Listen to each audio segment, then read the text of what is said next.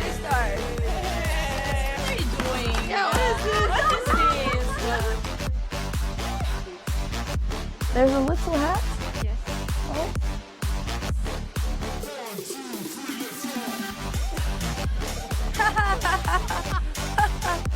Andrea and Andreas! Andreas! We have you here! We have a girl gang. I've never had this in my life. This is very exciting, and they're all better than me at chess. I know a lot about wine, obviously. Drink it every morning. No, sorry, that's whiskey in Ireland. I confuse the two things. Spaghetti? Blunder. Burger? It's 30 seconds to a minute. Alex might lose her first match. Literally know one opening that's the easiest Because it's to the memorize, best one. and you still It's actually very mess up complicated theory. at higher levels. Yeah. Coats and accessories. Yeah. Opa! Yes! Nerd! I understood that. So we made it to London barely. Andrea, molto che viene sotto la mecia. Alright, we're crossing the river and there's Big Ben.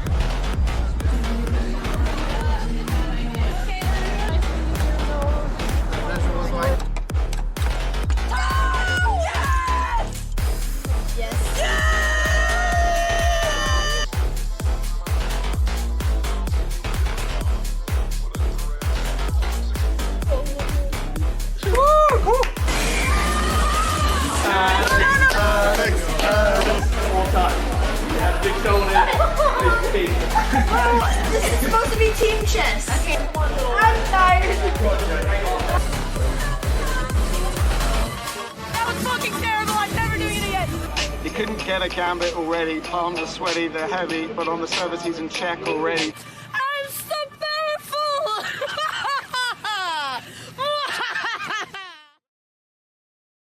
And we are here with Alex's best Norwegian friend. Get in here, Hammer. Get in here, Hammer. Welcome.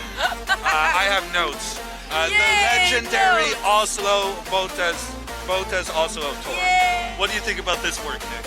Look at this framing. Okay, the framing is not great, but nation to the royal palace. Okay. And it has all. We're here with Anna Cranling, my new Botez sister. Might even bring her to Dubai.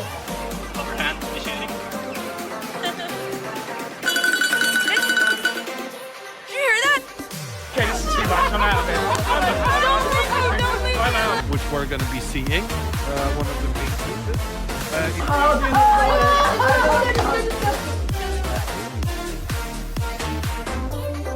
Good tidings we bring to you and your friends. We wish you a Merry Christmas and a Happy New Year. Now give us some piggy pudding. Now give us some piggy pudding. We got with us Alexandra and Andrea Botez. Let's just say. Do you think chess people are fun? I really enjoy hanging out with chess players. And The Botez sisters are like sharks, and there's just eels just flying around. Like Andrea comes up with only the most refined, classiest, high-quality questions ever. How does the knight move? Wait, help me, come here. Wait, help me. Another draw. I feel one-sided there. My sister just beat the 2500 of chess 24. Yeah. Our last game is over. I know. It's not gonna be long. El Manito. I'm gonna climb it off.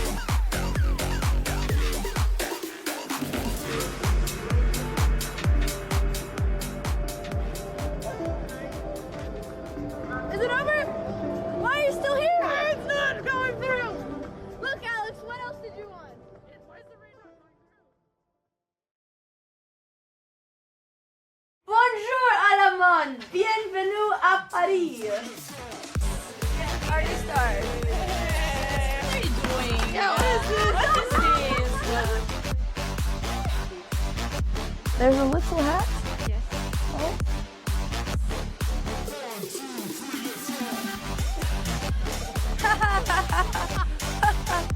Andrea and Andreas! Andreas! We have you here!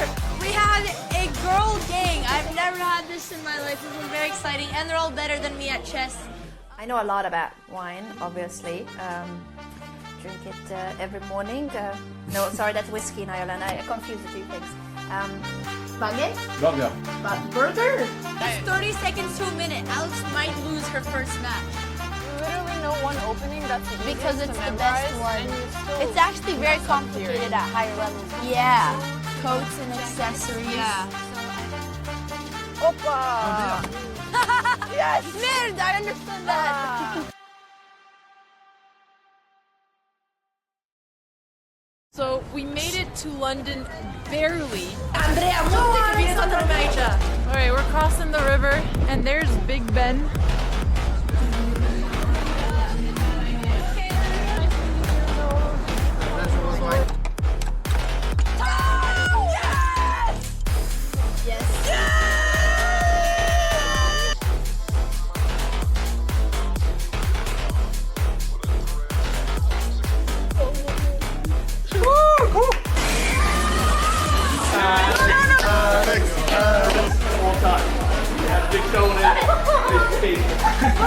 This is supposed to be team chess. Okay. I'm tired.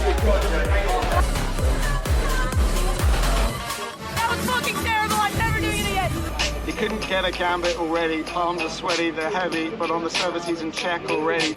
I'm so powerful.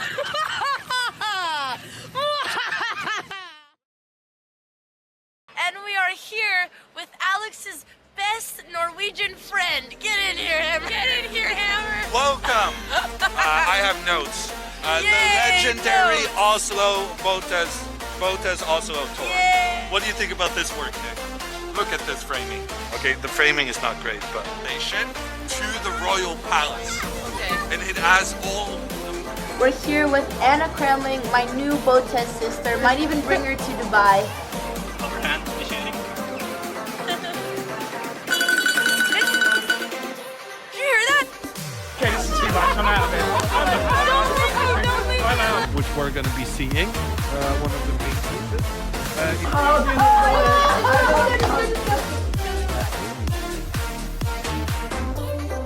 Good tidings we bring to you and your friends. We wish you a Merry Christmas and a Happy New Year. Now give us some piggy pudding. Now give us some piggy pudding. You got with us Alexandra and Andrea Botez. Let's just say. Do you think chess people are fun? Honestly, I really enjoy hanging out with chess players. And The Botez sisters are like sharks, and there's just eels just flying around. Like, Andrea comes up with only the most refined, classiest, high-quality questions ever. How does the knight move? Wait, help me, because another draw! I feel one-sided there. My sister just beat the 2500 of chess 24. Yeah. I know. El Manito. Who's gonna climb it off?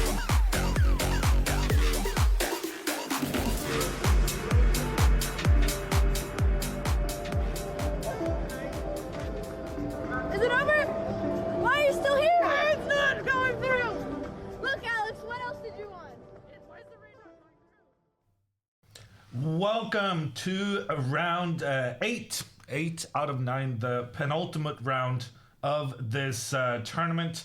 We are in Reykjavik. We're following the Botez sisters, and they're both having good tournaments so far. In fact, Alexandra's been doing so well that today she's facing her 4th international master of the tournament, which is pretty spectacular. So looking forward to that. Also, when we look at the colors, we can see that Alexandra, who has been doing very well with black, we're using her trusted French defense. She is playing black today again, and she is playing an opponent who exclusively plays the king pawn to start. So we're going to see another French for Alexandra. And then I don't know what opening Andrea is going to have. Of course, this is very difficult to predict. There are so many choices in chess, so many options. I'm not coaching her, so I don't have any inside information.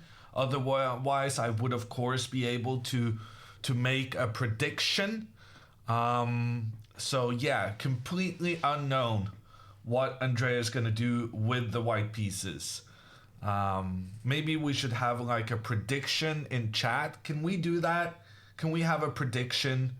What opening will Andrea play? For the heck of it, let's just say that maybe she goes with a queen pawn 2 steps and then her queenside knight out. And then those can be the options for the poll. Maybe. I don't know. I'm just, speculating here. Yeah, no. So we know what openings we're going to see. So Andrea will play the Jabava London. She's going to play these moves in some order. And Alexandra is going to play her trusted French. So yeah, I'm feeling good about this. Looking forward to the games. We can see that no players have arrived just yet. Alexandra has been there to set up her camera, which is good. And Andrea is late. Yesterday, after the game, Andrea told us that she was actually on time for the round, but she also revealed that she had a plan with Dina to get there 30 minutes ahead of the game. So apparently that's what's needed to be on time. Planning to be there 30 minutes ahead. And clearly today she did not have that plan. We're clapping. Yes, someone has maybe done something nice. Someone may have won something. Someone may have, I don't know. Plenty of reasons for why we clap right before the start of the game. We can't hear it, but there are announcements before the start of the round for every tournament. What opening does Andrea play? Oh my god, 100 people are betting 120,000 coins on channel points on Andrea playing something other than the Jabava. Okay, let's put a couple of 100,000 on the Jabava. This is like free channel points. Okay, pre-game handshake, and we're off. That was it. We started.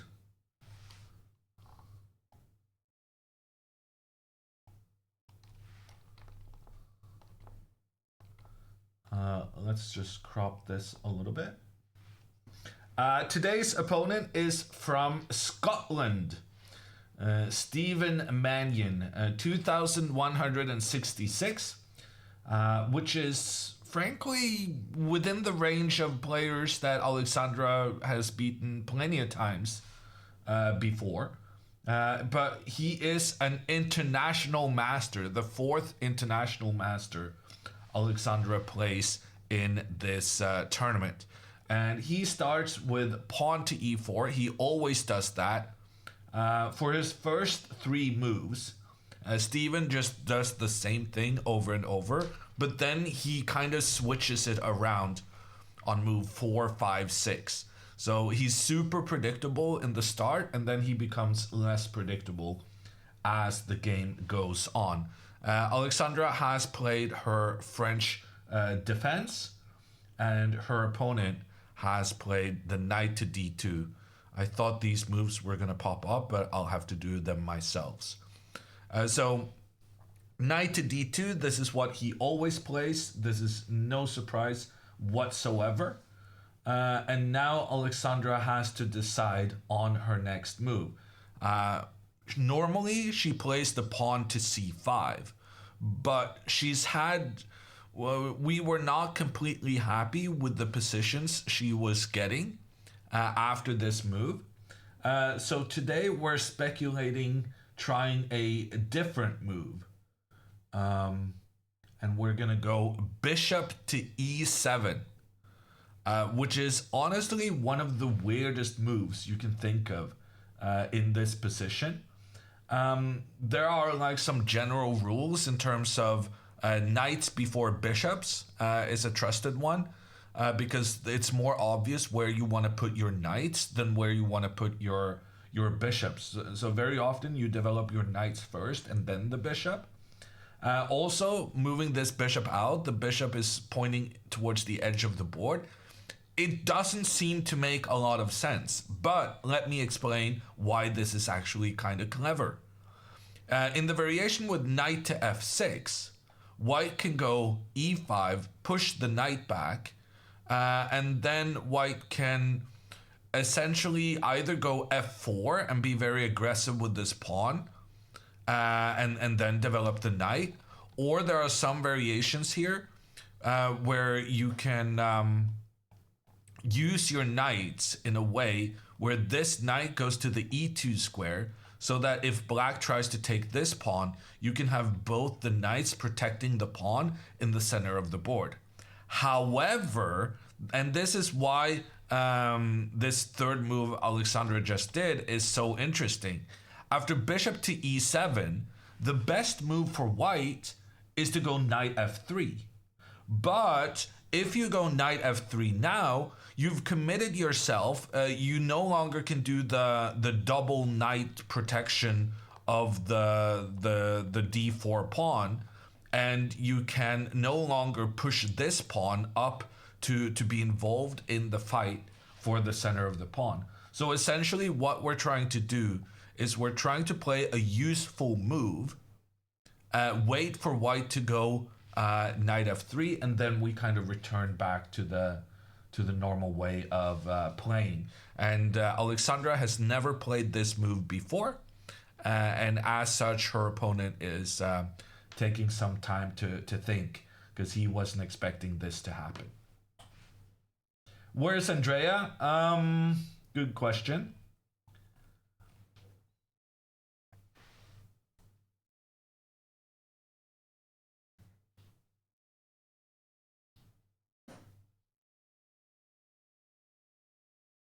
In the void? I mean, I hope that's not the case, but what we do know is that she's not here.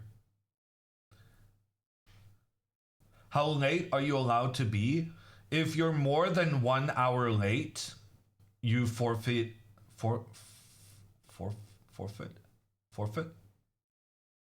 I swear I knew how to pronounce that previously, but since you guys corrected me last time, it got in my head.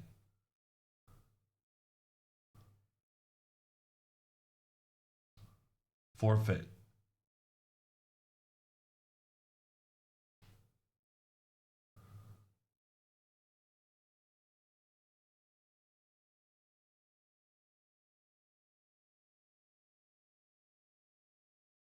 You lose. Yes, thank you. Sometimes when you mess up your words in a foreign language, you just choose a different word.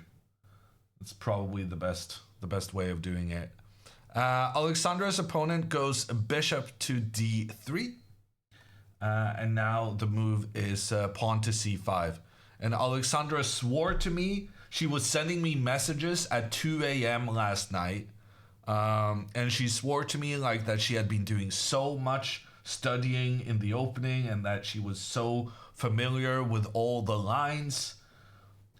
So surely she's not going to mess up move 4. That being said, she did tell me that her main study had gone into this knight to f3 move. So yeah, let's hope she made sure to check out the other variations as well. Did Alexandra study castling? She did. I'm feeling good about the prospect of Alexandra castling today. Andrea is in the house. Let's go.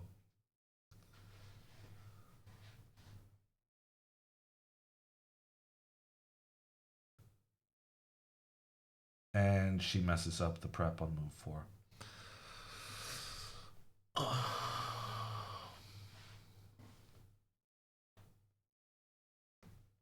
Yeah, I don't know.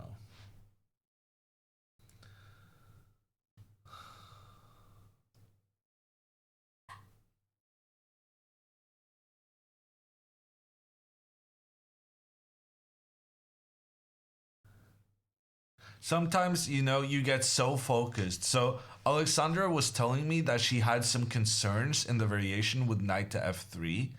And sometimes you get so focused on the things you're not sure about, and then you end up not really studying kind of the earlier things, right?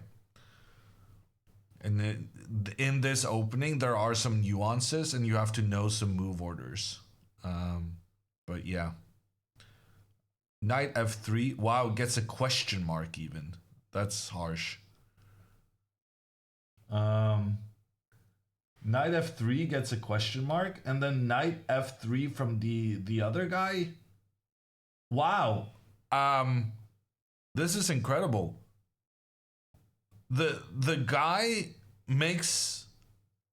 Wow.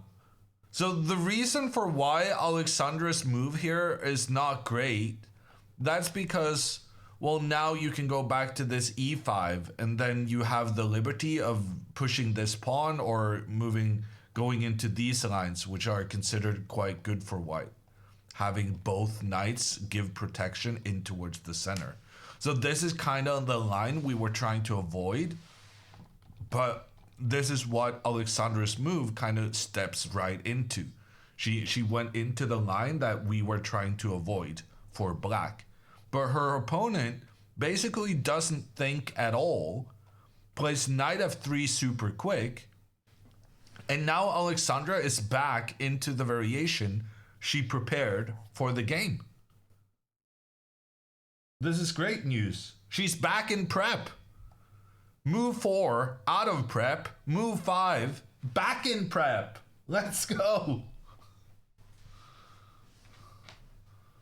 All part of the plan? Yeah, sure.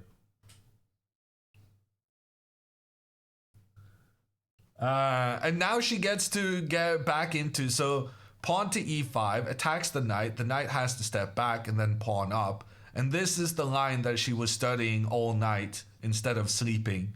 And had she slept instead, maybe she would have, you know, noticed the move orders or the nuances of the position. But it doesn't matter because now she's getting back into it anyway. Good news. Great news. Okay, Andrea goes pawn to d4. How are people feeling about the prediction? If Andrea's next move is knight to c3 or bishop f4 followed by knight to c3, I make a lot of channel points. 222,000 channel point gamble.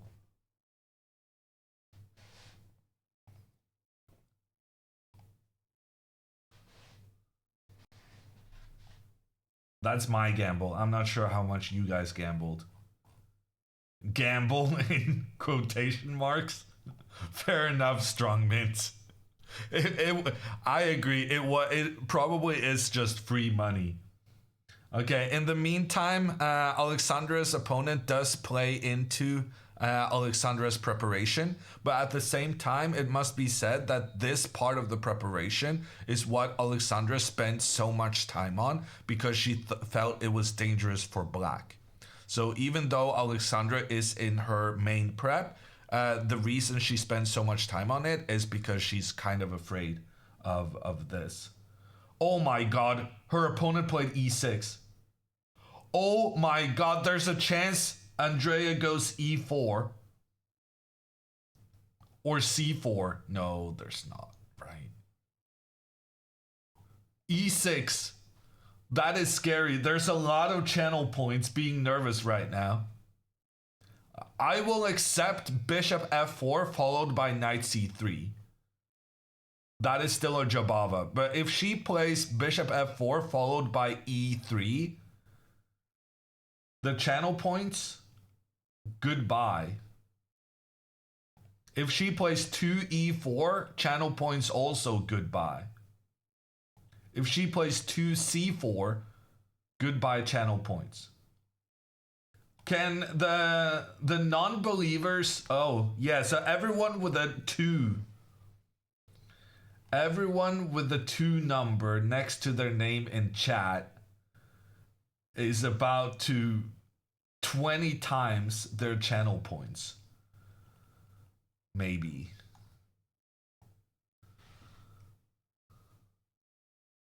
Oh my god, there's so many... I was about to call you guys idiots, but if you get this, then...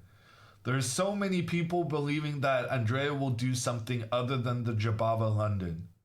And somehow they might get rewarded.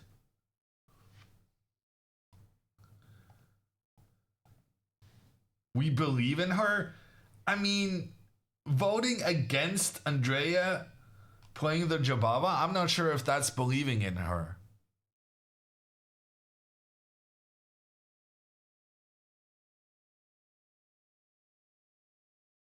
Okay, I actually have a story about Alexandra's position right now. I wanted Alexandra to go pawn to g5 here and launch an attack against the white king. And Alexandra has overruled me after studying the lines and said, no, I don't like this. Your idea was bad, and I'm gonna play something I prepared instead. I actually got overruled by Alexandra in chess today. I'm not feeling great about it, if I'm honest.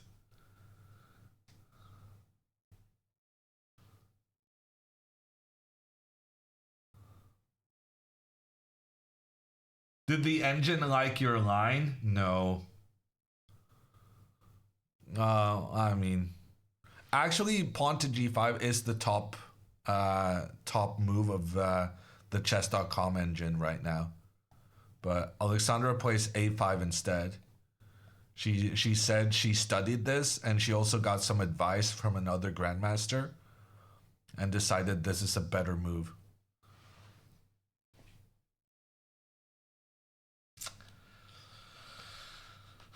Yeah. I thought it was only Andrea who just gave me such a hard time. I thought the one thing that I had respect for was chess knowledge, but every time Andrea goes, oh, you don't know what you're talking about, I'm like, I'm pretty good at this game. And at least I thought Alexandra respected my chess ability, but apparently that's not the case. I've been overruled on a chess assessment. What are you gonna do? Andrea goes knight c3. Okay. Wait. We're not gonna pay out just yet. Not gonna pay out just yet. She needs to go bishop to f4 next move before we pay out. Because if her opponent goes d5, it could still be a French. So the bishop has to land on the f4 square for the gambit to go in.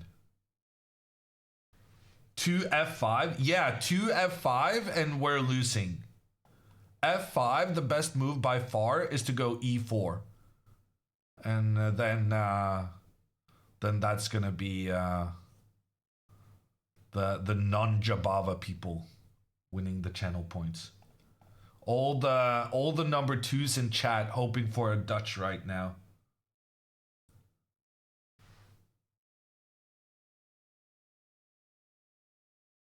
Yeah, I know, Sepper. I'll call it when I'm accepting it as a Jabava or not.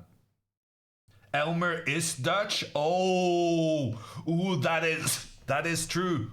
Elmer van Veendaal, whose parents apparently had a mission to include as many vowels as possible in a name.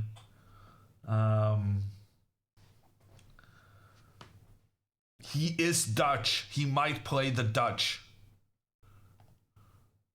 And against this f5 move, e4 is super good for white, and that is not a Jabava.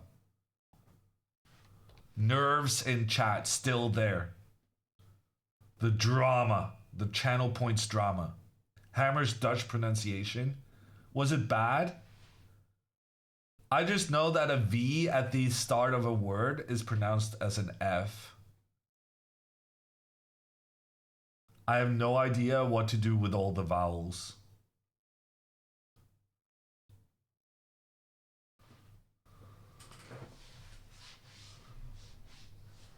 Gotta balance out the Czech people that hate vowels. Fair enough.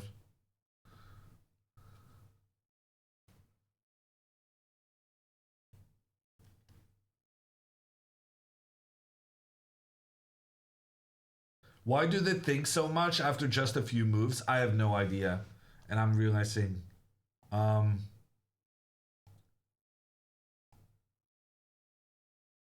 we have space here? He went d5.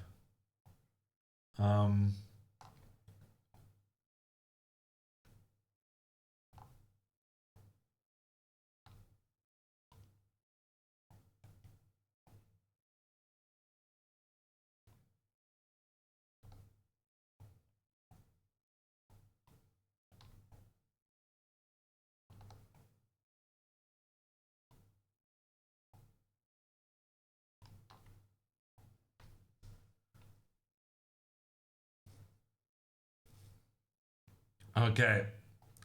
Everyone, we're saved. If bishop f4, this is a Jabava. If pawn to e4, this is a French. But Andrea goes bishop f4. What a shocker. No one saw that coming.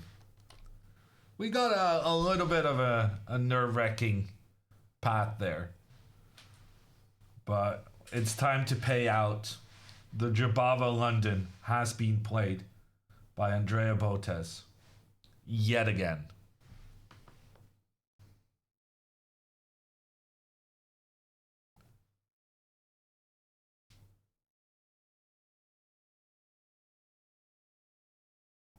Wow. I got 40,000 channel points off that. I want to say a big thank you to everyone who hasn't been watching the streams and doesn't know that Andrea plays the same opening every single white game.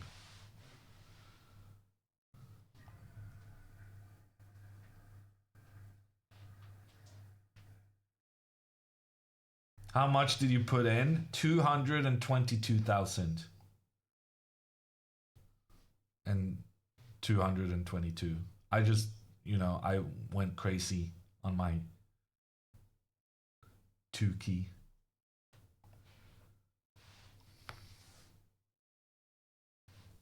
Can you explain Alexandra's ideas? So essentially what Alexandra is doing is this pawn to a5 is a waiting move. She's waiting for her opponent to go rook to e1 because she believes that after rook to e1, the g5 move will be better? No. Oh, apparently after rook e1, you can take, and then g5. Ah, because now if knight to b3 to defend this pawn, you can actually chase the knight. Ah, so this a5 move is not, as dumb as it looks, because it can actually move up and help stop this white knight from protecting the pawn on d4. Essentially, what Alexandra is trying to do is she's trying to win this d4 pawn. That's the short story.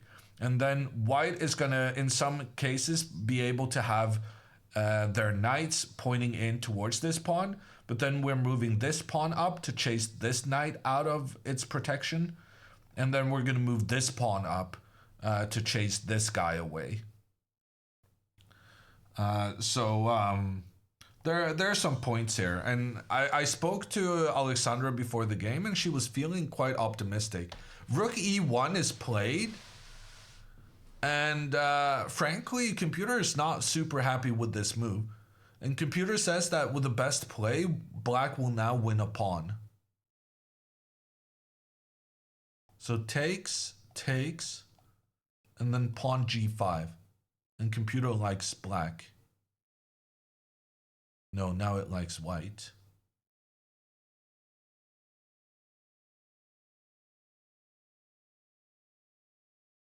Apparently the recommended move is pawn to h3 to try and stop the pawn, but then you just move another pawn up. And then you get this attack, and then if trade, it opens up with the rook in towards the white king. Okay, Engine can't really decide whether this is good for black or good for white. But Alexandra is in her prep, and her opponent spent some time thinking about this rook e1 move. So one thing I will say about this is that it's a lot more dangerous for white than it looks. Takes. Oh, and she didn't go g5. I kind of like g5. She went queen b6 instead.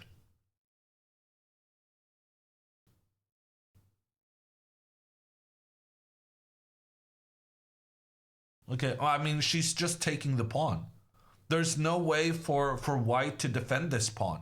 Because now if knight to b3 trying to give protection here, then the pawn is actually already there to kick the knight back. I mean, if Alexandra trusted my ability to prepare her for her games, and she played the line I recommended, then I would know what the heck is going on. But she went rogue and stayed up late last night figuring out an alternate way of dealing with this position. And yeah, apparently it's working pretty well because she's about to win a pawn. But it also means that I don't really know what's going on.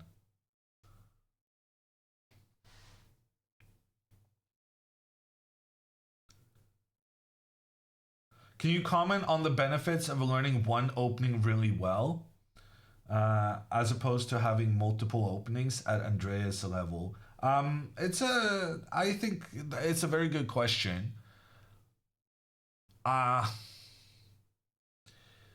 definitely see the benefit of playing one opening that you know very well. I think in many regards, it's underrated. You can also tell that Alexandra, from playing the French every black game, like she knows the French so well, and it served her really, really, really good. So I do think there's something to be said for just sticking with one opening you know very well.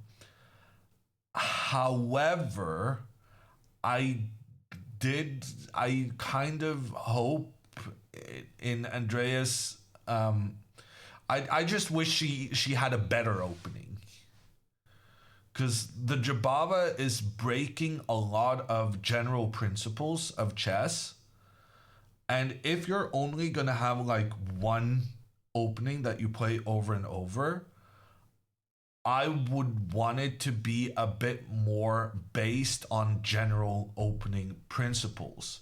Because what Andrea is doing right now, and it's working brilliantly, so from a results perspective, it's great. But from like a chess improvement perspective, I kind of dislike that her opening is based pretty much a lot on memorization and knowing what to do in the different circumstances, instead of being able to rely on general opening principles. And the reason she can't rely on general principles like put your pawns in the center and get your pieces out is because she already kind of violated them when she moved her knight out. She's unable to get this pawn pointing in towards the center of the board. And that means that oftentimes we see her making these attacks on the king's side before completing her development, because that's what you're supposed to do. And you're supposed to do that because the position requires something a bit extraordinary, because if you just continue playing normal moves, just developing your pieces, then you're gonna be worse in the long run because you haven't fought for central control in the best way you can. I'm studying the London at the moment. Well, the London is a bit better, Mikey, because the London is more about central control. The problem with the Jabava version of the London, it prioritizes development, kind of, but it just completely stops this pawn on c2 from participating in the fight in the center. And what can happen and what did happen, for instance, the game Andrea had against the Icelandic guy a couple of rounds ago, the computer said she was dead lost after like 10 moves because she had no control in the center, because her opponent had played c5 and had pressure in towards the middle. And basically what had happened was some version of these pawns being traded off, so that black just had 2 pawns in the middle versus white's 1. And then you have to play in a very concrete manner. You can't really rely on general rules of thumb.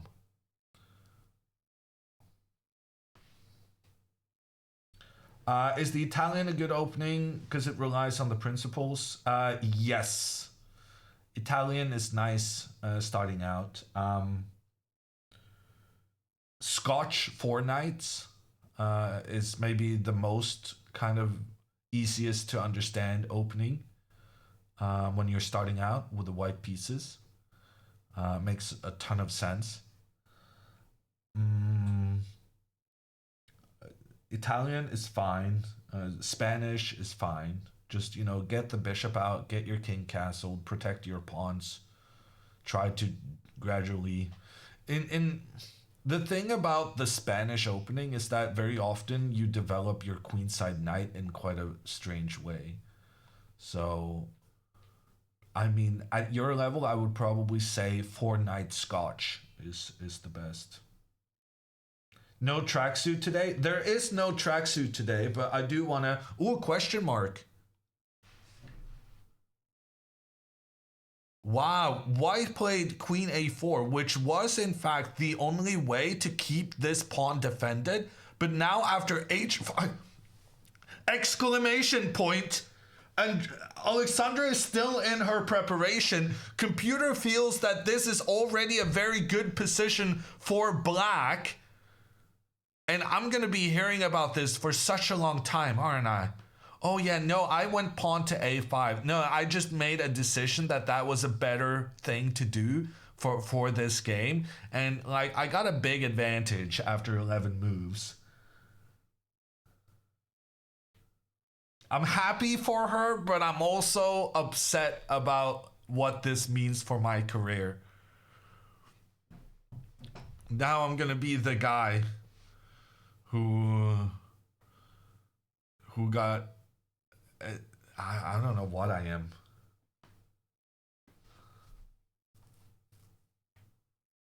I used to coach world champions.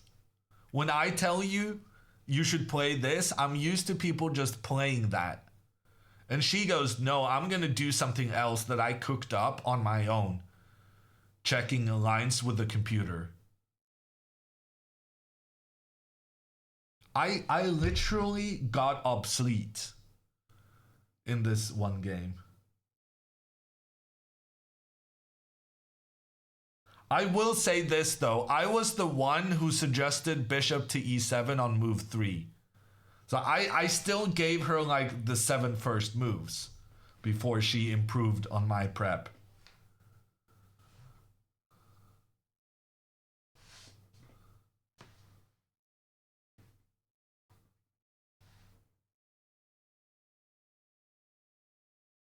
Also the g5 idea. I did tell her about the g5 idea. She just felt that her way was a better way of implementing it. Which is kind of turning out to be true.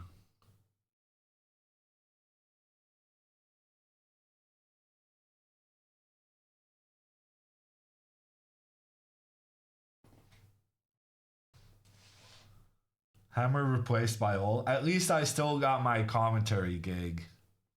I may be losing the coaching job, but at least I still got the commentary gig.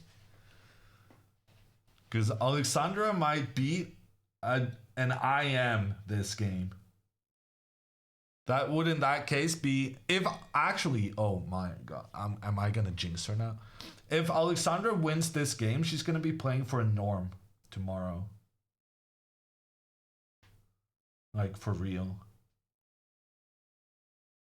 This is a big game.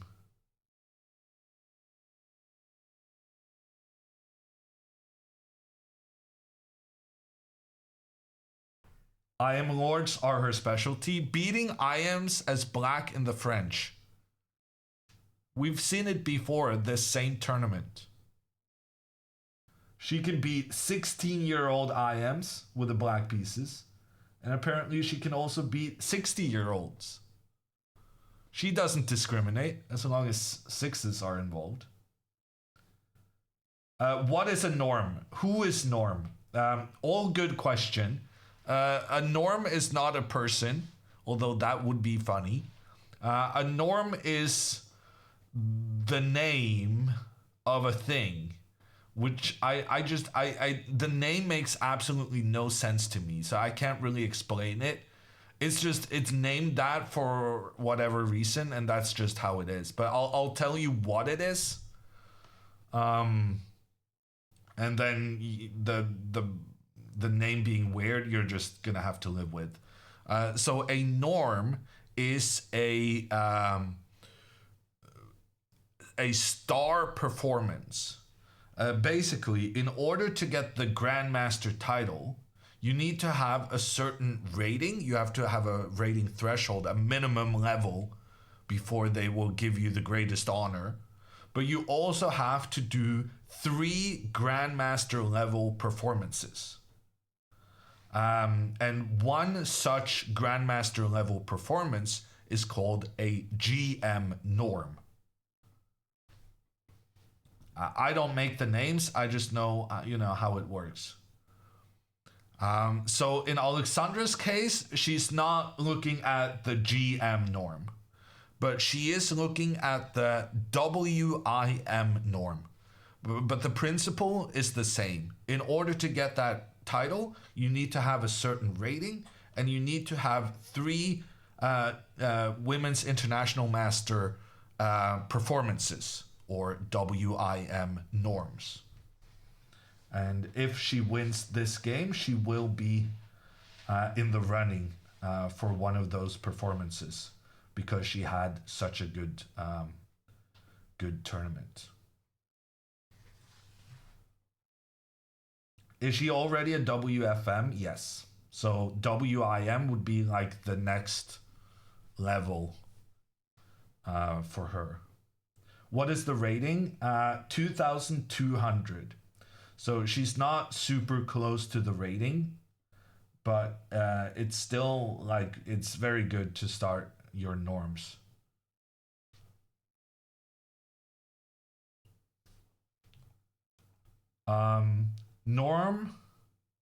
Norm Ali completed achievements. It really isn't that weird of a term. Seriously, norm is short for normally completed achievement? That is the most ridiculous thing I've heard. And you think that isn't really that weird of a term? Sure, English is not my first language, but can I get some native English speakers who thinks that's an acceptable abbreviation? It's weird, says Ted, and Ted has a really English name. Will also says it's weird. That's a very, very English name as well. We're definitely believing you people are English speakers. Norm is used in German as well. It's used in Norwegian. Well, actually, in Norwegian, it's called napp, which is also ridiculous. Because napp is like what you get when the fish bites on your like it makes no sense. A norm is a standard. Yeah, that's what I thought it was about. Like it's an achievement that follows a standard that has been made. I don't know.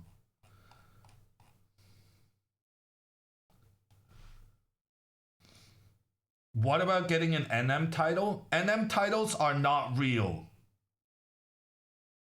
NM is not a title that is licensed with the World Chess Federation. And Americans thinking that NM is a thing. Oh my god, he just played another question mark move. The eval bar is saying Alexandra is completely winning right now. Oh my god, and the reasoning for why is actually kind of sick. Pawn to g4 attacks the knight moves, and then queen to c7, and you might be trapping the queen. Because if white does like some move, then knight to b6 attacks the queen, and then the bishop comes out to attack the queen again. And the queen is kind of trapped. Oh, wow. We played for 30 minutes so far, and Alexandra is completely winning against a higher rated opponent. Oh my god, is she still in her prep? Did she study this ahead of the game? She already played g4. Okay, to be fair, that was kind of obvious. But still. Ooh, and also queen b4 is also good. Because after queen b4, if you go for the trade, then now you're attacking the bishop. And if the bishop moves back, the knight is trapped. The knight has nowhere to go.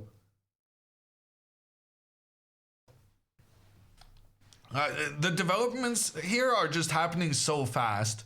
But queen to b4 or queen to c7, both of these are being evaluated by the computer as super good for black.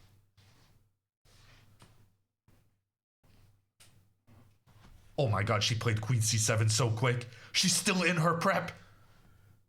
Oh my freaking god, she's still in her prep. There's no way she would play queen c7 that fast if she didn't already know it. Queen c7 isn't that obvious.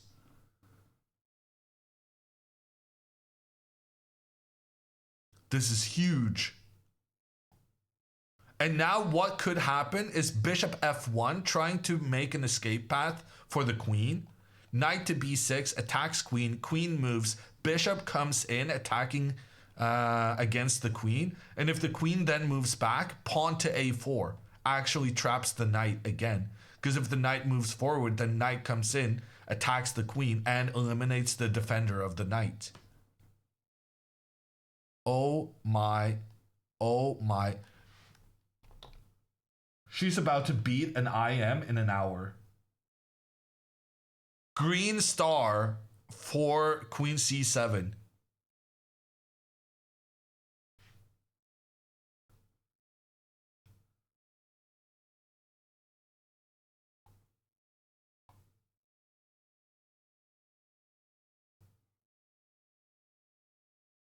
Oh my god, and the guy is panicking. Knight to c5 played. At least he realized how big of trouble he was in. So now he's basically just trying to play quick. Okay, it's time to think. Alexandra, it's time to take a little break and think about this. Okay, engine now says bishop takes knight is game over. And it's important to take with a bishop because then after the trade, you're attacking both the queen and the bishop, which means the queen is not able to capture along the fourth rank. And here, because of this threat against both the queen and the bishop, you have to go with the queen back to defend the bishop. Takes bishop, queen takes back. And now knight b4. Knight b4 attacks the queen moves back, and then we get a fork. We get a fork.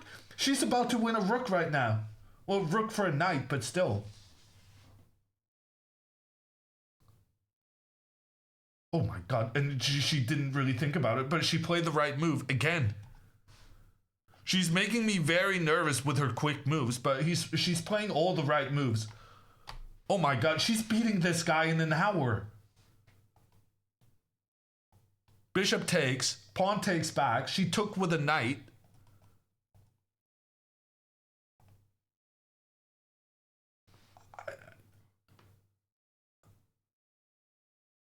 He has to move so that he's protecting the bishop. There's not really a choice here.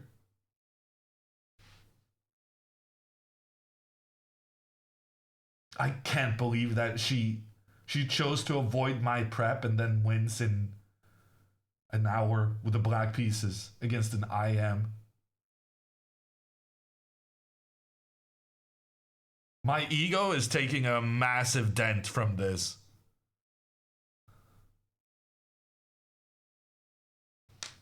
Fired? I'm not even fired. I'm just not hired again. Turns out she didn't need me.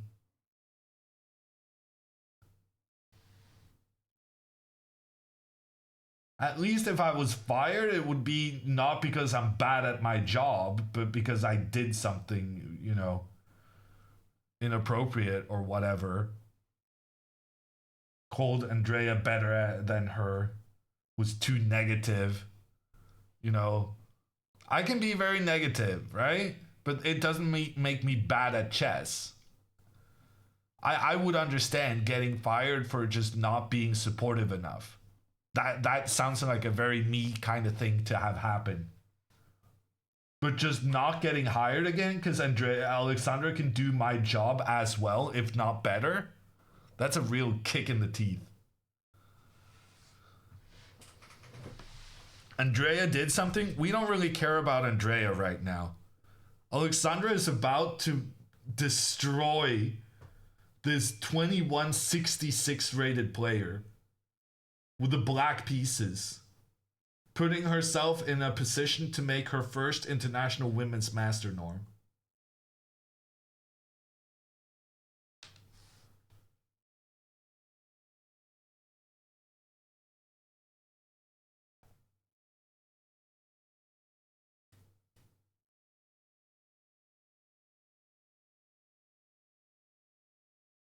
Oh, Papa Bota says it would be her second norm? She already has one? Okay, well, in that case, I'm just trying to hype things up. It's a lot more hype if it's her first than if it's like happened before, no big deal. That's bad storytelling right there. I hate it when the facts interrupt a good story. Without castling, damn it. You're right. It's gonna happen without castling again. Alexandra playing the French and not castling. Name a better duo.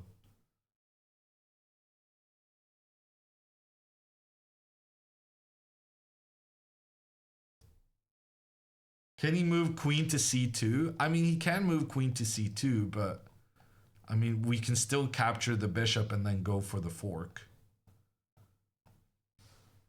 Doesn't really change anything in that regard.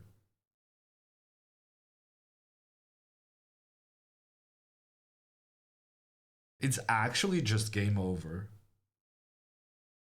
Like, her dark squares are super weak. So, like, you could imagine if, like, a bishop could come in here. But the problem is, if the knight goes here to protect the rook, the knight is even getting kicked back. You don't have to take the rook, you can try and take the knight instead. So the computer is saying by far the best move here is... Ooh, knight b1 is interesting. Knight b1. And then after queen c4, black gets a queen trade up a rook. But if here you take the rook, then you could land yourself in some trouble with the white pieces preventing castling. The king is weak. There's so many dark squares that you don't have under control. But yeah, even this, it's kind of difficult to see her messing this up. Wow, it's probably game over. Okay, Queen A3 was played, I think. We've had a trade, knight for bishop, and then knight to b4. What is going through Mr. Mannion's head right now? I guess he realizes that he just walked into some heavy preparation. But when you have a 200-point lower rated player demolish you with the black pieces and you just don't stand a chance, Kramnik would find that very interesting.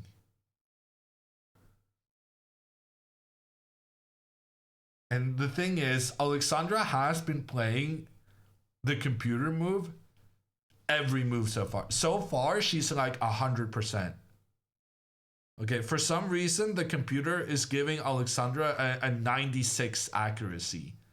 But that's nonsense. Because she literally played the computer's top choice for every single move. Because she's still in her preparation. She looked at this with a computer before the game. That's why she's playing all the computer moves. Queen to e2 on the board, and now knight to c2 is the fork.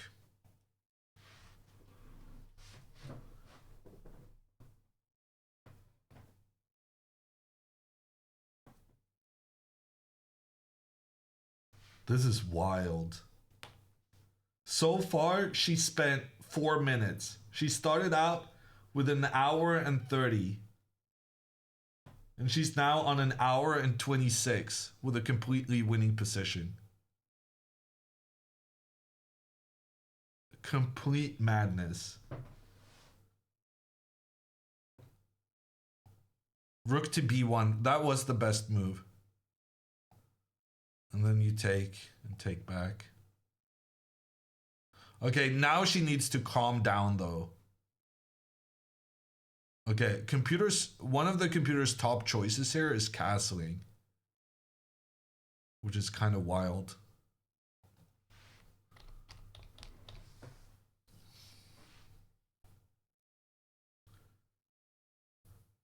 This guy is mad now. Well, the thing is, Alexandra has absolutely horrendous dark squares. All her important pawns are on the light squares, and so is her bishop. So right now she has no pieces that are going to be able to compete for control of the dark squares on the board. So even though she's up a rook and a pawn in trade for a knight, which is an incredibly big advantage, she needs to not take it for granted that she's going to win this. And she needs to show some caution, some respect for the dark squared control that white does have.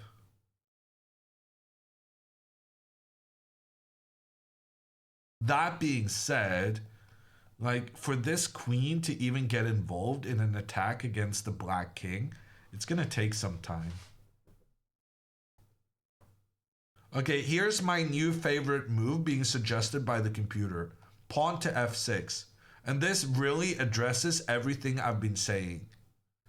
Pawn to f6, and if pawn takes, then pawn e5.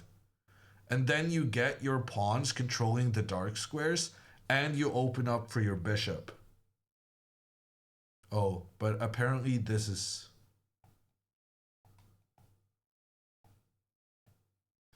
Okay, apparently this is not obviously winning for black.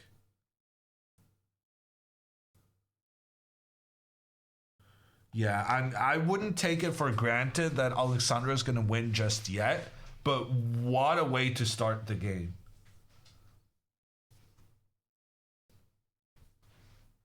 What's the top engine move? Top engine move is queen to c2.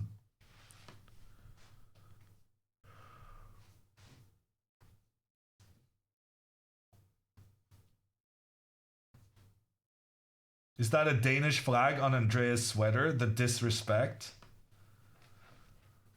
The disrespect of me or the disrespect of Iceland? Okay, in Andrea's game, the computer wanted her to go pawn to e4. But instead she went knight to e5. I guess she's doing this because she wants to attack with her pawns against the black king. Basically, she's saying, okay, you're going to castle over here and I'm going to go bananas. At least that's the way I know Andrea.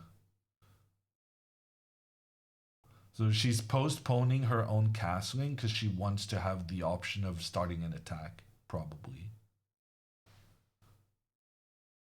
In fact, pawn to g4 was one of the computer's recommended moves here. That's interesting. And then if takes, the rook comes in and you pressure the knight.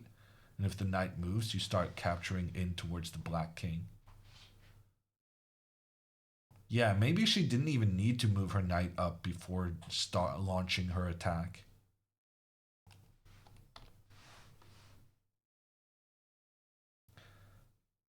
Bananas. B-A-N-A-N-A-N-A. B bananas. Yeah, I'm banned from singing. I forgot. Also, I'm revealing my age. When you're going with the 2002 Gwen Stefani's. That's saying something about you.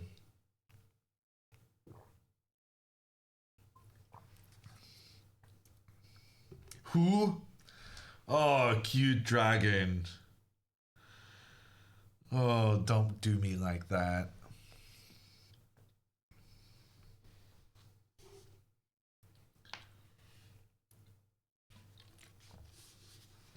Is Alexandra cooking? She's done cooking. Now she's just watching over the simmering food, making sure nothing gets burned. But the cooking part of the game has gone very well.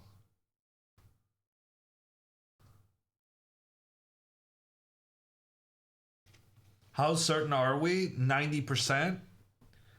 I would say maybe 70% she's going to win. 75%. I do think the position is a lot more difficult than the computer makes it out to be. But also the computer kind of makes it out to be the easiest thing in the world.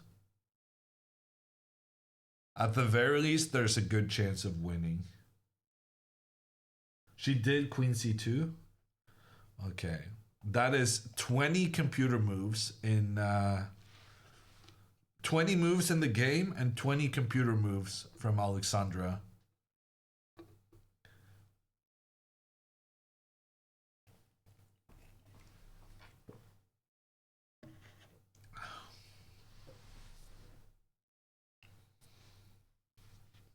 Alexandra the Engine Botez.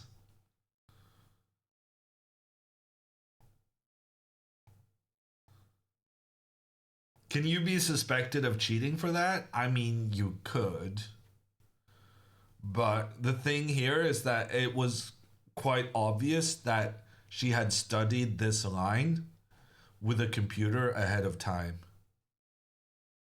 So, like, there's quite a logical reason for why she's only playing computer moves. Also, she messed up the move order on move 3. So, yeah. She already did make...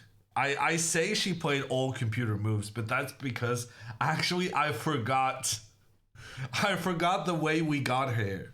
Because what you're supposed to do, you're supposed to play c5 and then you go knight f3. Knight f6. This is how you're supposed to play it. But she went here first, which got a question mark. And the computer actually said that if queen g4 here, white is almost winning. Yeah, 19 computer moves out of 20.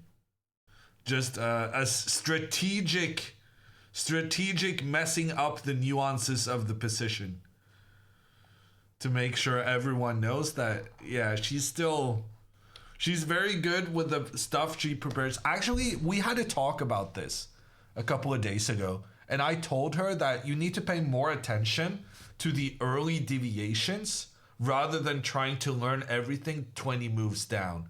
Because if you mess up early on, what you studied isn't going to make a difference anyway.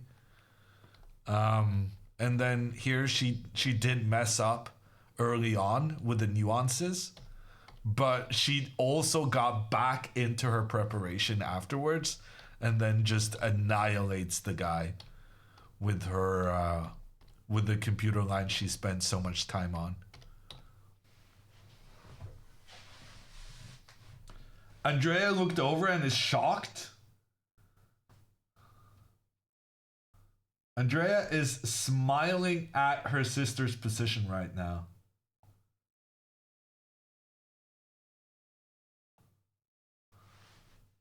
Turns out chess is a lot easier than she thought.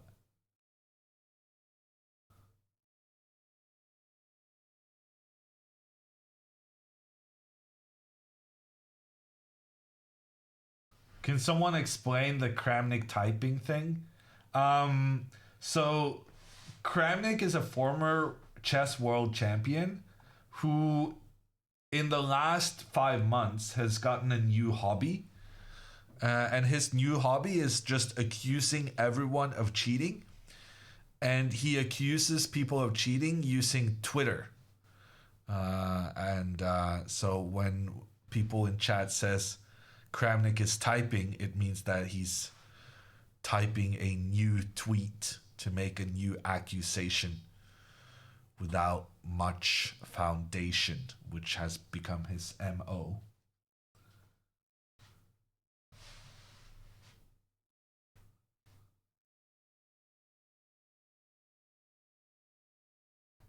So was he right sometimes? I'm sure he's been right, but because he's been wrong at least 50 times, whenever he is right, no one pays any attention to it. Like, number one, he doesn't have any proof. So knowing whether he's right or not, we don't know. We don't know is the truth. And then some of the people he accused, I would guess, has cheated. But being accused by Kramnik has become kind of like a badge of honor.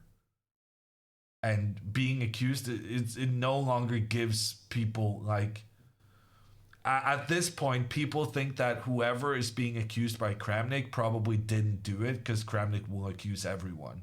But then it comes back to the old adage that even a broken clock is right twice a day, right? So probably Kramnik has been right about something, but as long as he makes his accusations with terrible proof, horrible use of statistics, and so on and so forth. The boy who cried wolf. Thank you, Avatar. That's a good fable story to compare it to. Can you explain Mannion's rook move? Well, basically, the queen was attacking the rook. And in order to get the rook out, you need to move the bishop. But in order to move the bishop, you need to move the knight. But in order to move the knight, you need to have someone else or protect the rook. So you go rook a1 so that the knight can move. And after the knight moves, then you can move the bishop.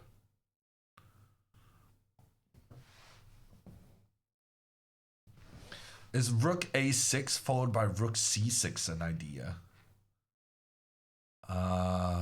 It's intriguing. No, apparently not. Well, also, yeah. Yeah, no.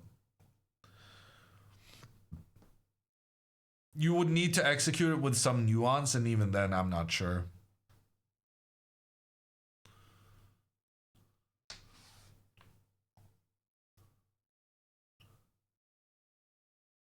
Computer suggesting bishop to d7. And then after the knight moves, Alexandra can go queen e4. And then either white has to agree to a queen trade. And if he doesn't agree to the queen trade, then she's going to be able to capture the pawn in the middle, which will make her position a lot safer. So basically just developing pieces here would be good. Wow, and she plays it.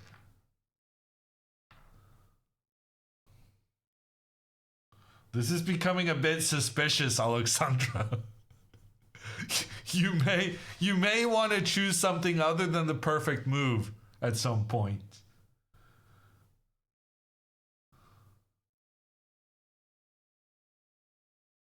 She's played 21 moves and 20 of them has been perfect. And she's playing so quickly as well. Incredible play.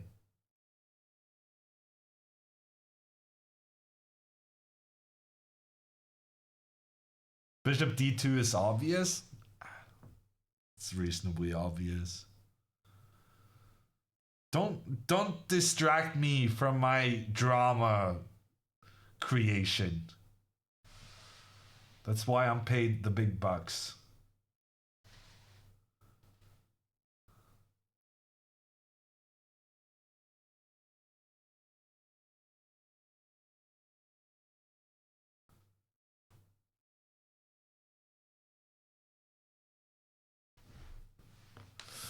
Okay, Andrea has captured the pawn on c5. Once again, computer feels like Andrea's position is definitely worse after 8 moves with the white pieces. And her white score has been fantastic. But the reason I'm highlighting this is just because of what I said earlier, which is I don't mind Andrea playing the same opening over and over. I just mind that it's the Jabava London. Because if you play like you cannot follow general chess principles and think you're gonna get a good position. Right here, Andrea's position would be good if she had this pawn putting pressure in towards black center. But because this pawn is not participating in the game, because it's being blocked by the white knight, then once again black has that 2 pawns versus 1 in the center of the board. And that's why the computer feels black has the advantage here. So the Jabava London requires a lot more memorization because your ideas are so concrete. You cannot trust general principles. And I feel like this game so far has been an illustration of that.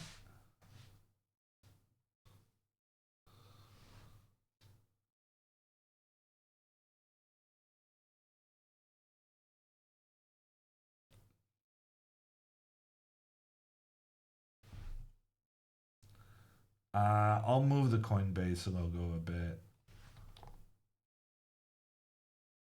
It's just that Reykjavik is a lot more sunny than we were expecting.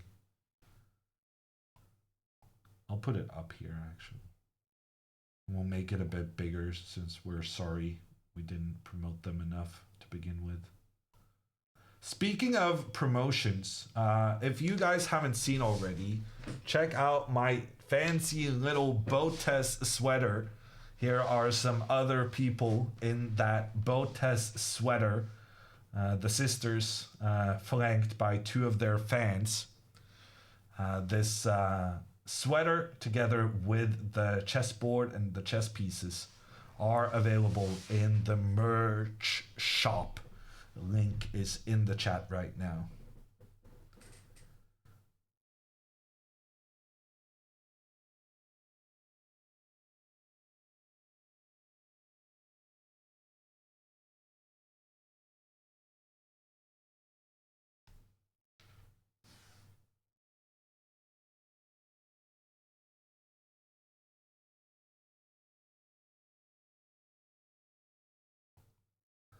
Wow, is this true? On the shop website, they photoshopped the left guy out of the picture. Oh, Aryan. Poor Aryan. They kept Magnus in it. Oh. That is some businesswoman kind of happenings right there. She actually castled? Wrong sister. Wrong sister. This is Andrea's board. Alexandra is over here with all these arrows. This is the uncastling sister.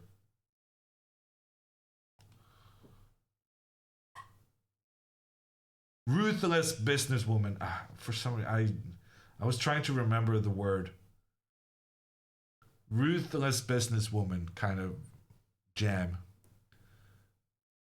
Photoshopping Aryan out of the picture.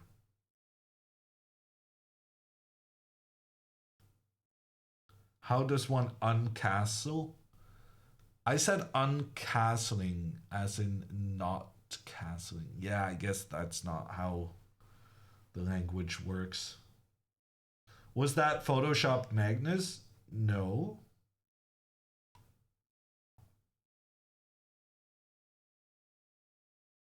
I mean, I don't think Alexandra has Princess Kate's photoshopping skills. It would be more obvious if everyone wasn't sitting in the same place.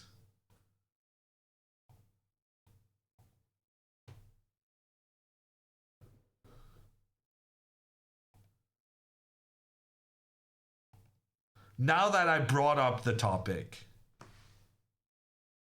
how crazy do you have to be thinking that the public will believe that one of the most important people in the royal family does her own editing of photos? Like, the whole Princess Kate thing has been, you know, just crazy. But like, you're actively encouraging the conspiracy theories when you make such a bad excuse.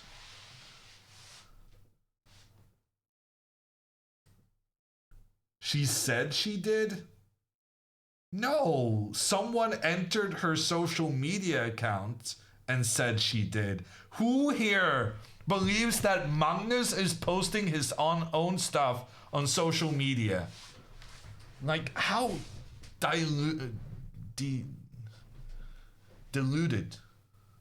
Me? Oh, okay.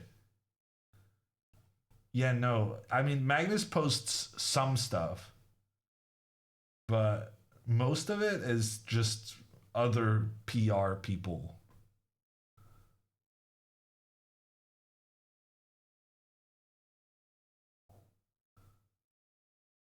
Do you control the Botez Twitter accounts?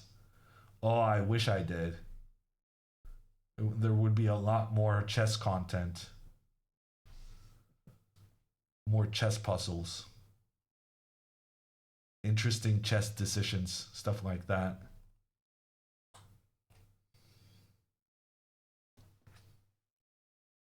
Do you like A4 on Alexandra's board?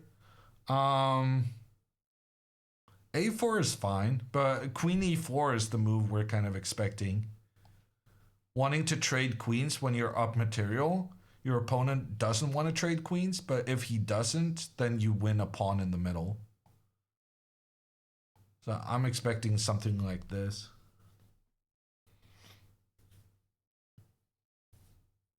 And then Alexandra has 2 pawns and a rook for a knight. Looking kind of promising. Queen c3 protects the pawn. Well, queen c3 is just worse because then you allow the black rook to get into play. And then if the queen tries to take the pawn, then I think this move would be quite problematic because you can't take the pawn because of checkmate. Yeah, queen e4 is just a good trying to trade kind of move. Centralizing move also.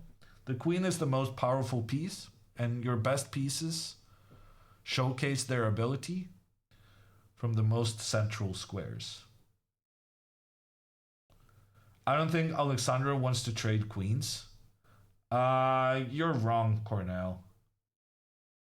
When you have basically the only hope white has in this position is trying to exploit the fact that the black king has no safe place on the board. If the king goes here when we're kind of lacking, if the pawn was down here, then Alexandra would castle and she would keep the queens on and she would win the game. But because this pawn is so far advanced, her king cannot be safe over here. It's definitely not going to be safe over here. And so the king is the massive problem in black's position. But the king is also way safer after a trade of queens. So if you could get the queen trade, that automatically makes your king safe. And then you fix the biggest issue you have in the position. How did that pawn end up on g4? So there was a white knight here. Actually, it was this guy. But this guy was over here. And when it was here, it was protecting a pawn in the middle. And we pushed this pawn up to chase the knight away so that we could capture the pawn in the middle. And, well, that worked out pretty well.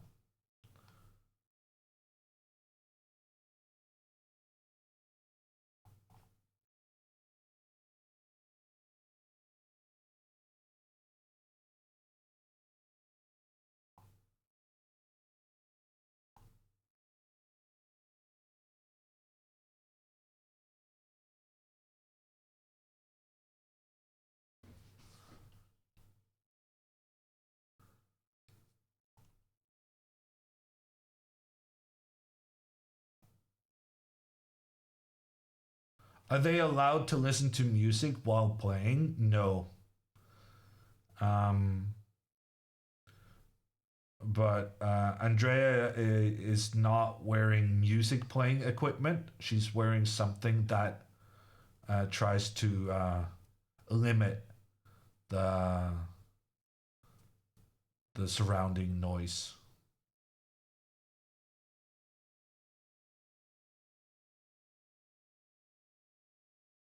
I'm not going to say that word, people.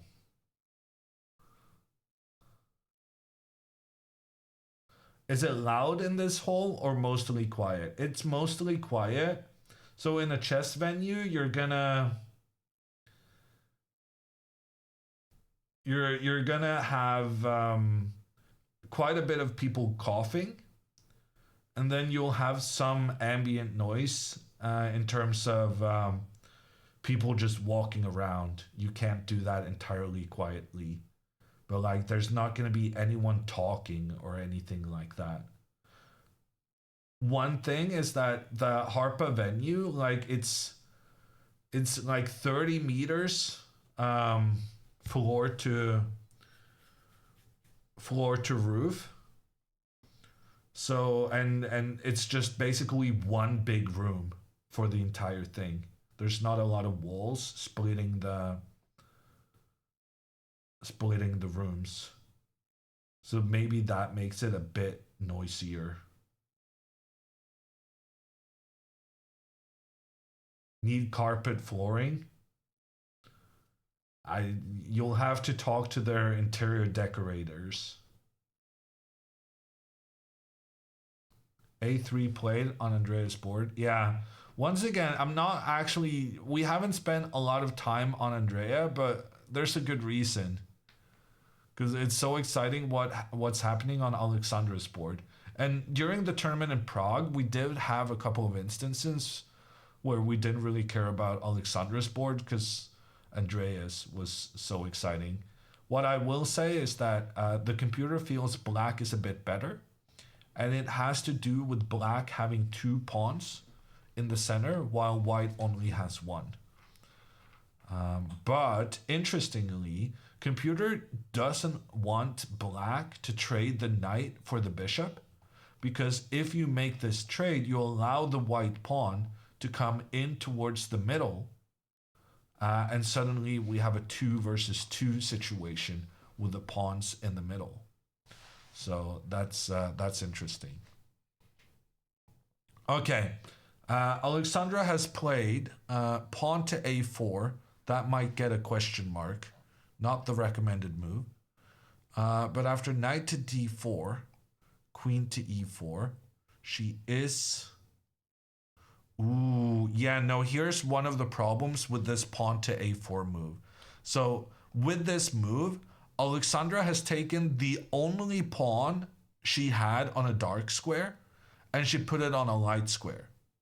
So basically now every single pawn is controlling light squares, as is the black bishop.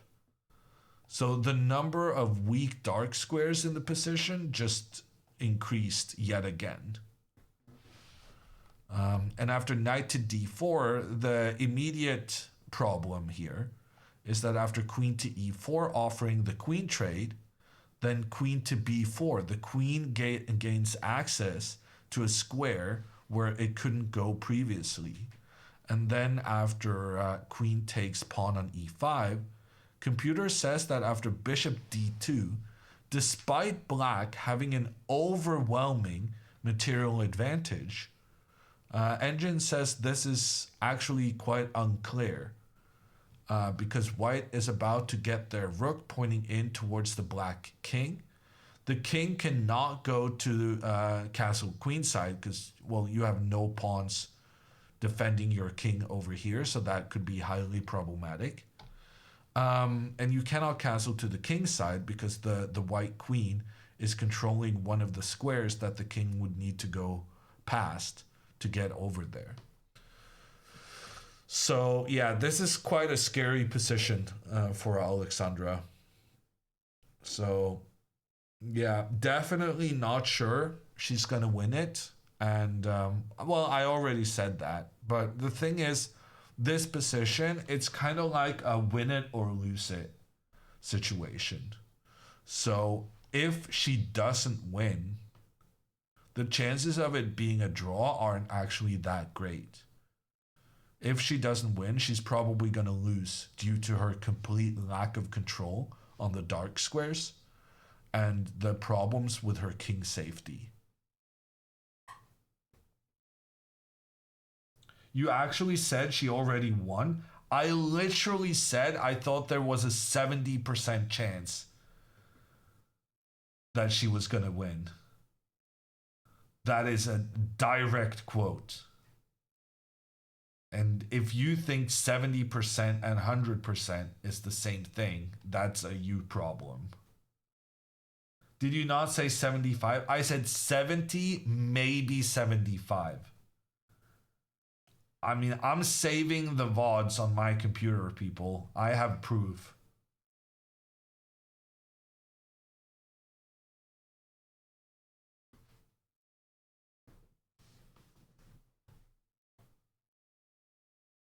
You said she destroyed a master in less than half an hour?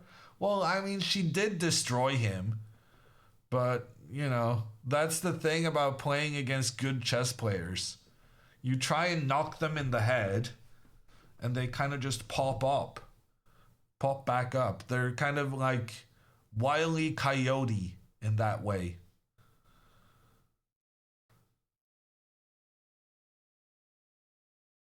Always ready for another try. Alexandra didn't castle again, and that's why we're still not sure if she's going to win. But yeah, if she was going to play queen e4 anyway, she should have done it here. So by playing pawn to a4, she chased her opponent's knight to a better square and gave the opponent access to a square which he otherwise couldn't have used. So a4 was a mistake, a step in the wrong direction. Will he really sack the pawn though? Oh, he doesn't have a choice because he needs to avoid the queen trade. But interestingly, Engine says if Alexandra, instead of going to e4, plays queen d3, similar way of attacking the knight, the only difference is the queen cannot move up because of the back rank checkmate. If she goes queen d3 and then castles, then computer is saying she's doing just fine. So, yeah, she needs to not go queen e4, but she did. And now, after queen b4, she cannot get castled.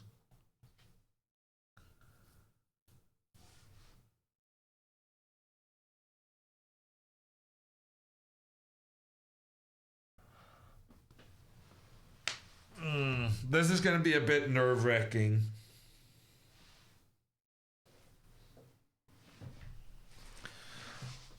And after queen to b4, yeah, I mean, obviously she's going to take the pawn.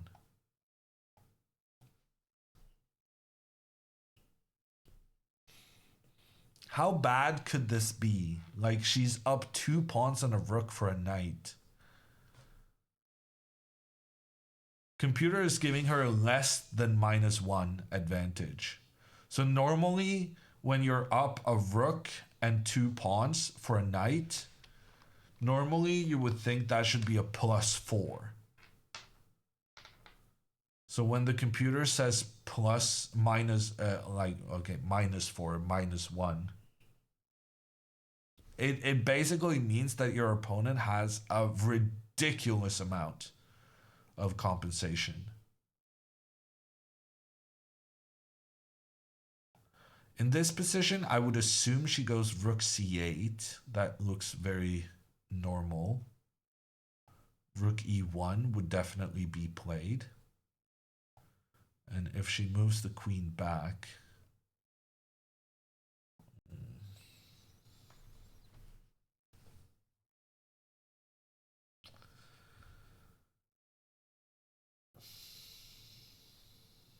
yeah, the thing is, it's kind of dangerous with this rook pointing down, the queen pointing in, and then the knight kind of doing the finishing touches, sneaking its way in. That's going to be a problem.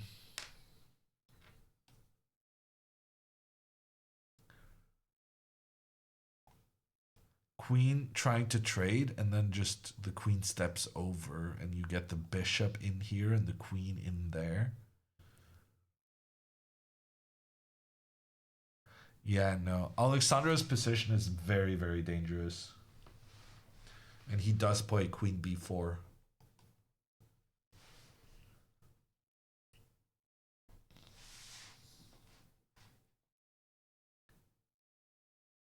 Both have to play perfect or their position falls apart. That is true, Michael. But the thing about it is that white's moves are completely obvious. Like, first you move the queen up here. You have the queen preventing black from castling. Then you move the bishop up here so that you can support the rook coming in, pointing down towards the black king. So, like, well, basically any chess position, but this one in particular, because of the inherent danger, any chess position technically requires the players to play super accurately, right? But that's why it matters a great deal whether your plan is obvious or stuff like that. And here white's plan is like he can play super quick. And Alexandra, if she makes one misstep from non-obvious moves, then she's just going to lose the game.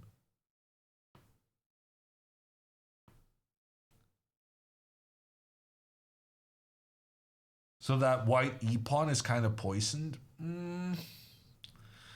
I mean, taking the pawn definitely has some disadvantages in how it allows the white rook to point down on the black king. But if you don't take the pawn, if you go like rook c8 here immediately, trying to activate your rook, then bishop g5, and the kind of the cross attack on the dark squares from the queen and bishop leads to an immediate checkmate. So the good thing for Alexandra about capturing this pawn is that for the first time in the game, she's going to have some dark squared control.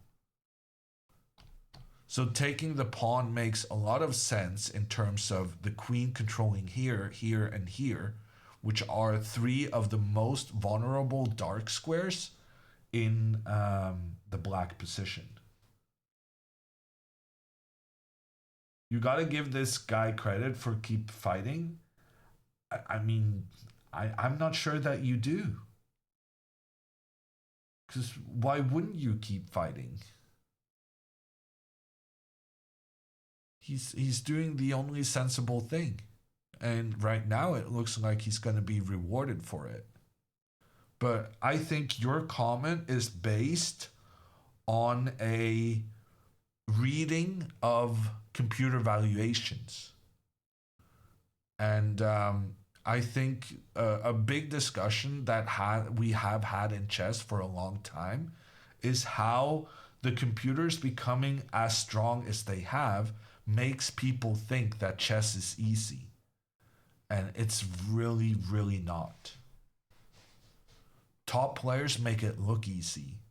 But in practical play, Alexandra's position was never obvious for how she was going to win because she had a lot of drawbacks to her situation. Why is it dark squares but black pieces? Good question. I do it on purpose because I want to differentiate between the squares and the pieces. I could call this a black square, but then I feel like that could be confused with the black pieces. And honestly, also, like if I were to choose like a purple, where are the purple ones? Like if I switch, calling the squares black here would be a bit strange. So I think it's also about the pieces are always kind of, we're used to calling them white black, even though they're more like yellow brown, but that's kind of out of habit. And then where's this is the one I prefer, I think. No, it's not. It is? No, that's not the one I like. Man, you made me change my settings, and now I'm not sure how to go back. Damn it. What are my settings? Walnut.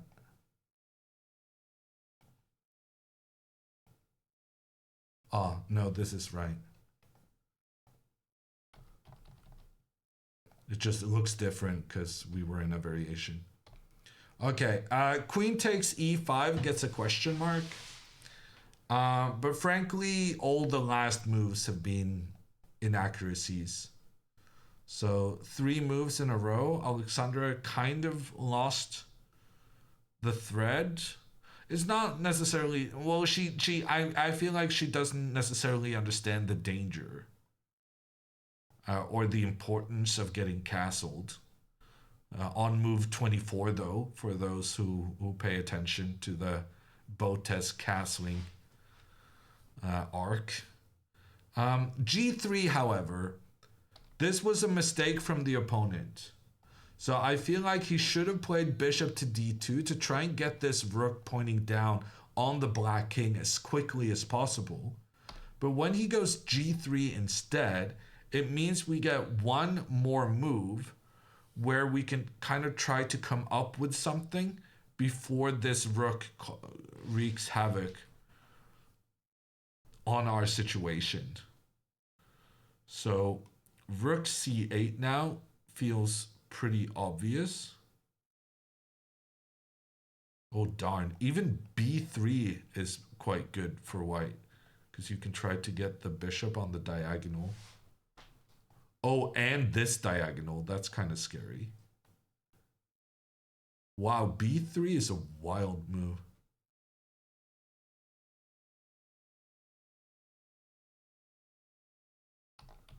Why can you not play b3 here? Because then you open up for the rook. So you wait until I move the rook, and then you try to get the bishop out, because if you get the bishop out here, I can just sack. Yeah, okay, g3 was probably a little bit inaccurate from Alexandra's opponent, but it's still a super, super dangerous position. Extreme danger for the black king, who hasn't gotten castled. Is it 2 games tomorrow? No, tomorrow is the final game of the tournament. But because organizers often want to allow people to go home after the tournament has ended, the tradition is that the final round starts in the morning so that people can catch afternoon flights home. And that means tomorrow's round will start at 11 a.m. local time, which is noon Central European. And I'm very sorry to say that it's 6 a.m. No, 7 a.m. 7 a.m. Eastern. That's not too bad. Could have been worse. And then Pacific, that's another matter, but that's what you get for living on the nice sunny coast. Is the West Coast considered more sunny? I guess it's not, because of Florida.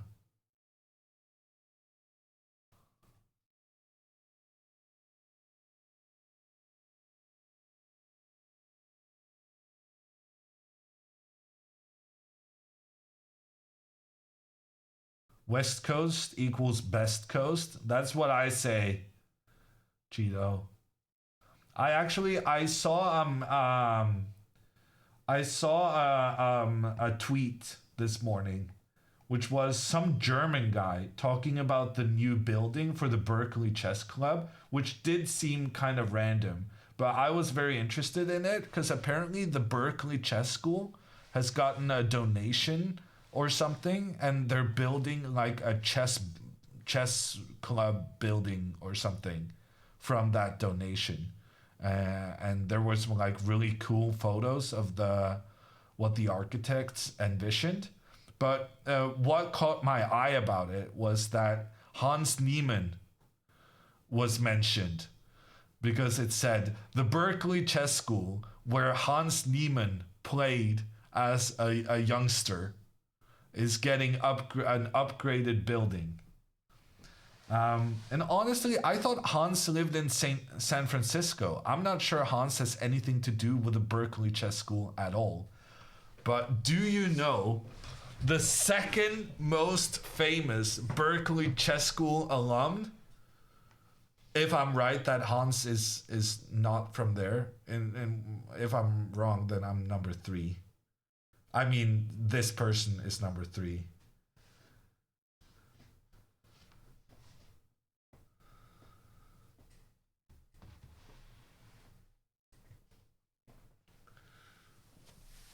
Kramnik? No. Hammer! I played my first chess tournaments in the US when my family was living there. So the Berkeley Chess School was a major part of my very early chess education. I was a hopeful 10-year-old, 9-year-old actually, with a sweet 950 USCF rating. And during that year, I climbed from 950 to 1,050. Big year for me.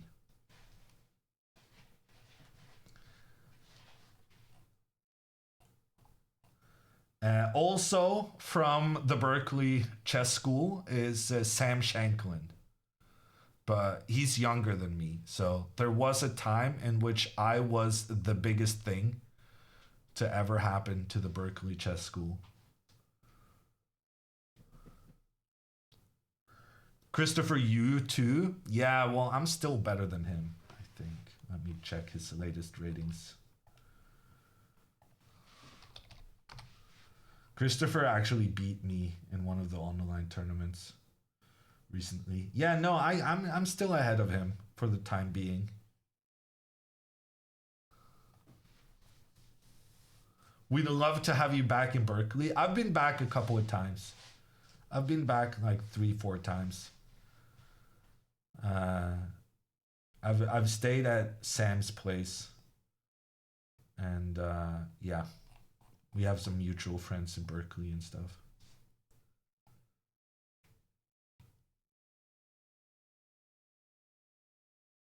Why didn't Mannion take on b7? Because he's a clever dude. Number one, if you take on b7 here, you're checkmated instantly. So that's not good. But even if you kind of have the option to do so afterwards, it would be a very bad move. Because if you take on b7, you allow the king to castle, and then it's game over. So basically, white's queen, the super important thing about this is that the queen controls the f8 square. And the rule is the king is not allowed to castle through a check. So if the square the king is on, the king has to pass, or the king has to land on. If any of these squares are covered by the opponent, you're not allowed to castle. And the same applies in the opposite direction. So this queen is making sure that Alexandra cannot evacuate the king from the center. And that is the reason we're so concerned about her position right now.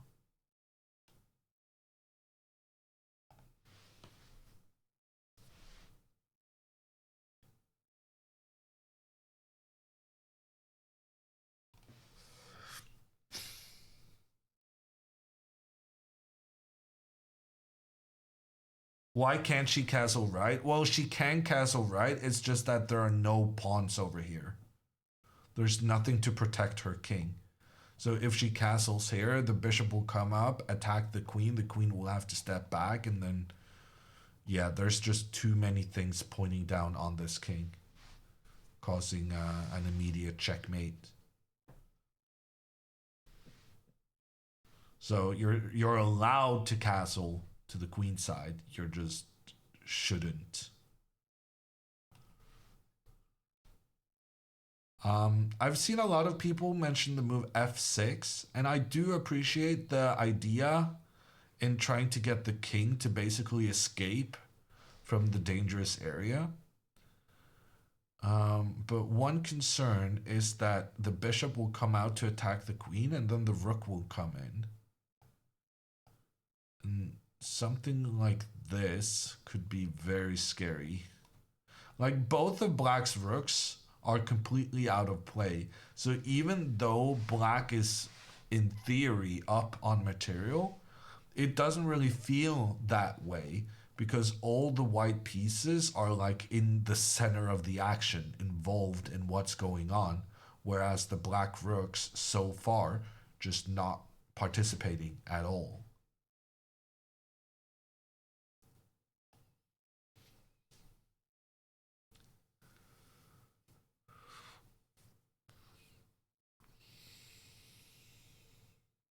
But one variation that is being suggested by the computer is this rook to c8, bishop up attacks the queen steps back.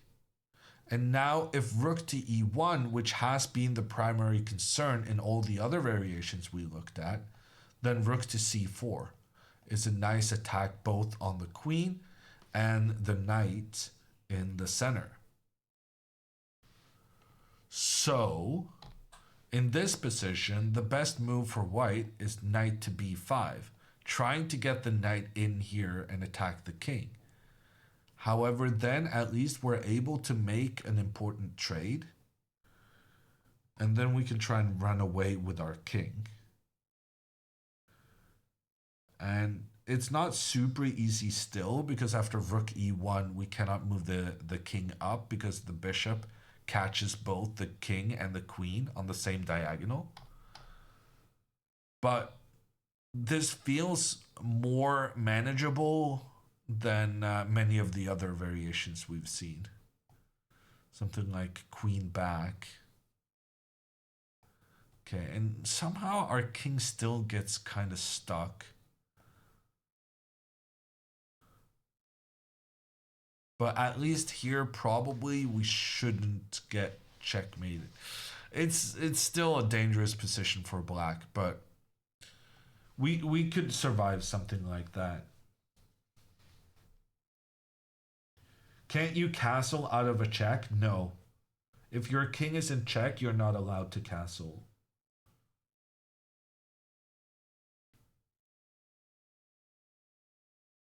How has the time management been today? Andrea is somehow equal with her opponent on the clock. I have no idea how that happened.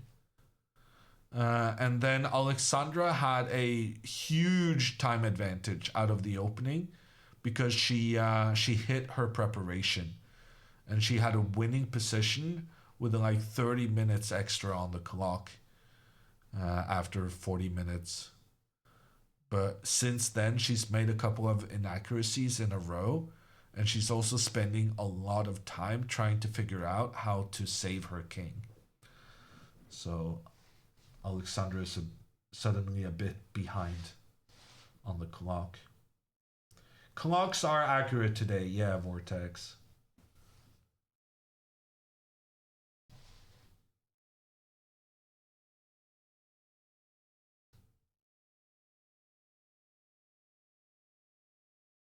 Oh my, I just realized I haven't had any tea today.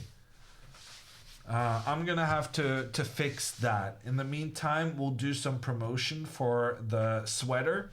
In fact, the sweater I'm also wearing today, repping the Botez merch and the Botez signature. Let's go.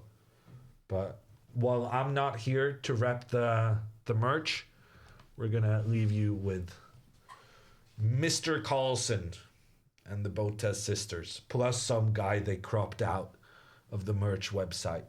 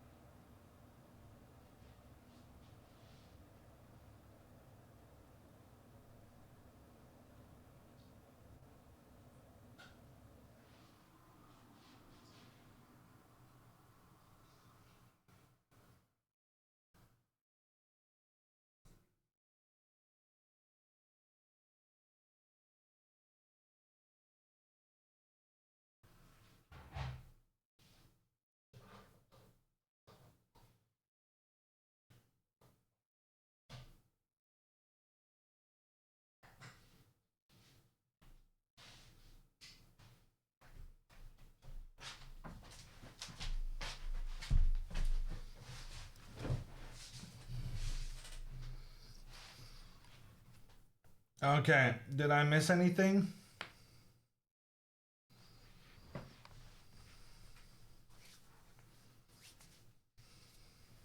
What is your go-to tea? I'm varying. My go-to is Lady Grey. And then my second choice, which is the one I'm doing today, is the 4 red fruits. And my third choice is Earl Grey. Old Twinnings.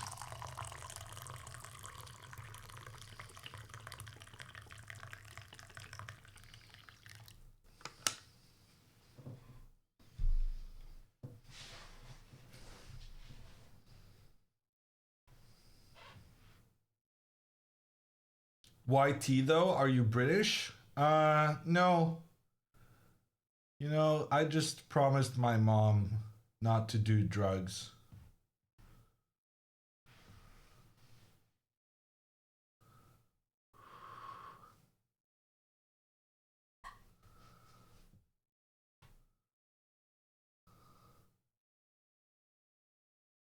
Tea has caffeine, just like coffee.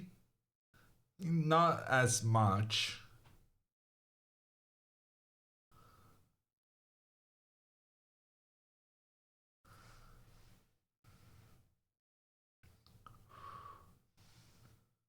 More actually? Is that true?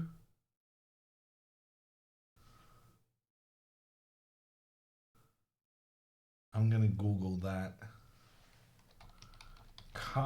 Caffeine.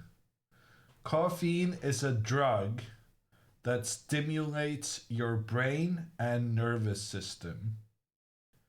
Caffeine is found in many drinks, such as coffee, tea, soft drinks, and energy drinks.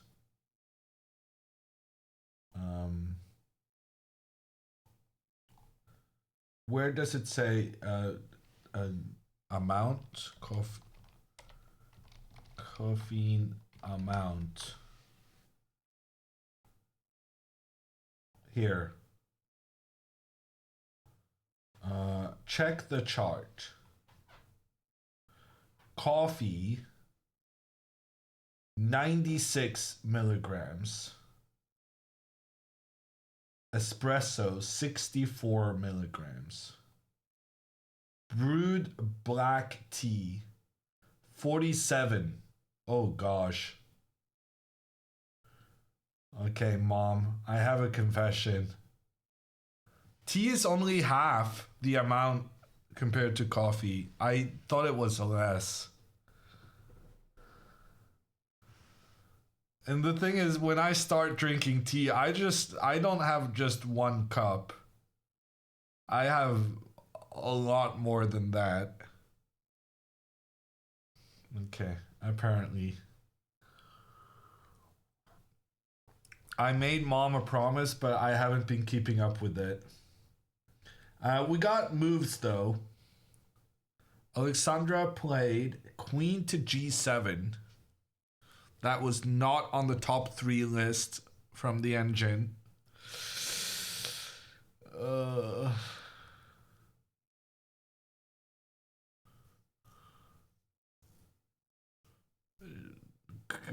Should be okay, could be okay. So what is she planning? After bishop f4, she's probably planning to go f6. And then go e5. So the good news is that if her opponent plays the obvious moves, her plan is going to work and she's going to win the game. The bad news is that if her opponent here finds knight to f5, that's game over. The knight can be captured, the rook comes in, check on the king. If the king goes to the left, your queen is lost. And not only is your queen lost, you're also going to lose the bishop afterwards, which is kind of important. And if you instead go in the opposite direction, then queen in and checkmate. So, if Alexandra now plays f6, it's game over. And she's gonna play f6. That's kind of sad. She played 20 out of 21 of the first 21 moves. She played 20 completely perfectly. But now she's made 5 inaccuracies in a row. And that's more than her position can handle. Oh wow, look at this variation by the computer. If you go e5 first, then there's no knight to f5 trick, because then the bishop controls that square. But the pawn can still be captured, because if queen takes, then you lose your queen. But here, after bishop takes, you can go pawn to f6.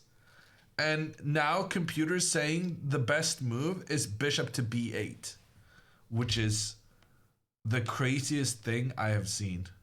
Okay, that's not entirely true, but it's pretty crazy.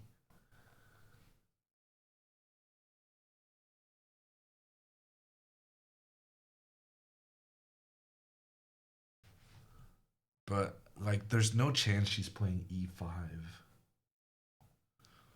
She's gonna play f6. It's the only thing that makes sense.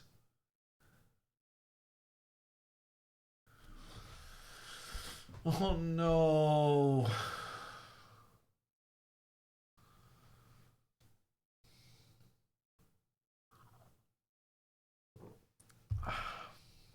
How about queen to f8? Queen to f8 doesn't work because then the bishop comes in and it's just complete disaster.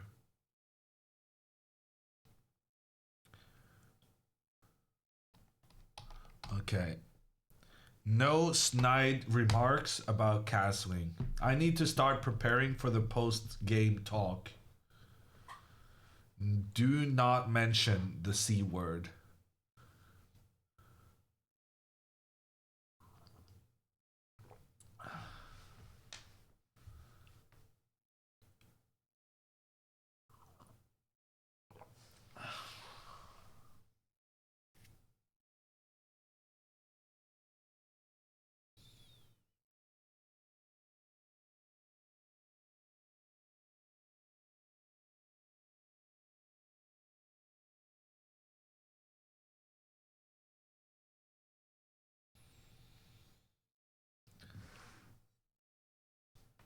Stephen with a handkerchief? What can I say? He's a proper British gentleman. Except when it comes to treating the opponents with respect, where he is just a vicious beast, punishing the lack of castling. Look at Andrea's clock. We're used to her being low on time. Nothing new. Scottish, not British? It's the same thing. Are you Scottish yourself, Nick?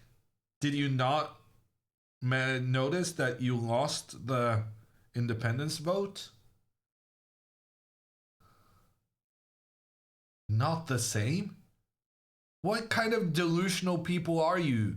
You had a referendum and you decided not to leave the UK. And now you have the audacity to say that it's not the same? You gotta make up your mind.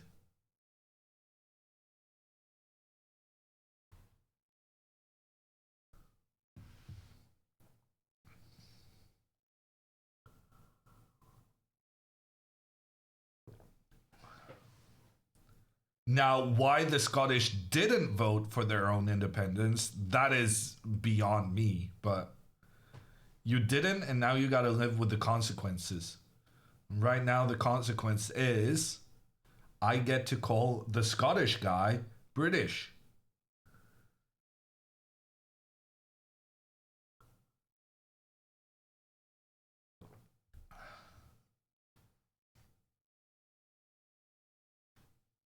I voted yes, and Steven probably did too, says Nick. Sorry. Democracy.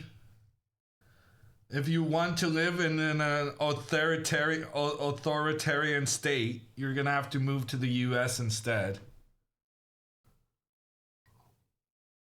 But if you're choosing to live in a democracy, you gotta respect the democratic way.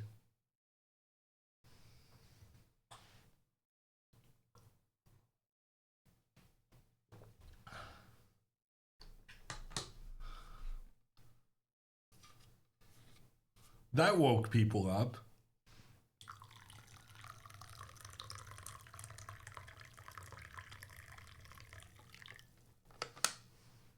Authoritarian is a stretch. I don't know. I'm reading stories about the what do you call it? Gerrymandering. I'm every gerrymandering story is just shocks me. And I'm also following the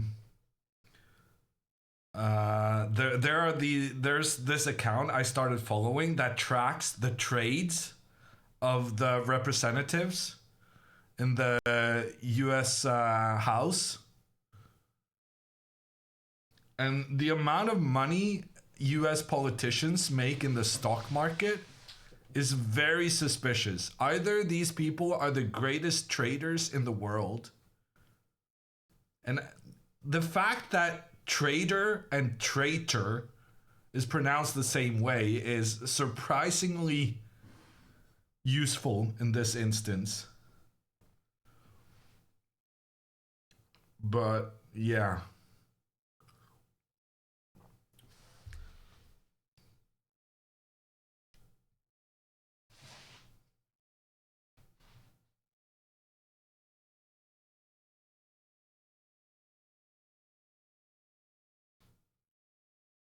Nancy Pelosi is the best investor in history. She's made some good trades, I've noticed. She's killing it in the stock market. It's curious how the professional traders can barely follow the index, and then the politicians are making bank.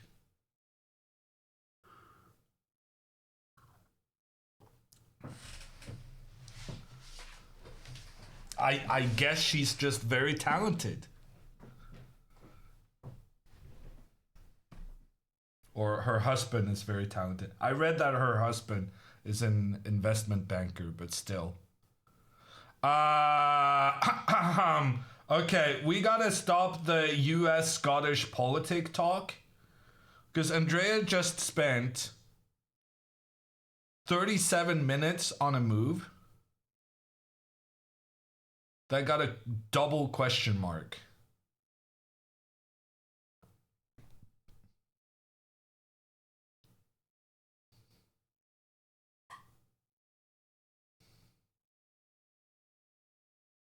Wow. That's not good. Queen to c7 attacks the knight. The knight has only one place to go. Pawn to e5 attacks the bishop. And then pawn to e4 is a fork.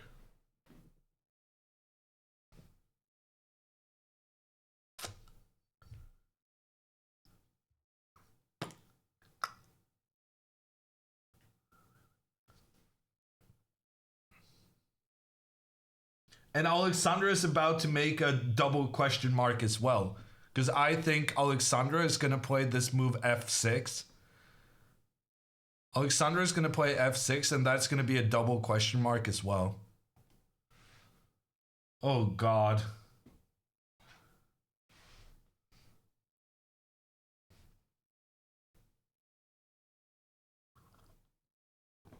A double Botez, double question mark. Those are the unfortunate realities right now, Vince.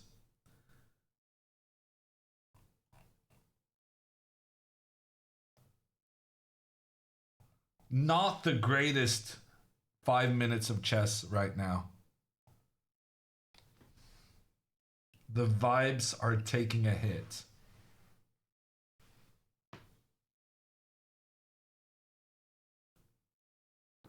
Elmer won't find the fork. We have a believer. It is a 3-move fork, but it's not the most difficult of moves.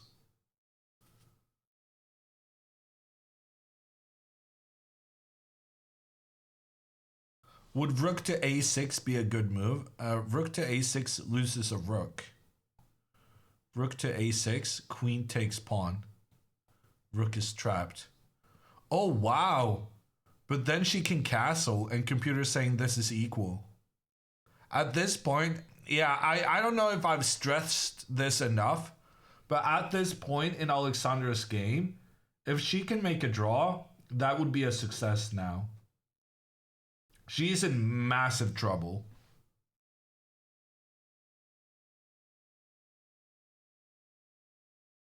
What about rook c8 trying to go to c4? That is the computer top choice.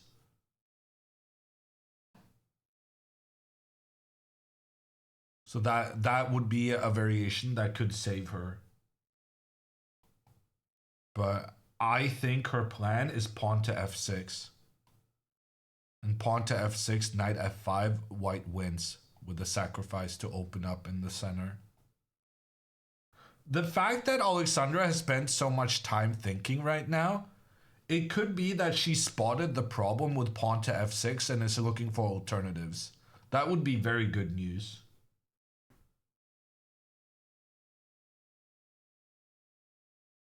But in bad news, queen c7 is on the board.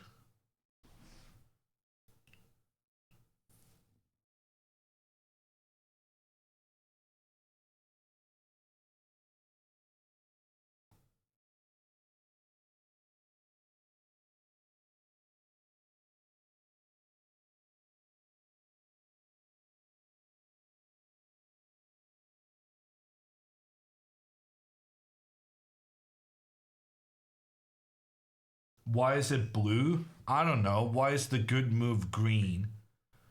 Why is the brilliant move purple? Why is the bad move red?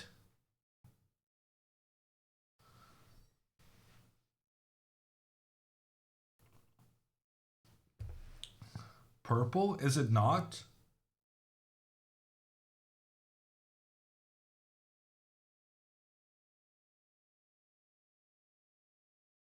Oh God, are you saying that the brilliant is teal and that's a different thing? Turquoise?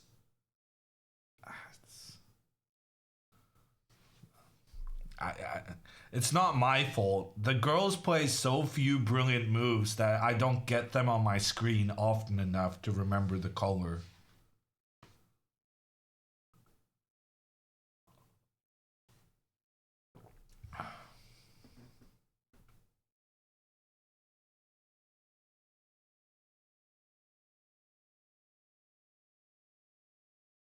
Who knows what teal is? Actually, there are some teal gloves on RuneScape. So I've recently been exposed to that color and that name.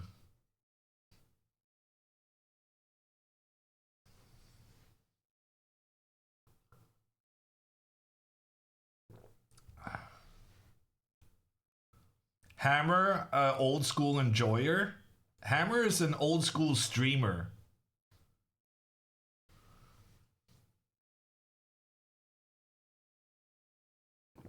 And general old school everything.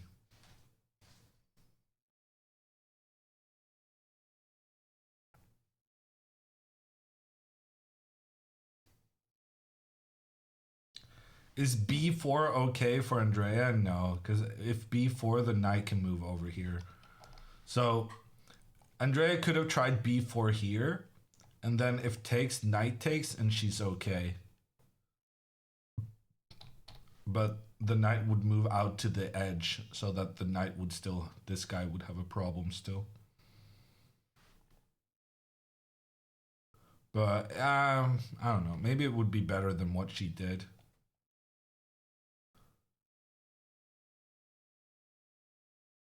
Does Andrea even realize that e5 is a thing?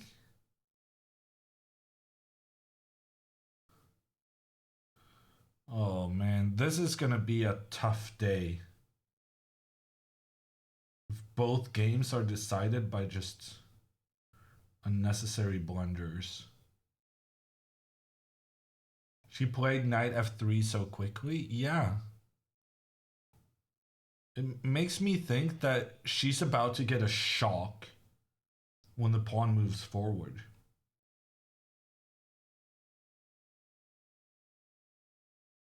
What happens if she plays castles and the opponent doesn't see? Can the arbiter correct it? That's a good question. I don't think so. I mean, the arbiter can correct it if he sees it happen live. But if they continue playing 5 moves and then the opponent says, oh, you made an illegal move, I would think the arbiter is not allowed to say, oh yeah, no, you couldn't castle in that instance, we have to go back. I think then the game just progresses with castling. The thing is, if you do try to castle here and your opponent catches you and says you're not allowed to do that, castling counts as a king move. And so if you make a king move and it's illegal, then you have to move your king. And here, the only place the king can go is to the side. And yeah, then it's game over. So you can't really... Well, you can try and bluff castling, but it only makes sense to do when you're already dead lost. If there's an illegal move, the arbiter can revert the game before the illegal move. Really? That sounds kind of weird to me. Like, if you play on for 2 hours, you would postpone the entire tournament for so long. Do you keep the clock times? I don't know. That seems like a very inconvenient rule.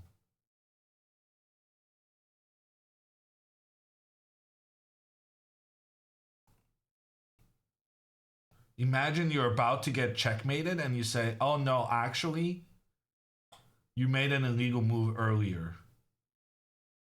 You basically get a free roll trying to win the game with the illegal move, and then you can change your mind and point it out.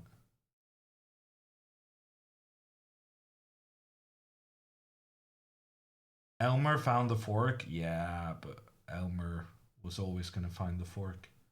What did Alexandra do? That's the interesting part. She played rook c8. Good move. Best move. Trap avoided. I thought she was going to go pawn to f6, but that was a losing move. Rook to c8 was the best move. And now, if rook to e1, then rook to c4 is a double attack on the queen and on the knight. So one of the most important things about this move is that we've prevented the opponent from continuing pointing pieces down on our king. And Engine says that knight to b5 is the best move here. But after knight to b5, we're going to be very happy because now there's absolutely no chance we lose. Because like, even if the queen comes in and starts attacking us, we can, worst case, we can always just go for a draw.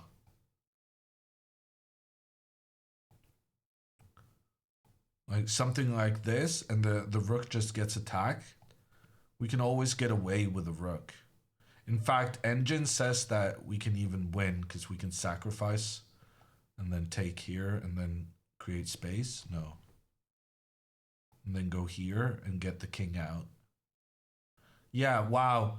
Even if the opponent gets a rook and a pawn for a bishop, Alexandra is still favored to win here because she had so much material to start with. So it's all about just getting the king away.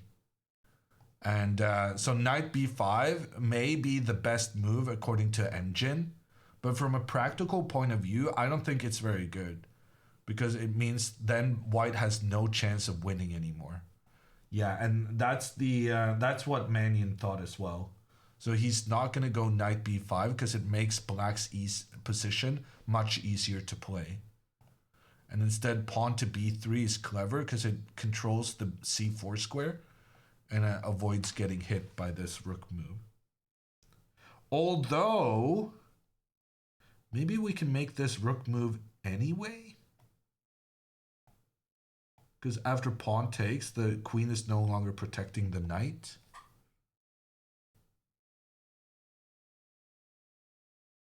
Yeah, I don't know. I thought it would be nice to get some trades. But apparently here, this is quite good for white. Because we can't castle because we lose our bishop.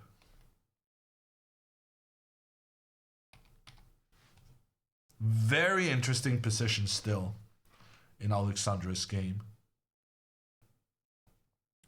H5.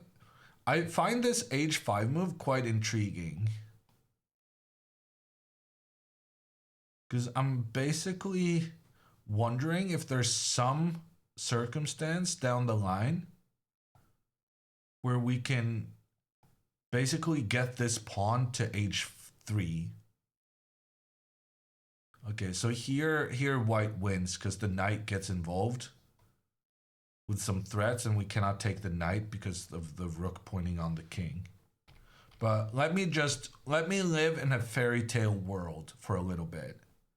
And after this H4 move, let's do rook up to E3. And then I'm going to show you a really cool idea. After rook to E3, okay, you can give this check. But what I wanted to show is that you can go queen takes. Oh God. Queen takes knight. And then if queen takes back, because we move this pawn up, we have this checkmate. But apparently, instead of taking the queen, white can sacrifice the rook, check on the king, and control this square. Which means that in this case, we don't have the checkmate because the bishop is defending. Okay, yeah, no, position is still very complicated. Still very complicated. And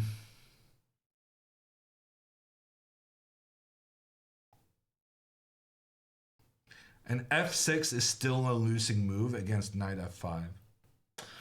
That's not great.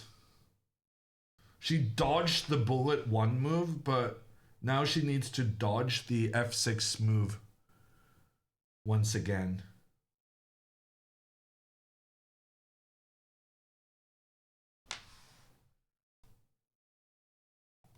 So that's why one of the main moves the computer is suggesting is queen to g6. Because then you make sure that the knight cannot move to this f5 square. And you also make space for potentially getting your king out. And then you go h5.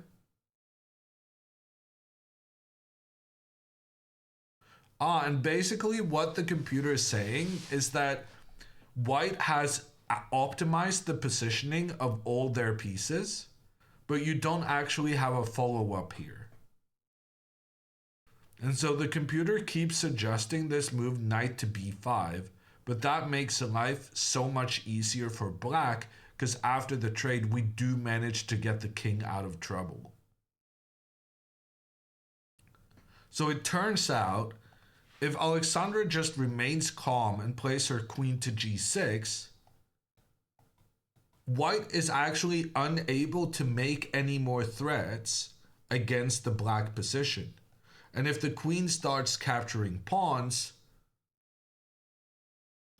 I was going to say, then we can do this.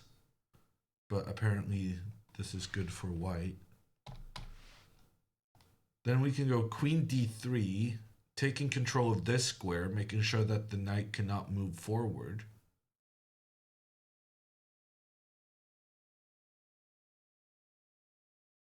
Oh, and if the queen returns, then we go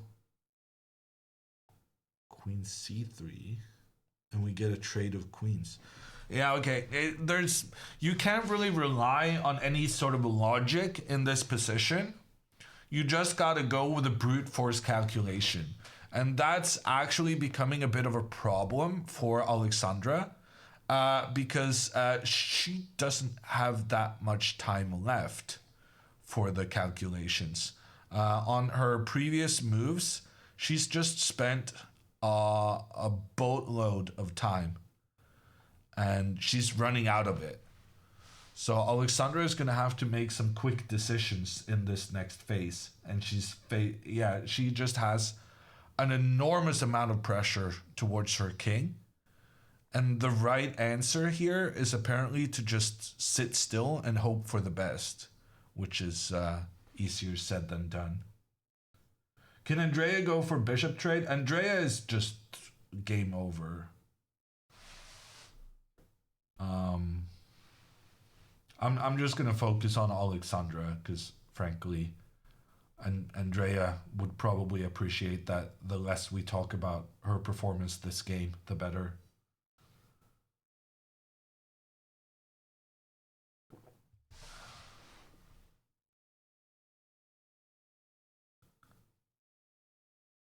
Sad, yeah, it's very sad, but it's also true.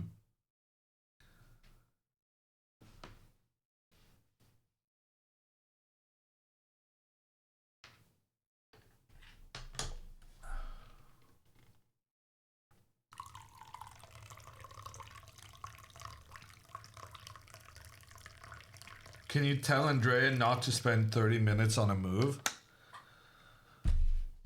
I mean, she doesn't want to do it. But sometimes you get stuck.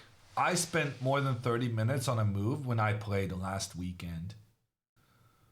It happens. You don't want to do it, but you kind of... Yeah.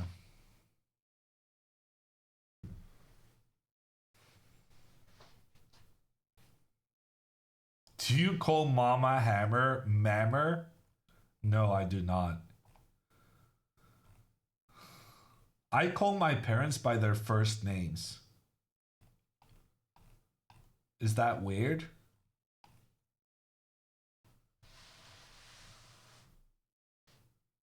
Yes? Okay.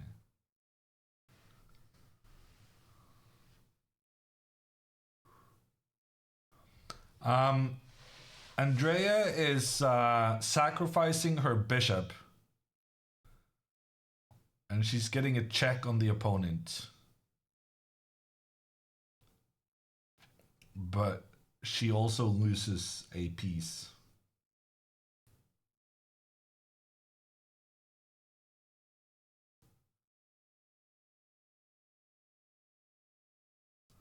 And she doesn't get rid of the central control Black has. If you were going to give away a piece, probably it would be better giving Black an isolated pawn in the center. But to be fair, neither choice really inspired a lot of confidence. Alexandra has moved, and she hasn't played f6. Let's go. She played h5. That's the move we were talking about. Great move.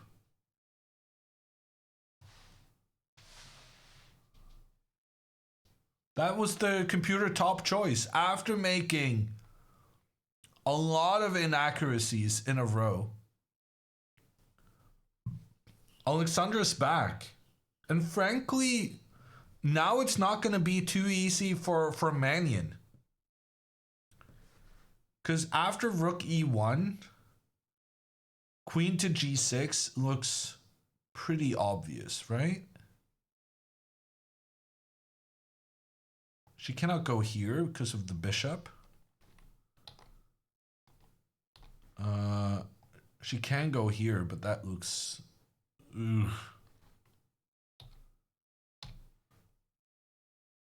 And she needs to stop this knight.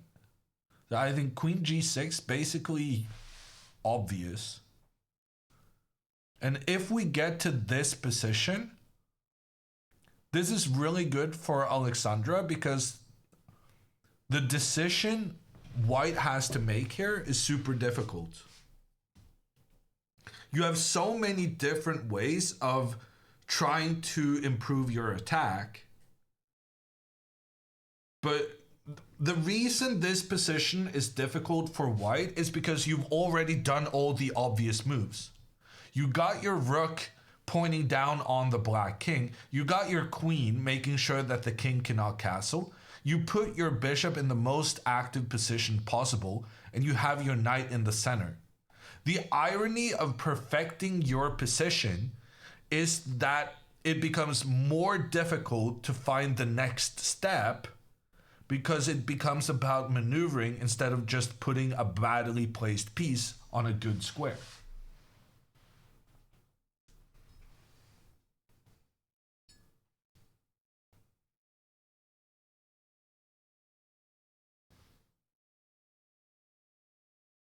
Stuff happened, Peltzy. A lot happened. But we're feeling optimistic again for the first time in a while.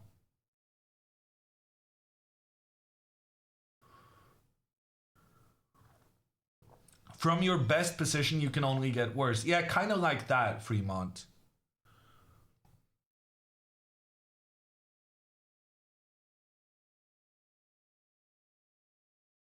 Okay, I'm liking this. We still need her to go queen g6, but I don't see any alternative.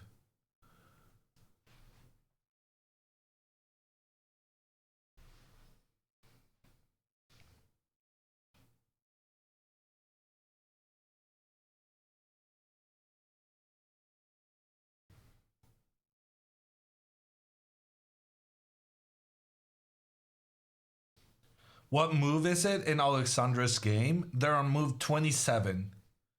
Alexandra needs to make an additional 13 moves to get more time. So yeah, she's in genuine time trouble, in a very tricky position.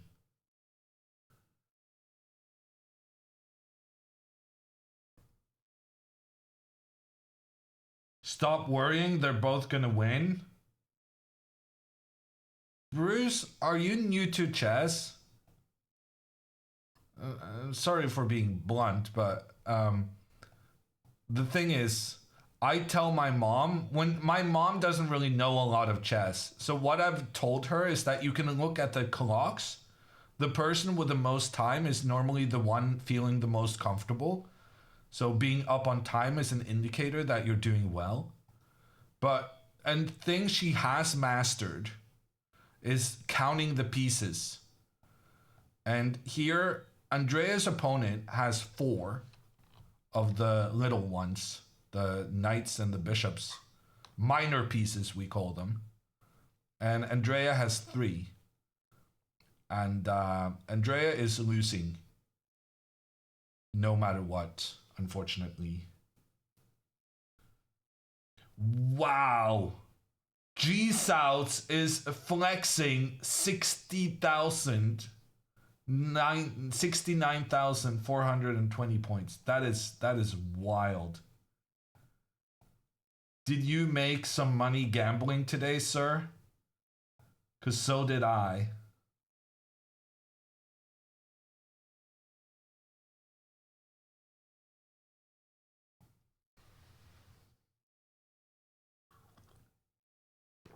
White bar so small. Yeah. Andrea is losing on time. And she has no control in the center of the board. Today may be the day I suggest she stop playing the Jabava.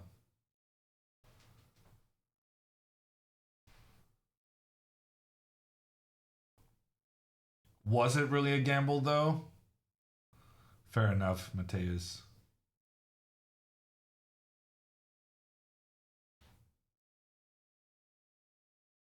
Why waste your time suggesting that? It's never gonna happen.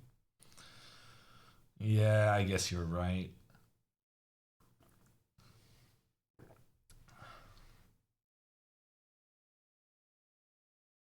Ah, Alexandra.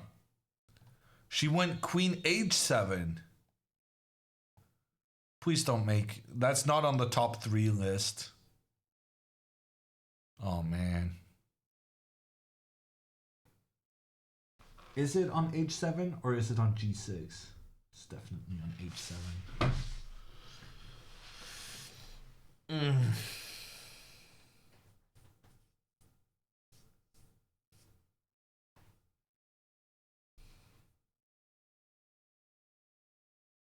She played that immediately? Well, she had to play it quickly because she's very low on time.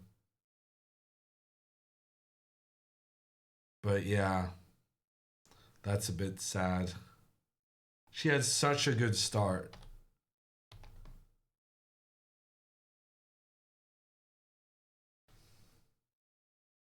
She's going to be somewhat upset about how this whole thing unfolded.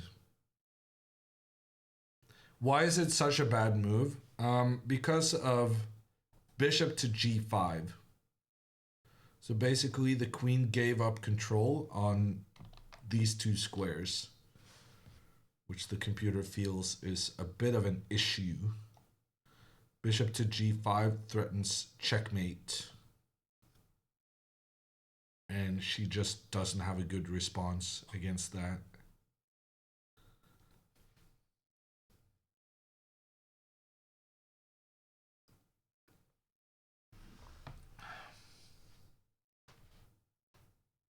If he doesn't see bishop g5, is it equal? Computer is saying even pawn to h4 is good for white. So I'm gonna venture a guess that maybe no.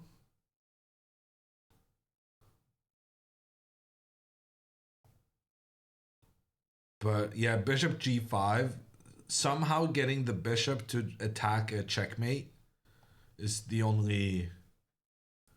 I think it's the only winning plan that the computer is pointing out. f6 and rook f8, yeah. So after bishop to g5, she can go f6 because that opens up for the queen towards the e7 square. But when you go f6, you no longer have this pawn protected, which allows knight takes e6. And then you open up for this rook to attack the king. The king can move up. And here, apparently, queen to d6 is the only winning move. There's some vague hope, but it's not looking great.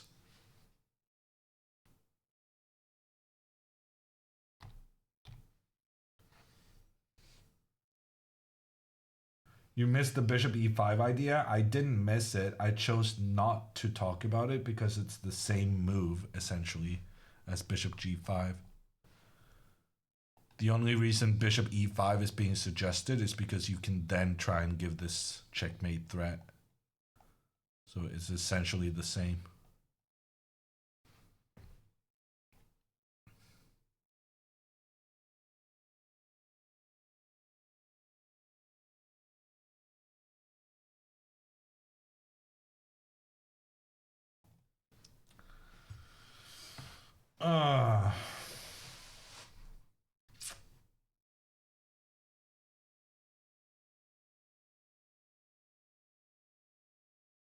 That's very unfortunate.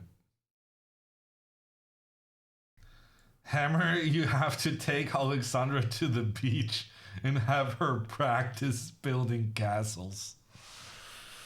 That would be a funny YouTube video.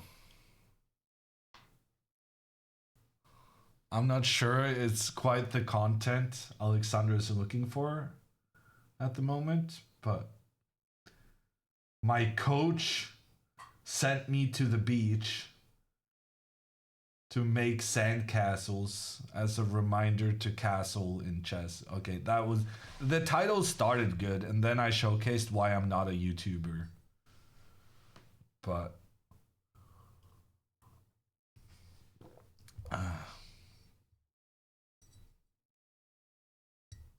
something like that. What was the reason to go queen h7? So Alexandra wants to go, basically if pawn takes over here, Alexandra wants to go h4, and she wants to get rid of this pawn so that she can make threats with her queen and rook down the h file. So she wanted to attack the white king and get some counter attack. But yeah, in this position, it was very important to stay on top of the white threats first. You will never guess what my coach made me do. And then picture of sandcastles. Yeah, that's a good one, 7. I learned to castle on this beach. That's pretty good. I'm not sure she's going to be very receptive to video ideas right now. But, I mean, if I was their editor, I would say they should definitely do this. I think these ideas are great. But I like the chess humor. I'm not sure the YouTube algorithm does. 10 things you didn't know you could learn on this beach.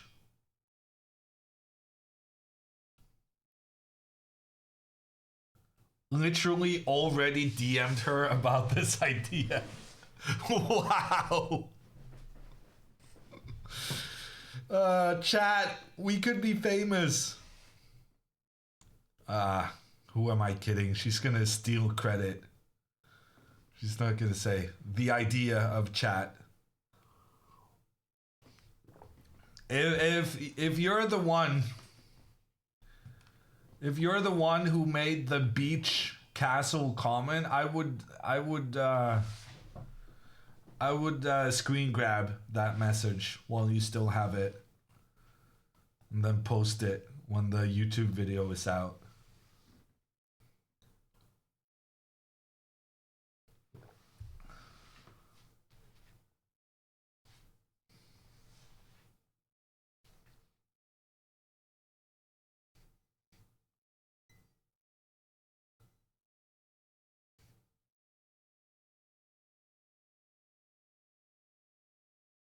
He's waving the white flag.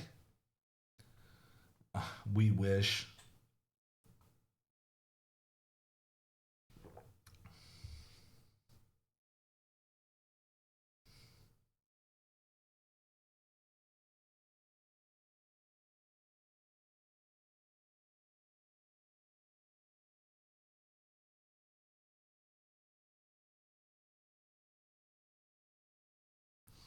Can Andrea do bishop takes e5 and then queen takes d5?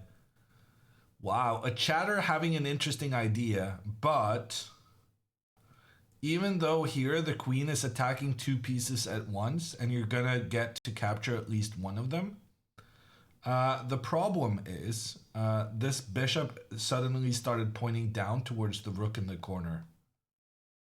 So that rook is not too happy with your plan. But nice try. It almost worked.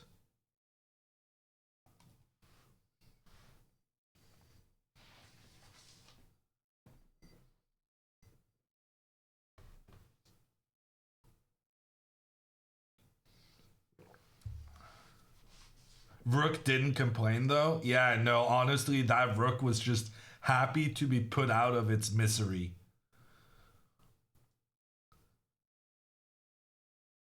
It's like when you're losing a soccer game, you're down by 4 goals, and you're just happy to be subbed off.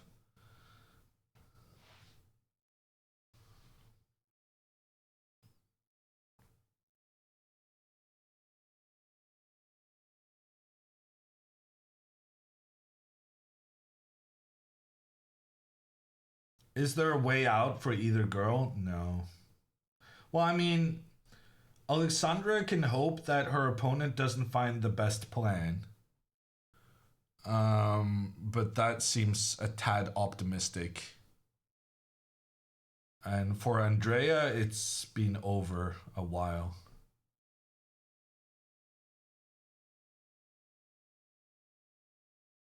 Did I call it football? Did I misspeak and call it football? Oh no, I did say soccer. Never mind. As I said, I am one of the famous alumni of the Berkeley Chess School.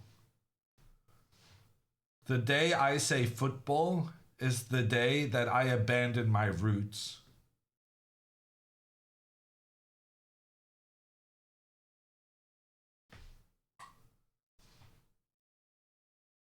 Berkeley Bishops, let's go. Humble-handed. Are you also playing for the Berkeley Bishops?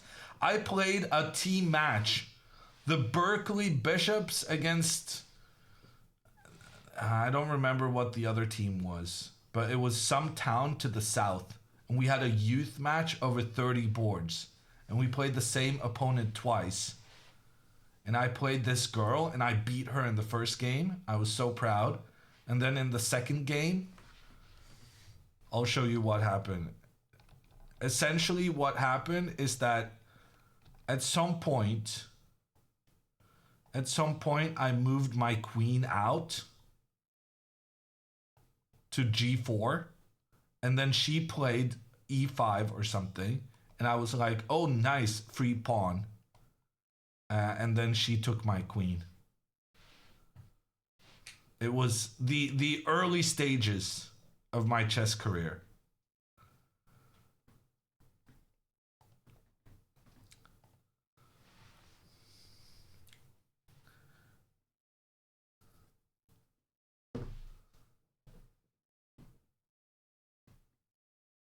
Hammer playing like chat. It was a long time ago.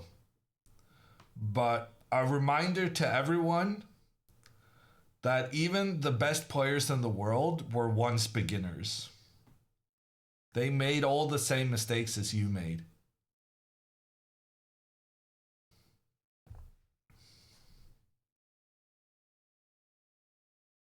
How old were you? I was 9.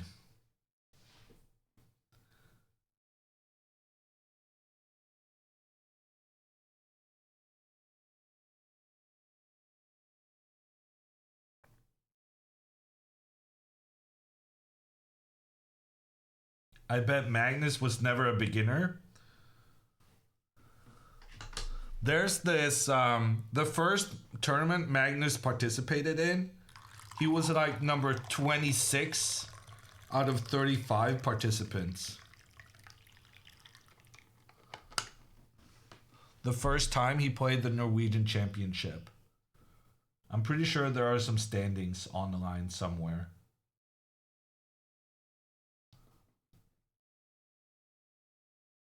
Not so bad. It wasn't actually that bad. My first tournament, I came in second to last. I was so disappointed because I had made a draw against the guy who finished last, and I was like, "Oh, I'm equally bad as the guy who finished in the last place."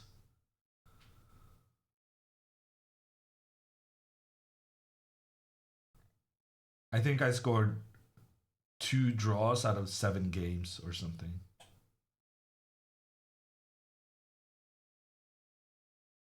My first tournament, I got 0 out of 7.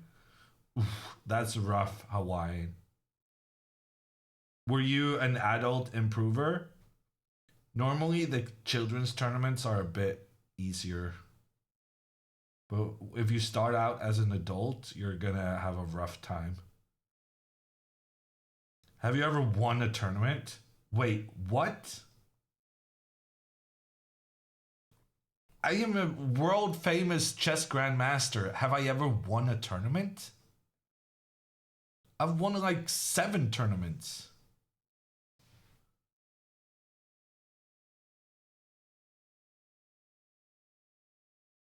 I will have you know, I have won the Rilton Cup in Stockholm twice. I've won the the Extracon Chess Open in Denmark once, but it had like Vitiugov and tons of grandmasters playing. I won the Andorra Open. I won the Reykjavik Open when I also got my Grandmaster title. I'm pretty sure I won more than this, but it's a good start.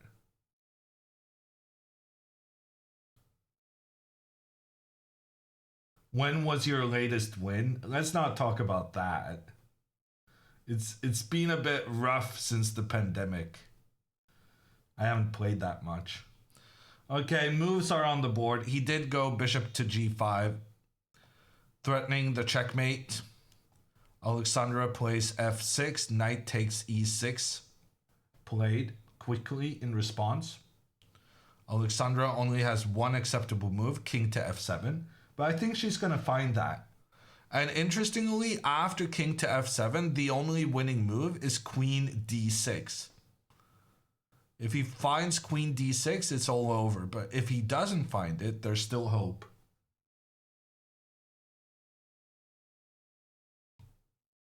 Have you ever won a tournament in which Magnus participated? No.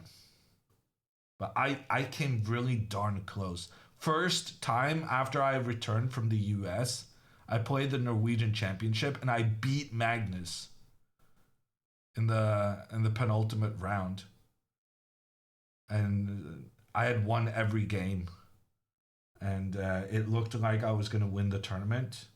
But then I lost against some other guy in the last round, and then Magnus came ahead of me on tie breaks. With an en passant checkmate? No. With an English opening.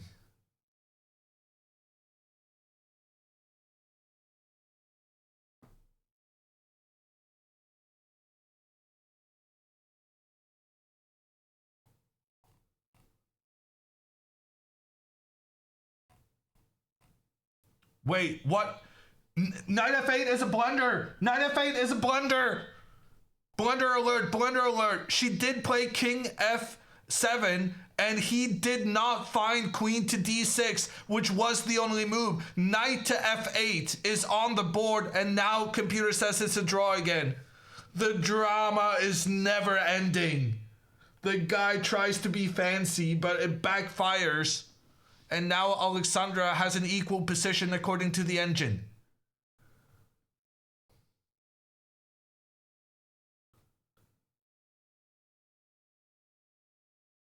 I told you queen d6 was tricky.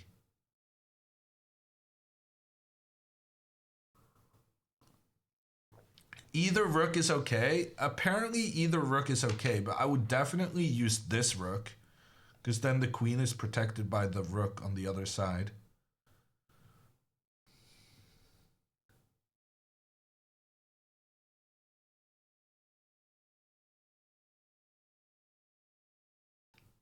Did Andrea flag? Andrea is down a piece with no central control with her pawns. We're gonna focus our attention on Alexandra. Oh wow, look at the last couple of moves. Was this not a double question mark earlier? Bishop g5, exclam, f6, best move, knight takes e6, gets a brilliant. You're right, it is turquoise. King f7, best move, and now only winning move for white was queen to d6, but that was kind of tricky. Knight to f8 played, and Alexandra is back in the game.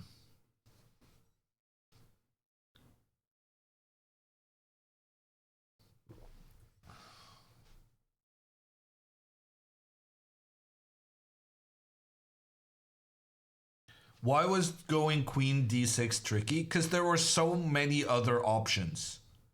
Like you could take this pawn, you could move the knight to try and get the rook in and give checkmate. Queen d6 was tricky because there were so many other good options, essentially.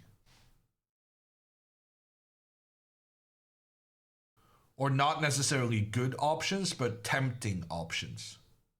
Options that look good, but turns out not that good.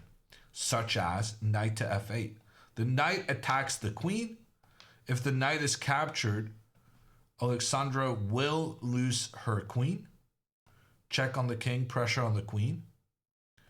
But at the end of this, oh damn it, she can't take with a rook. Ah, but she can move her king back and then recapture with the rook. And then here she's fine. I mean, she's fine. She might even be much better here, no? Computer is saying equal, but from a human perspective, surely this is better. Alexandra has a rook, 2 rooks, and a pawn for a queen. She could be playing for a win here. Needs to find the right moves, though. But she can't really go wrong. If she moves her queen, like, this is just obviously bad. Her king gets trapped with the queen close by. So I feel like she has to take. And she's going to realize it's good to take back with the rook to give protection to the bishop. So that's going to make her realize to use this rook. Check, king back. White has no options. Bishop back, trade, trade. Bishop f5. Like, this has to be much better for black, right? Because you could even try and, like, if white is not careful, you're going to checkmate them, no? I guess there are some unpleasant pressures against the black king. But the long-term potential you have of catching this white king on the back rank feels like that could be good for black in many instances. And the bishop here in the center, bishop protected by a pawn and cannot be chased away by the white pawn. I don't know. She could go for a win here.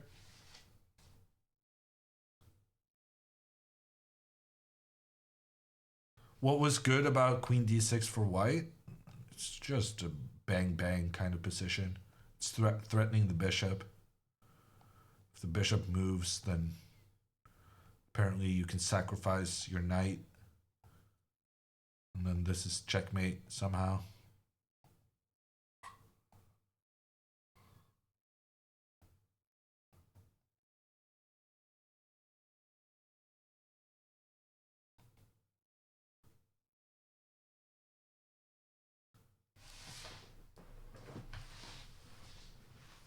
Why did he go for this, knowing he'll be down on material? I don't know. And he didn't really spend a lot of time thinking about it either. But I guess he feels like he's had such upward momentum after he was just dead lost 10 moves ago. And that he feels like playing quickly has been a success. And so he didn't want to slow down, even if maybe he should have. What's the rationale for this knight move? That you win the queen. This move wins the queen for white.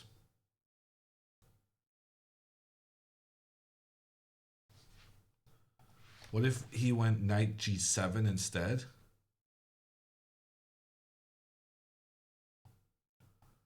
Knight g7, then rook f8, and the king kind of gets out without blocking the rook in the corner. I don't know. It's a weird position, but essentially we've been saying this for some time, that if Alexandra can just get her king away from the action, then she would have good chances to win because she just has a lot more material. I don't like that she's thinking for this long, though. I don't think this is that difficult to calculate.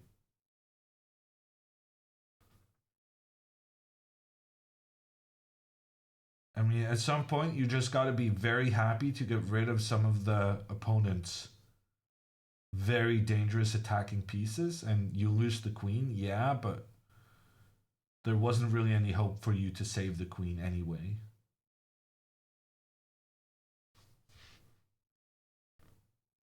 Is there extra time? They get more time when they've made 40 moves. Alexandra needs to make another 10 moves to get to 40.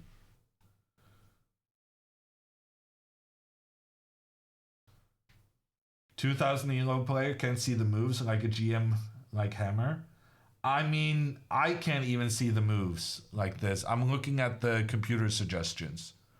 But I can use my human reasoning to kind of complement the computers. She takes with the corner rook. I don't understand that at all. That makes no sense to me.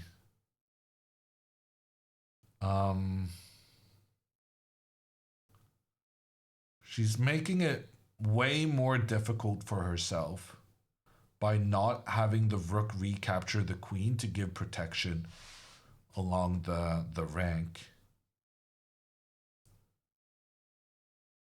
The next couple of moves will be pretty quick. He has to go with the rook, attack the king, attack the queen.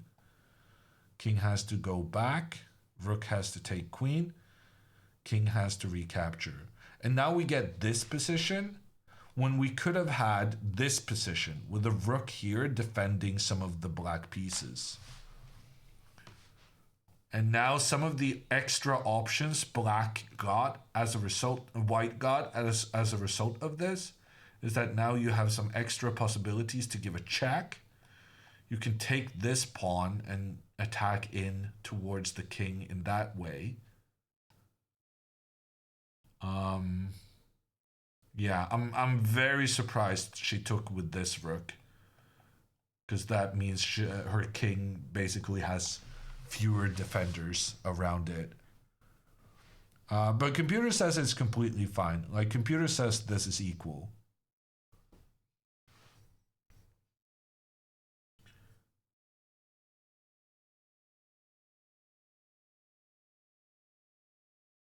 Okay. Rook came in, check on the king. The king has to step back. Rook takes queen, and king takes rook back. And now a big question, what to do for white? He can capture a pawn here. He can move his bishop away because the bishop is still under attack. Yeah, and I guess for me, I think Alexandra is super safe if she manages to take the bishop.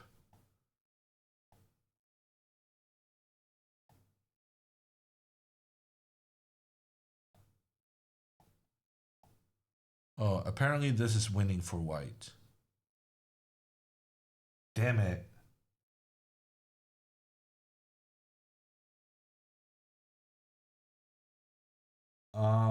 Okay, so Alexandra is not super safe, even if she manages to take the bishop.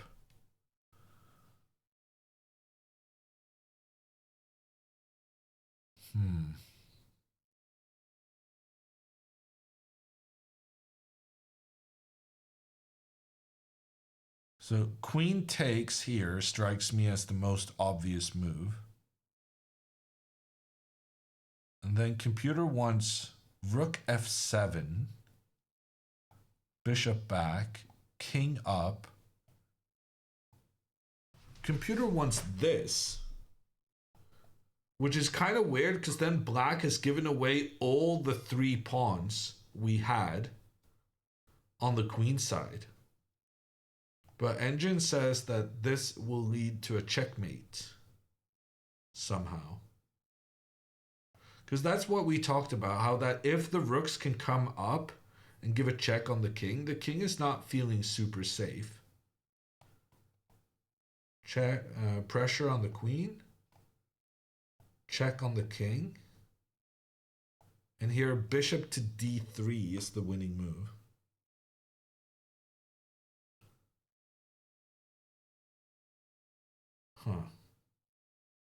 And essentially what you're trying to do is check and then this, and the king is caught. Okay, that feels very computery.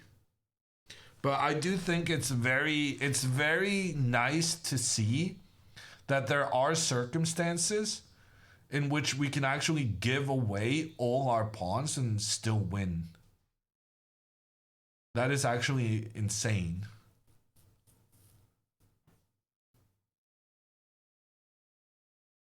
But it's all about making the pieces work together.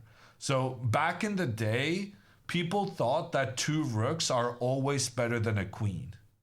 And in more recent years, we've realized that the queen is just incredibly powerful as an attacker, especially because it's so flexible. Like it can attack in every direction. Its ability to change flanks. It doesn't need to coordinate with the other rook.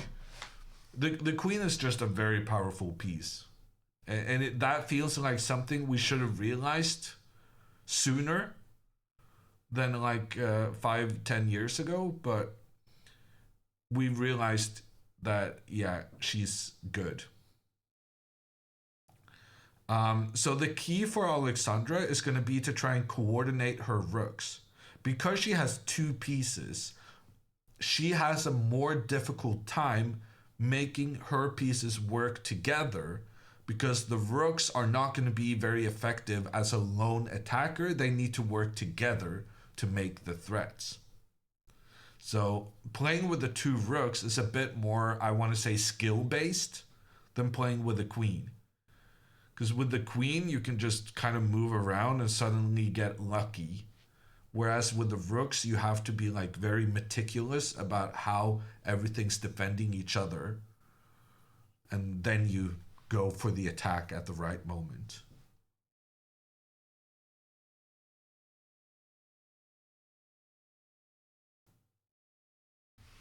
What is the prize for first place? I think the prize is, it used to be $5,000 in the Reykjavik Open. I think it's less now. But Reykjavik Open used to be one of the biggest prizes on the Open circuit. Let me check the rules.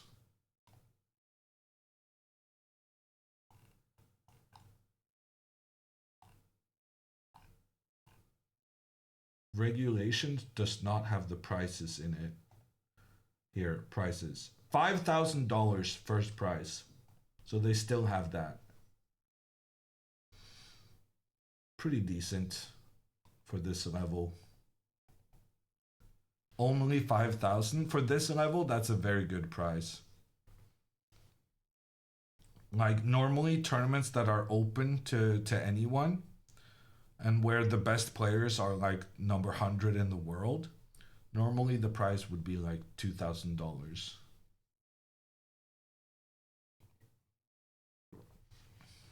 Euros, not dollars? Pedro. Oh, it actually is euros. Okay, never mind.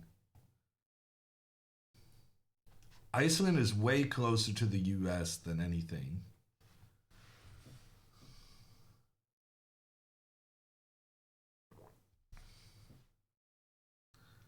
Doesn't even cover the cost to travel. Well, most of the grandmasters are given free lodging and free travel.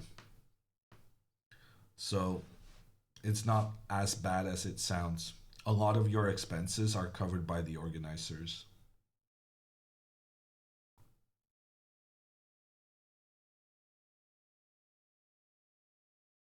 How do chess playing make enough for a living?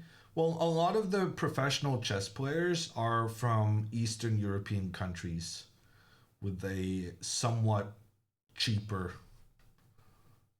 cost of living. Which is why you're going to see a lot more professionals from Eastern Europe than from Norway and Sweden and whatnot.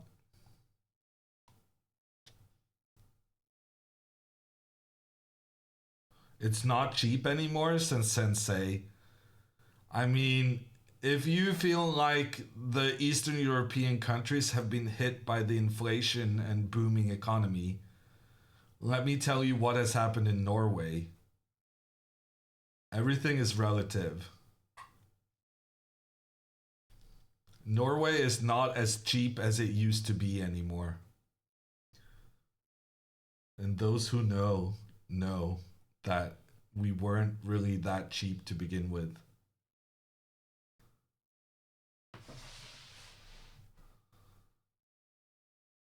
Norway was cheap once?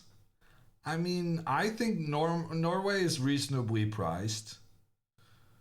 But I don't really know any other reality. I think Sweden is ridiculously cheap.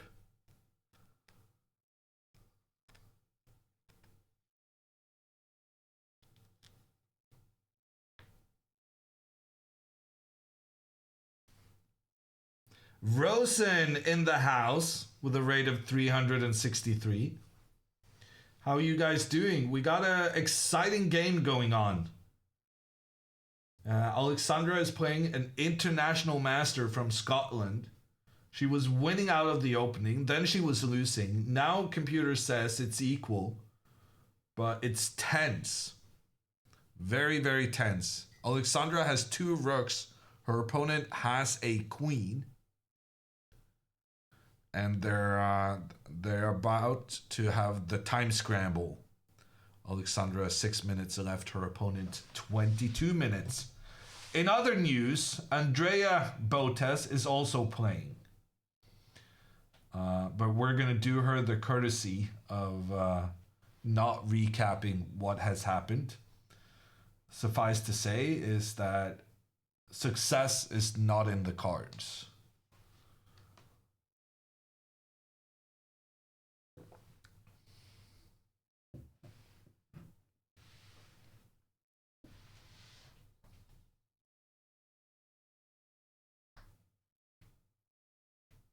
The guy's an IM. What happened to his rating? I regret to inform you something I have experienced myself, that with age, your rating sometimes drops.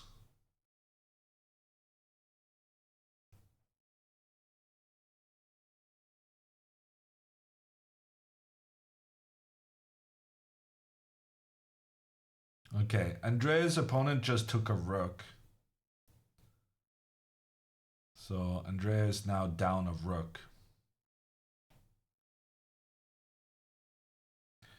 And Mannion, he keeps his bishop on the board because he believes what I kind of believed, which is that the black king is much more uncomfortable with the bishop still on the board to help the queen. And there's like a rule of thumb that says the queen works better with others. So if you have a queen against two rooks or something like that, you often don't want to trade off everything other than your queen, because your queen often needs some help to execute her attacks. However, look at this. An X on the move. Computer now believes Alexandra has the advantage again. After king to g6, which is admittedly quite a difficult move to find. But essentially what the computer is saying is that Alexandra should just allow her pawns to be captured, but find some shelter for her king. The king is protected by the bishop and the pawns, and then the rooks will do the counterattacking for the win. Difficult to figure out, because your instinct is always going to be to try and keep your pawns protected. So the bad news here is that if Alexandra instead does something like bishop to c6 to keep both of these guys defended, then white is winning again with the queen coming in to attack the king. So essentially what I'm saying is anything could happen in the next couple of minutes. This could be a win for Alexandra. It could still very well be a loss. The position is difficult. The moves are not obvious. Pawn sacrifices are required. And she only has 4 minutes left. Does the king g6 idea work if you go bishop f5 first? I don't think so, because if bishop f5, I would be a bit scared about this thing again. Because then the queen is attacking the bishop and threatening to move in to attack the king. Oh, apparently this is okay for black? It doesn't look okay.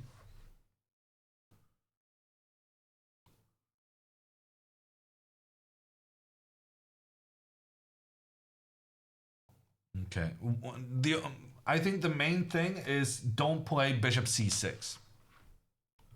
You want to have your bishop in an active position. You don't want it to solely be protecting your own pawns. So bishop c6 makes a lot of sense in that it keeps everything defended. But here we would rather go on offense. And honestly, we're kind of happy to give up this pawn in the middle because that gives our rook the ability to attack the white king. If white doesn't take this pawn, then we're going to struggle big time getting our rook into the game because this pawn is in the way. And that's also why Alexandra shouldn't necessarily rush to make the trade between these two pawns, because if white captures this pawn and then captures this one afterwards, that again is going to give us the access to step in and attack the white king. So there are many situations. The more we're analyzing this, the more we're understanding that for Alexandra, losing some of these pawns is actually advantageous for her because that enables the rooks to come into attacking positions against the white king. So turns out losing pawns, good, which is a bit counterintuitive.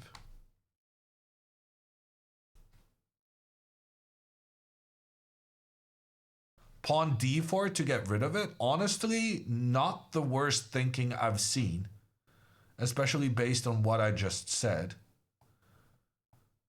The problem is after queen takes, attacks the bishop, and if the bishop moves, yeah, so the problem is just that the queen keeps attacking the bishop.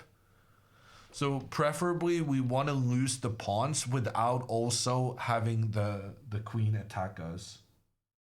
She found queen, wow. Good job.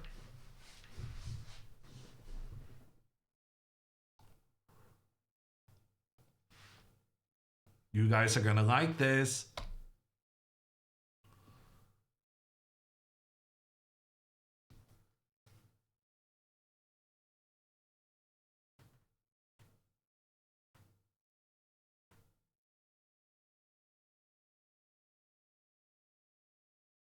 How many moves until extra time? Alexandra needs to make an additional 6 moves. But she also gets 30 seconds per move that's being made. But yeah, this was the last big thing she's able to do. But now Engine is genuinely saying she's winning.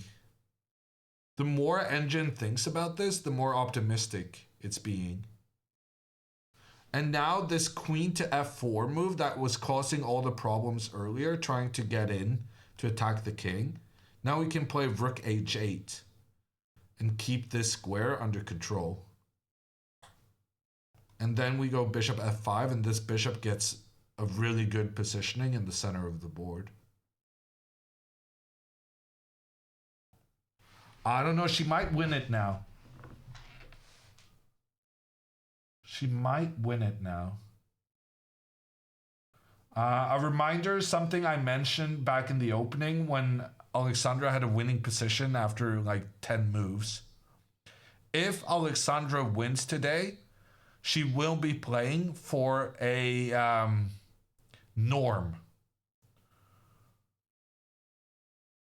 She'll essentially be completing one, and she can try to complete one of the 4 steps to become a women's international master.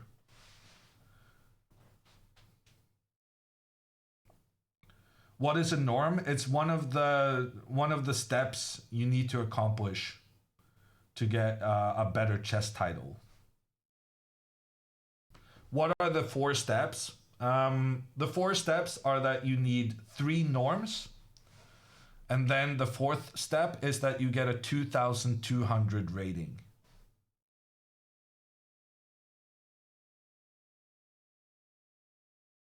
What does being a WIM give? Prestige, and some organizers will give you free accommodations.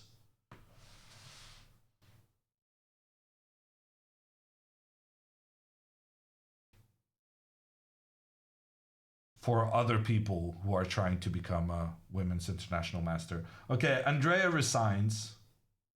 She was down a rook.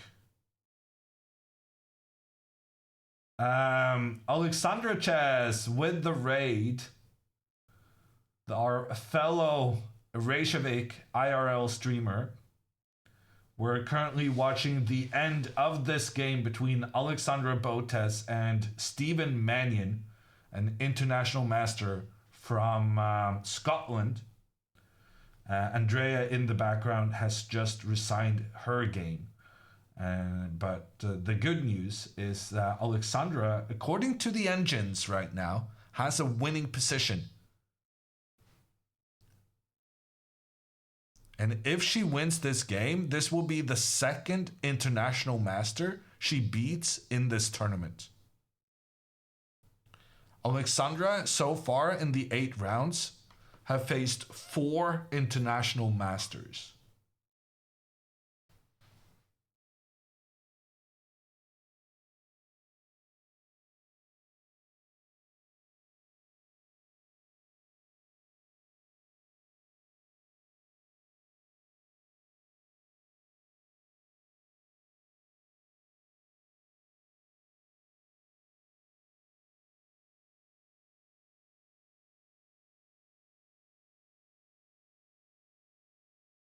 Okay, there goes Andrea's camera. We're switching over to the full view.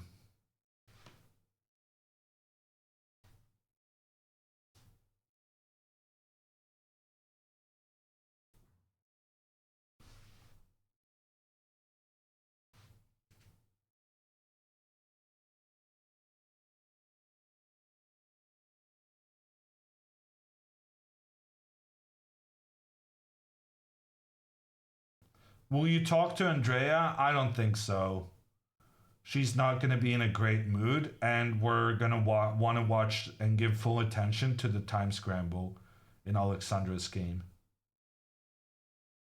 We'll give her at least half an hour to calm down. Ooh, pawn takes pawn.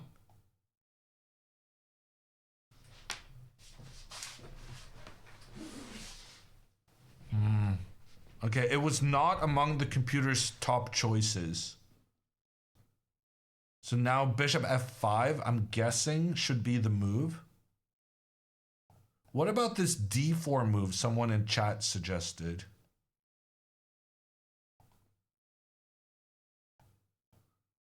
Okay, so what I think right now is after pawn takes, if we go bishop f5, and then if this pawn just advances, now pawn to d4 might be a thing. And then after takes, rook here, check, king, bishop in. Okay. Apparently that was not good. Still a very tricky position. But I think that the odds of Alexandra not losing now are very good. And she does find bishop f5. That was the best move. Alexandra playing 2 very good moves in a row now.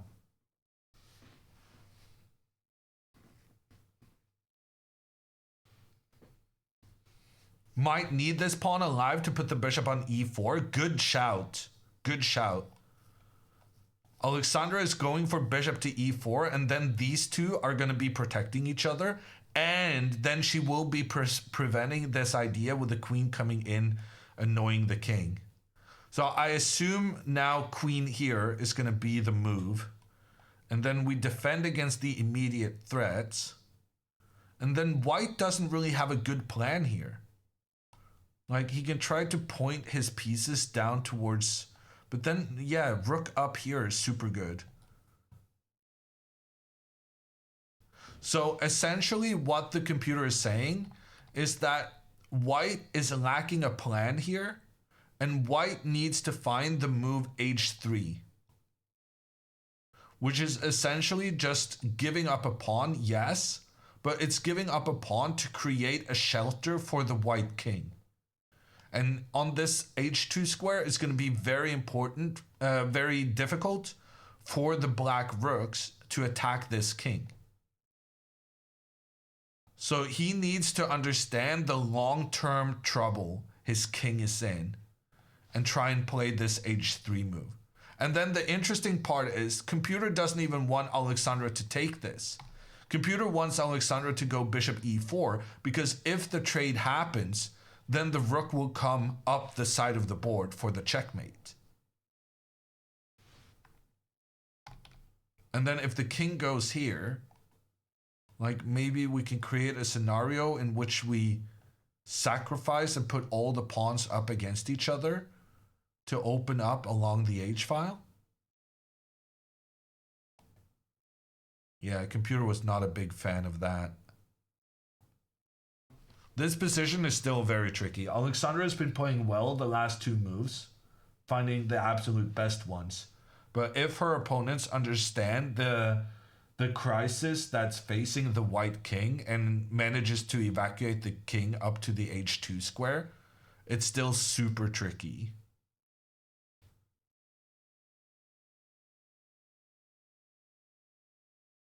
I just realized. Let me adjust the names a little.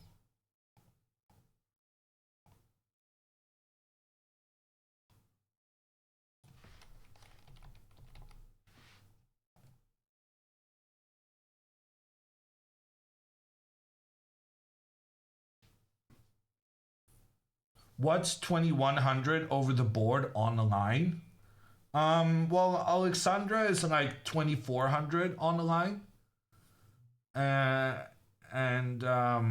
I would say 2100 over the board is like 23 to 2600. Chess.com Blitz. Philip, I appreciate your comment. Thank you so much. We sometimes do throw some shades at the girls' opponents, but I appreciate you being a good sport, and you had a very interesting game against Andrea. Thanks for coming into chat and spreading some good vibes.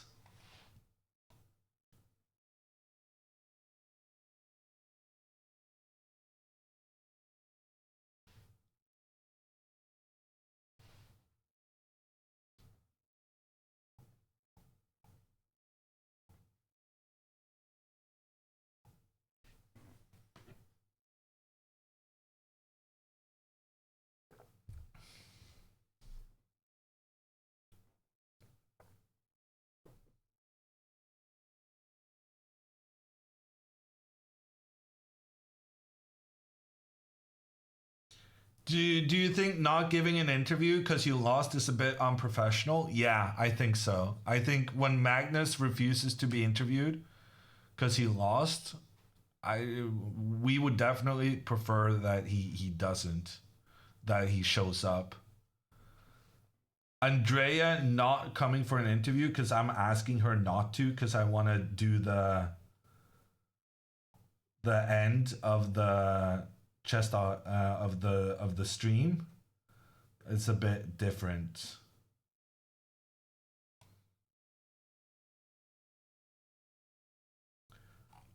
Huge raid. What?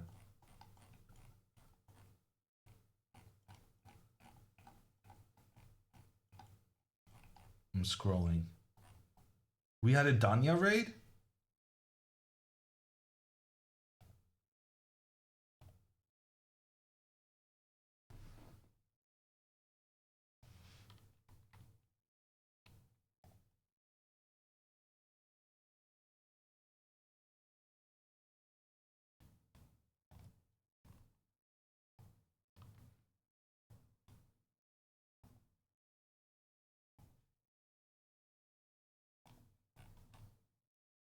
Sorry, I need to adjust something.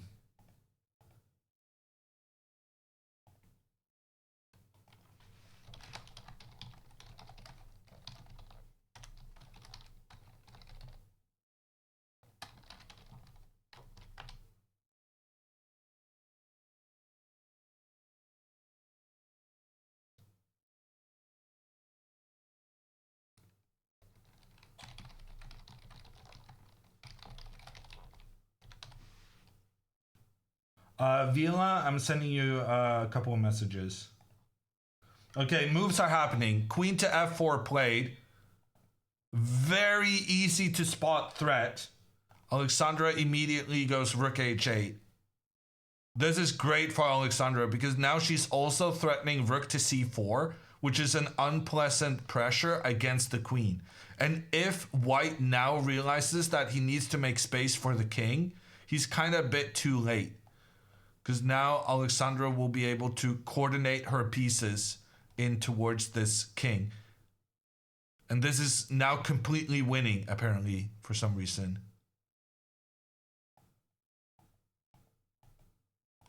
Yeah, apparently this is just winning. I don't fully understand why, but good news. Question mark. He got a question mark for that one. Evalbar says Alexandra is winning now. Imagine Alexandra goes from completely destroying him in the opening, then getting under massive pressure, getting a losing position, and then coming back to win the end game. What a roller coaster.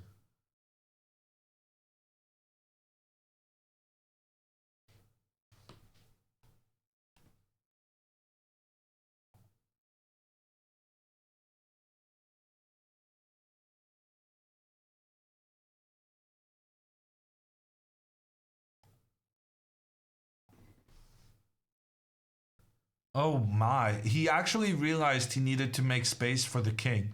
This is a big moment for Alexandra. Taking en passant is a mistake here. Taking en passant is a big mistake here. For some reason. I don't really understand why. I guess it has to do with the ability white has to play f3 and stop the bishop from pointing down here.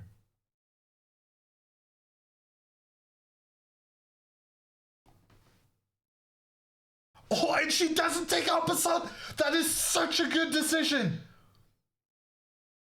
That is such a good decision.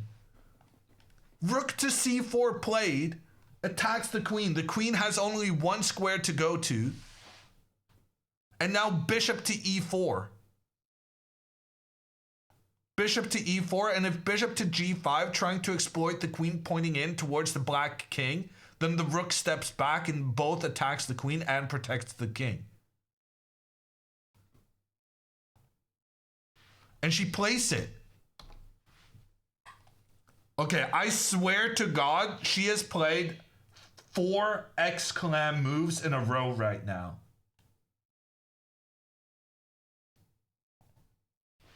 This position is extremely difficult to understand. But she's handling it perfectly. Oh, actually, maybe it's not so complicated. Oh, maybe she's just planning to go rook c1 and go for this checkmate. Oh, damn it, that doesn't work. Apparently this is a draw. Oh, apparently this is a loss. Okay, but I think this is her plan. I think she's planning to double the rooks. He moves the king closer to the danger zone.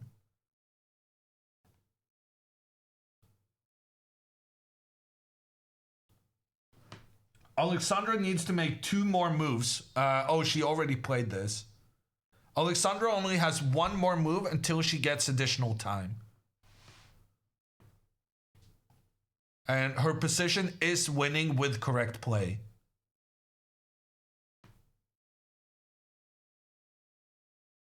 What did he do? The king moves closer. Okay. Bishop f3, good move. Rook takes pawn, good move. What about pawn up? Pawn up, bad move, bad move. Don't make committal moves. Bishop f3 played. Good move. She got the extra 30 minutes.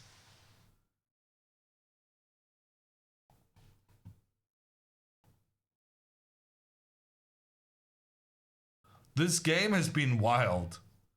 First, she played perfectly the first 20 moves. Then she made like 7 mistakes in a row. And then somehow he misplayed, made some mistakes. And now she's playing like 7 perfect moves in a row again.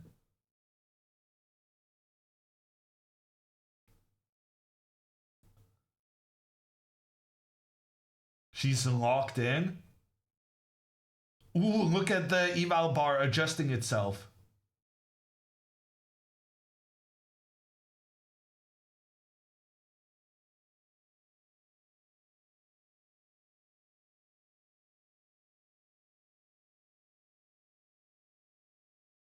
Computer is saying she's completely winning now.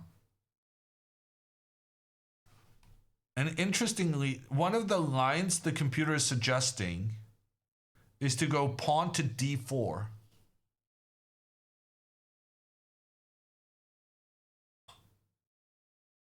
Because then if bishop takes, well then obviously you don't have control of this square, and so that's useful. But if queen takes, then you still sacrifice your rook, because after your rook gets captured, you recapture, king goes up, and you get this attack both against the king and the queen. That's very sneaky. That's very nice.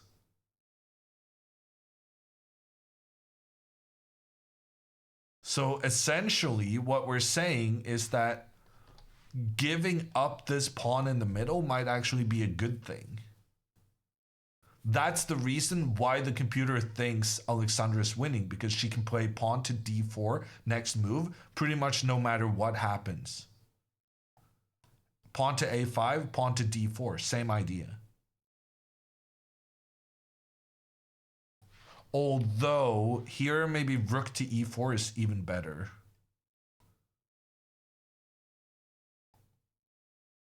No. No, the computer says you have to go back here and then you go d4. So essentially pawn to d4. This pawn cannot be captured, and when the bishop retreats, we need to go rook here so that the rook can attack.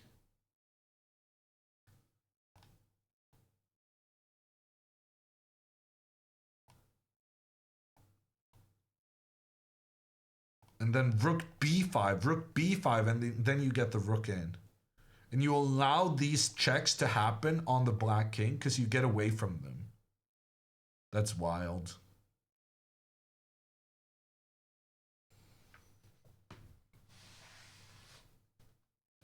Do you still need to write down the moves even when you're low on time? Yes.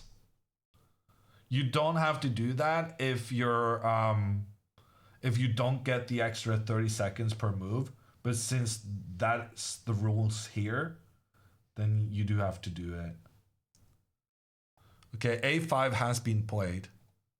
Now the big moment. Pawn to D4 is the winning idea.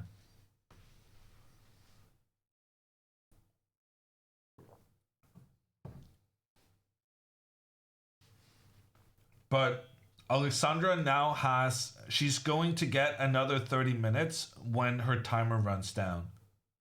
It doesn't happen automatically, but you do get the extra time after 40 moves has passed. So the clock will correct itself once you go under. Oh, it has already in the video? Yeah. We made time control, and now she can utilize that extra time she got to play the key move to win the game. Pawn to D4. Other moves also win, but just this general idea of pushing the pawn forward and the pawn not being, you cannot capture the pawn. That's the end of it. What about Rook C2? Rook C2 is the computer's third choice, but notice how after Queen F4, the computer's next move is pawn to D4.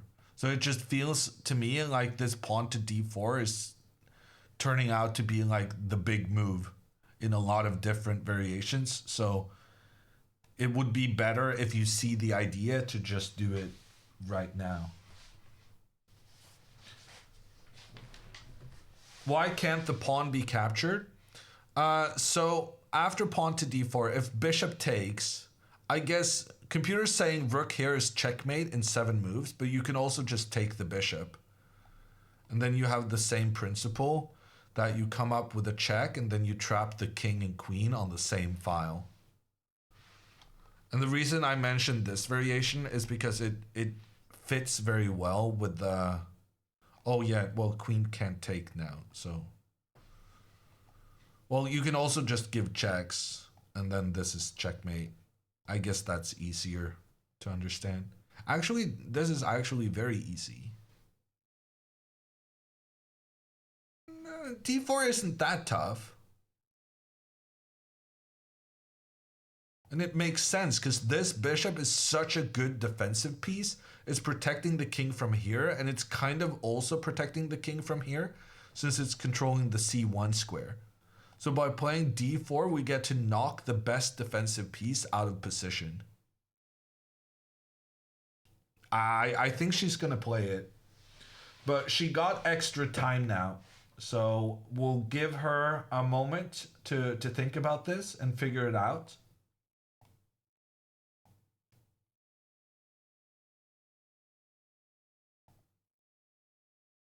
And then I'm going to take a quick break.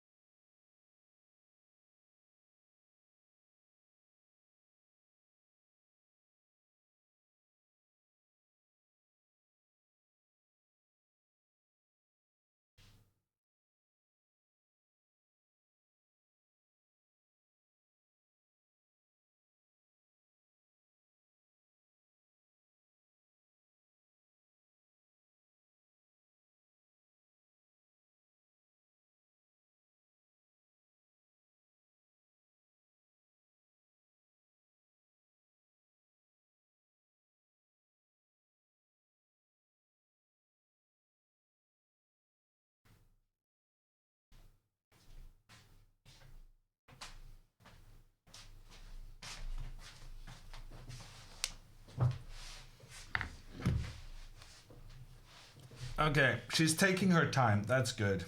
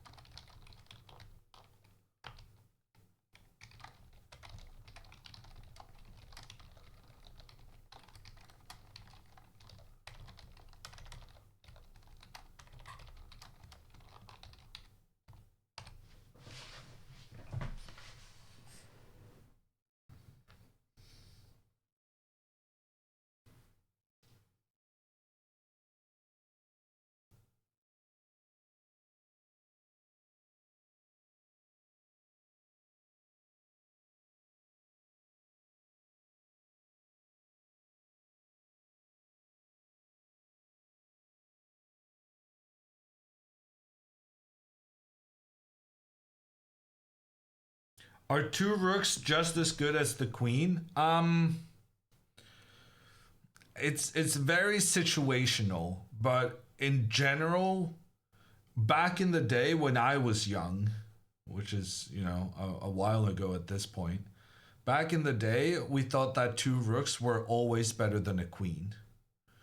And now that thinking has changed a little bit. We have a bit more appreciation of the queen's powers and ability to attack an opposing king. But when you manage to have your rooks working together, like Alexandra has done here, while also keeping your king safe, like Alexandra has done here, then the 2 rooks are often better, simply because 2 is better than 1. She played it? Nice.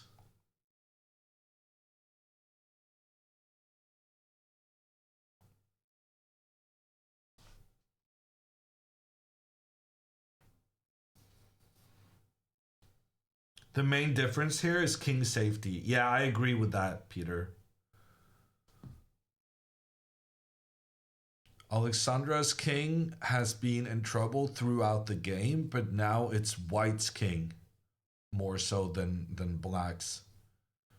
That feels uncomfortable.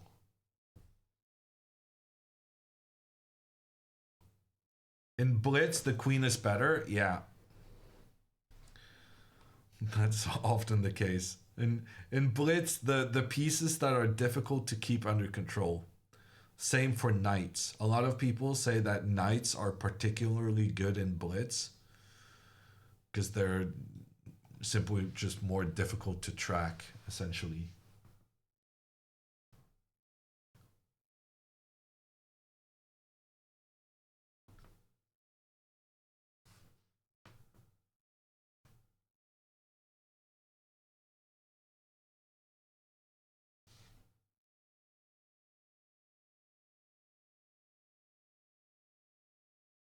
Why did White's king move out? Well, essentially the king moved out because it felt like it was going to get trapped in the corner. So if the king had stayed here, he was scared that the rook would just come in working together with the bishop to give a checkmate.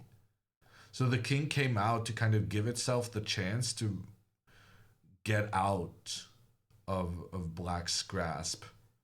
But right now, it's what we're hoping is going to happen is that it turns out that the king just wasn't able to find safety in the middle either due to the black rooks coming into an attacking position.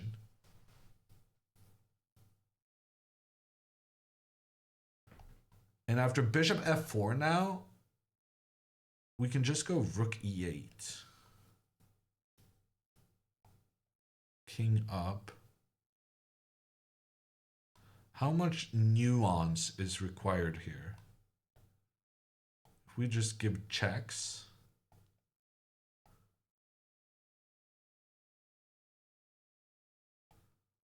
Yeah, apparently some nuance is required.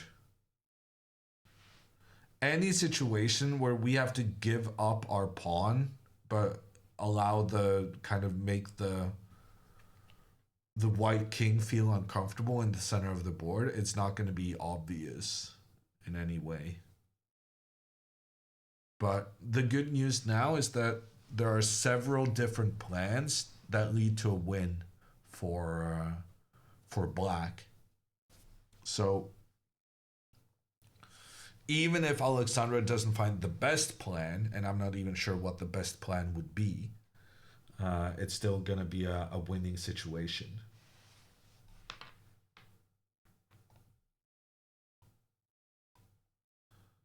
Okay, he plays bishop to f4.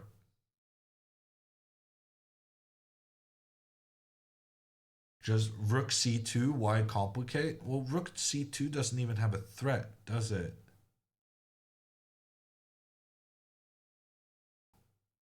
Are we threatening something here?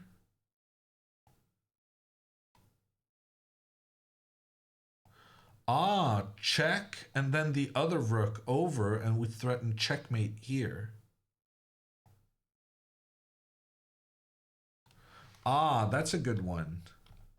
So the advantage of rook to c2 is that we prevent the white king from stepping out. And basically, speaking of the question we just had earlier, why did the king move out? Well, the king is trying to escape, right? And now our best move might be to just prevent the king from getting out and have the king stuck in this kind of corner area.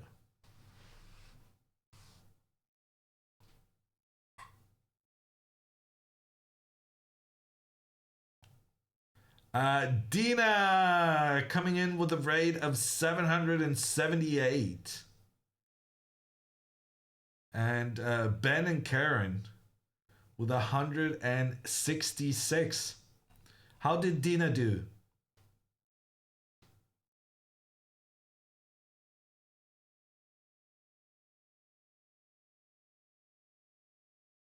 Dina won. It could be a good day for the girls. Alexandra has a winning position against an international master. She just needs to put the finishing touches to complete her masterpiece. And by masterpiece, I mean roller coaster ride. Alexandra had a winning position after just 10 moves. After 30 moves, Alexandra had a rook for a knight. And she even got 2 pawns.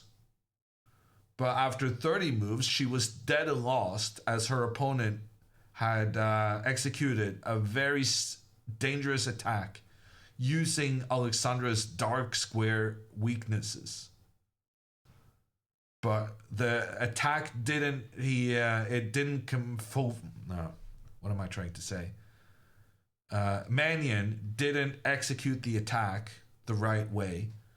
Alexandra managed to survive, and since then, we went into an endgame the computers thought were about equal, and she played like 7 perfect moves in a row, and now she's in a winning position, using her 2 rooks against the white queen. And Alexandra also said no to a free pawn, avoided an en passant. She's made some really good decisions in the last half hour.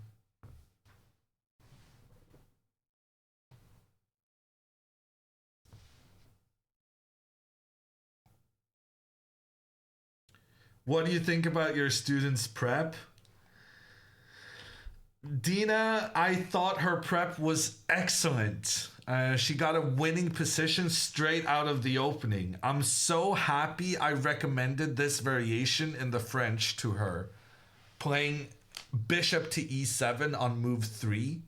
And I inspired her to push her g-pawn up into the game early on in the opening.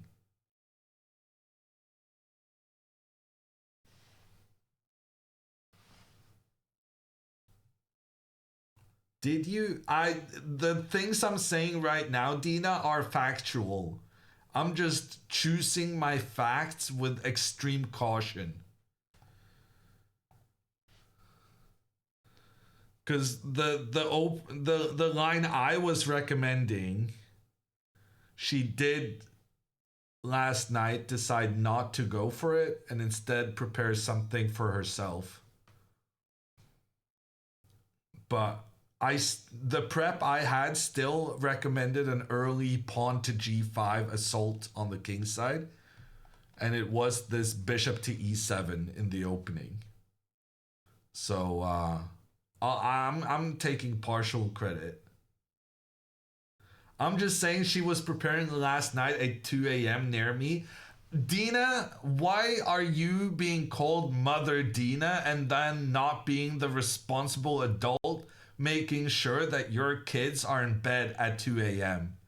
Are you encouraging them to be preparing in the middle of the night instead of getting their beauty sleep? What is your role in all of this?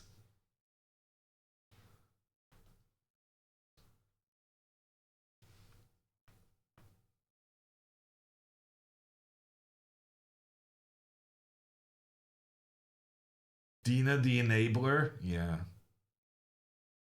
And it seems like she's kind of enjoying that Alexandra overrided.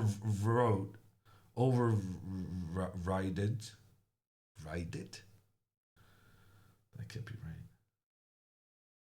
Then she came at 2:30 p.m. and said she had prepared a serious surprise. Did you see, Dina, that she was winning after 15 moves? Overruled? That's a better word. Thank you.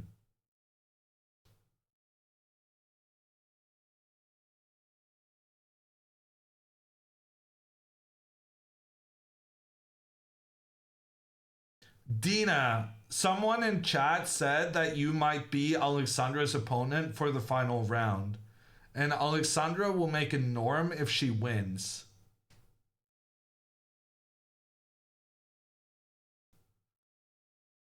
Is it fair to say that Andrea is going to take you out drinking tonight? And going to keep you away from bed? It's not match fixing if Andrea just parties with her, right?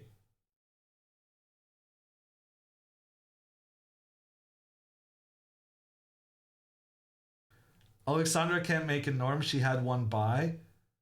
Is your caps lock broken, Dina? I had a guy in chat come in and say that you can still get a norm with a buy. He quoted the rules and the paragraph and everything. It seemed pretty legit.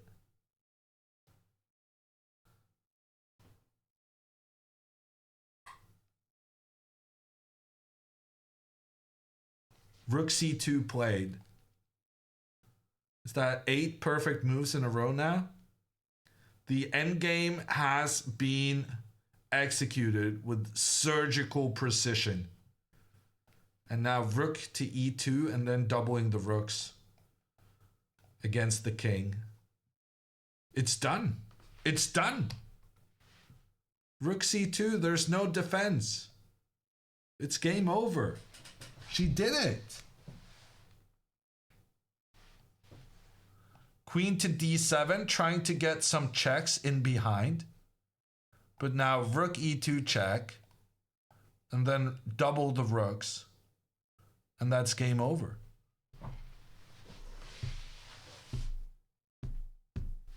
The bishop can still go back. And rook e4. And that's game over. Because if bishop here, rook here, and checkmate.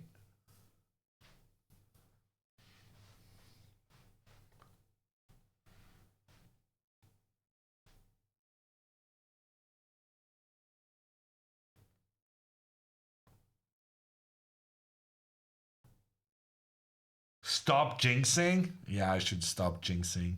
But it's looking so good. And she's playing such good moves.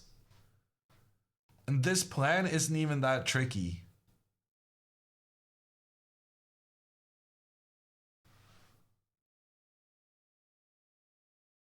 What's your rating? I'm 2,600. I know that when Dina comes in here and gives me a hard time, And when Alexandra says that she doesn't trust my preparation, it sounds like I'm not that good of a chess player, but I promise you, I'm very good. 2,600, Grandmaster of Chess.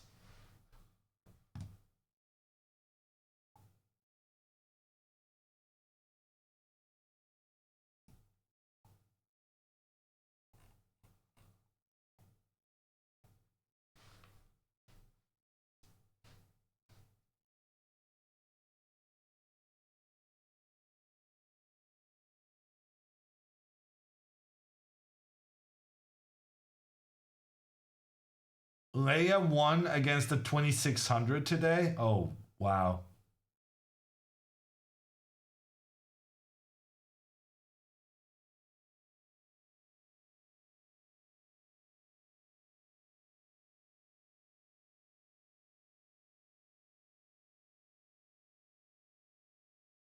Has commentating made you want to play a tournament again? I have some... Yeah, I've been tingling in my... Oh, what about Bishop E3? Oh, that... I was like, Bishop E3, I can just capture it, but my rook is under attack. Yeah, but Bishop E3 also rook up. And we capture the bishop next move.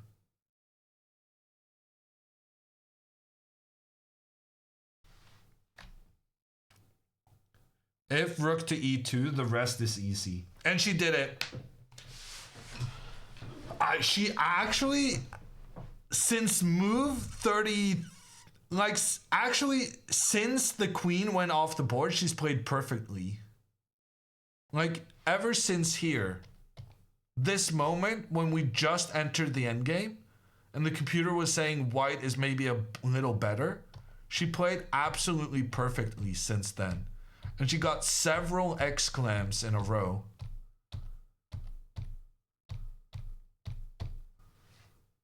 And now for the finishing touches. The other rook in and everyone up into the attack. Rook here, is that losing? Okay, so rook here makes a lot of sense, but it's not super good.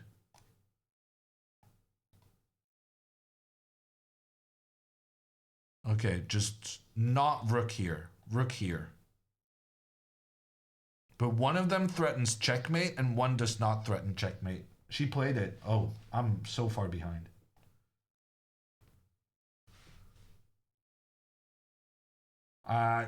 My problem is that when I'm analyzing at the board, I'm not watching chat and I'm not watching the video. And sometimes when I watch the video, I'm watching the Twitch screen instead of the actual live feed that I'm getting and you're not getting before, you know, the Twitch 3-second delay. I'll stay on the live feed now because surely she's got this in the bag. He played Bishop D2 like I said. And now Rook to E4 is the winning move. He's trying to play very quickly to make her low on time and make her nervous.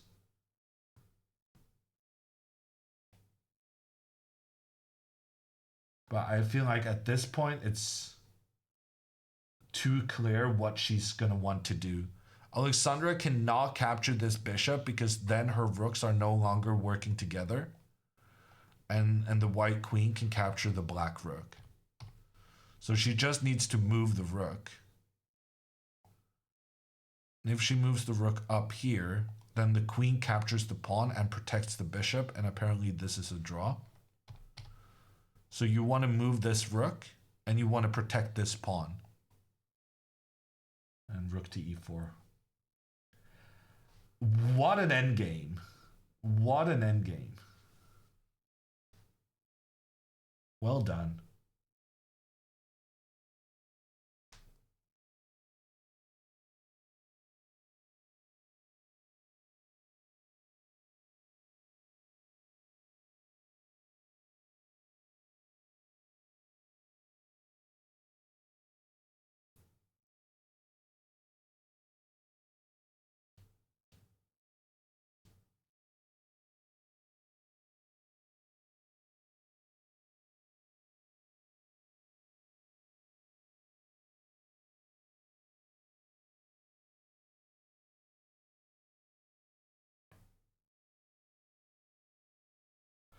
Can you show us where the mate in 17 is? Well, essentially, there's no way for white to keep the bishop protected.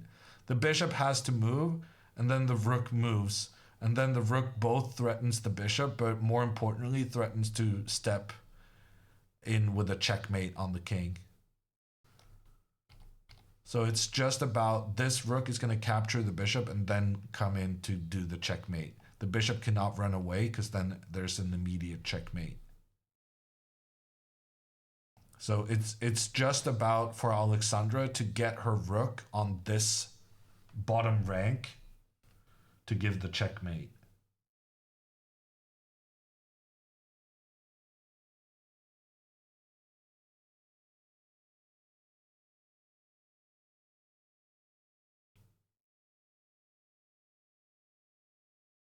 What about a move like Queen D5 to find a perpetual? Queen D5 is an interesting idea to try and give checks. But here Alexandra has a cool trick. Well, number one, apparently the perpetuals don't work. You can just take the bishop. But also, since you put your queen on the same diagonal as the black bishop, you can also do this little trick. Sacrifice both your rooks, but you give checks against the king and you open up to take the queen afterwards. But yeah, the same principle you can do after queen d8, right? After queen d8, the only winning move is to take the bishop and allow the checks to happen, but you get out of the checks eventually. Okay.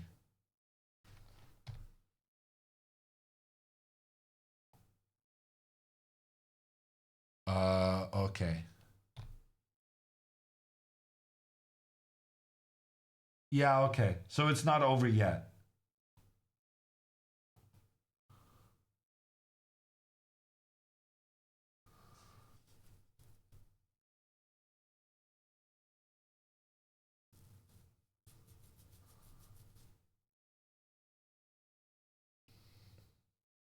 So he's going to try to give some checks, and then Alexandra needs to find the right squares for her king to get away.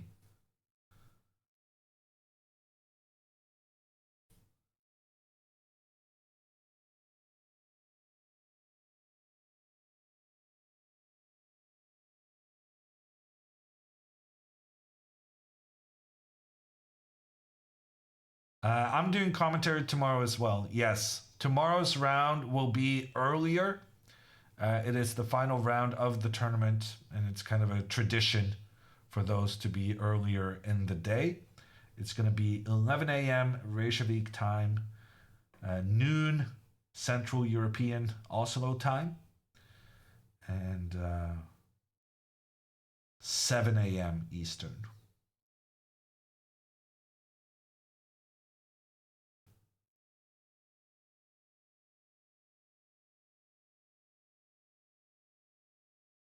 I'm saying it in Norwegian, Dina, because I'm assuming the Norwegian and the Icelandic way is similar. I don't think that's like a super unlikely thing.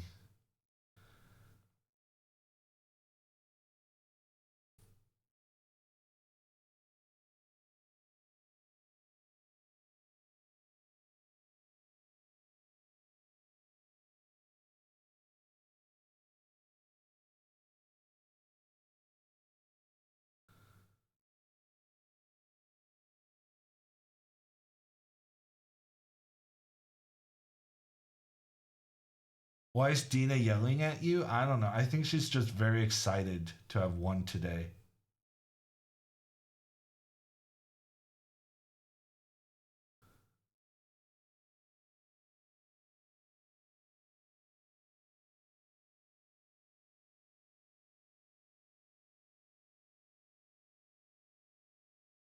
I'm excited for my sister crushing an I am. Well, we'll see. Don't go jinxing this, Dina. We don't like jinxers in our chat.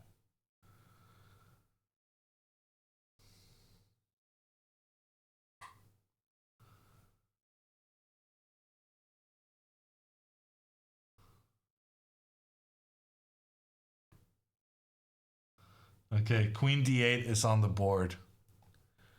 We're gonna see a lot of checks.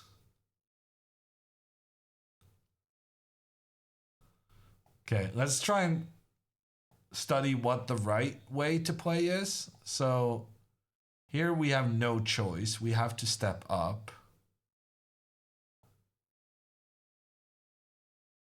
Here we do have a choice.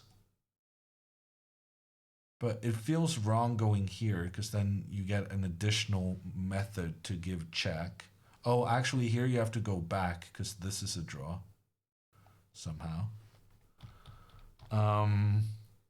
So we have to go here. And then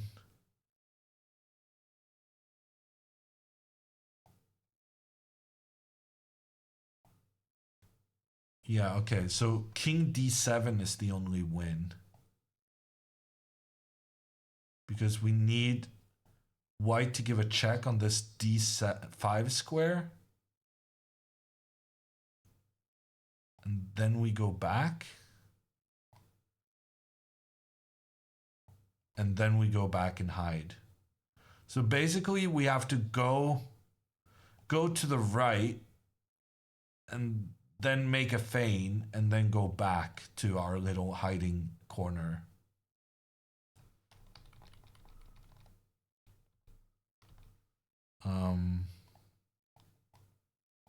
And if queen here, well then we can just block with the rook.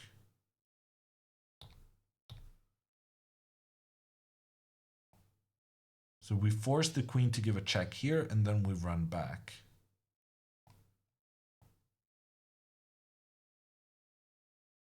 That makes perfect sense, honestly.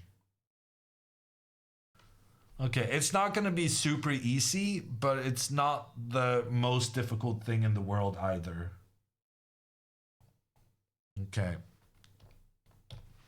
So it's happening. Bishop has been captured. Queen comes in, check on the king. King moves up. Queen gives another check on the king. And now we need to go king e6. But king e6 makes perfect sense because if we go king e5, there's check here, and check here. So in terms of limiting the amount of checks our opponent has, king e6 makes perfect sense.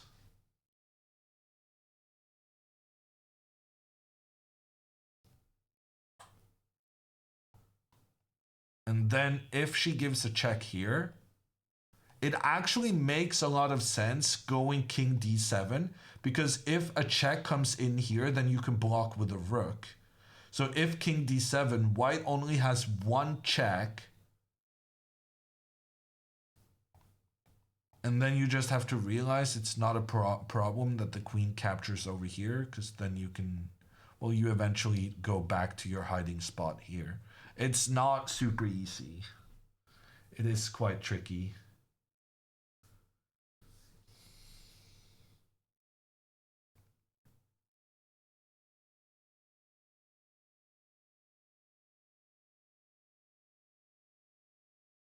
Okay, first step on the way is right. Good first step. Would you find this? I hope so. I would think so. But it's always very nerve-wracking when the opponent's queen. Oh, don't rush this move! Alexandra, don't rush!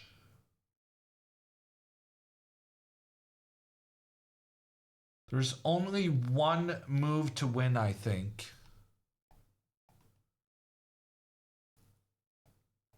If you go here,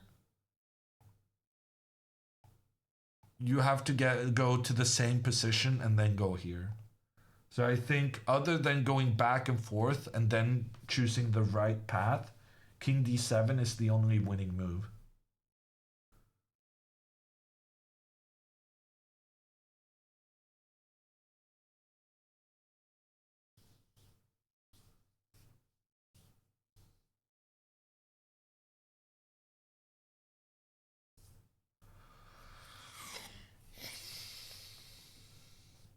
This is the big moment. If she gets this one right, it doesn't matter how little time she has, she's gonna figure it out. If king to d7, that's the game. I've said that before, I suspect, but this time it's very real. The white king is completely undefended. There's tons of black pieces around the white king. If Alexandra can just get away from the queen's checks, she's gonna win this game. And king to d7 is the only way to do it.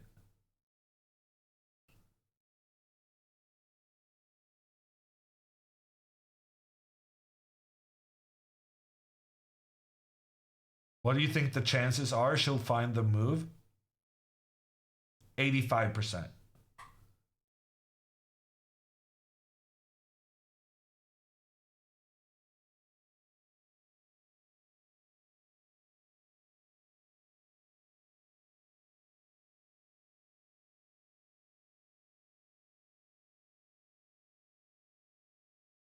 What happens if she doesn't?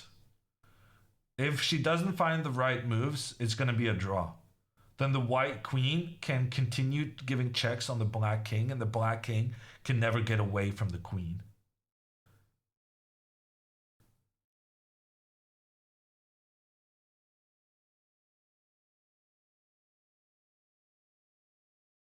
A draw is still fine though. It's really not. When you've had a winning position and when you're one step away from your opponent basically just resigning, a draw would be a massive disappointment.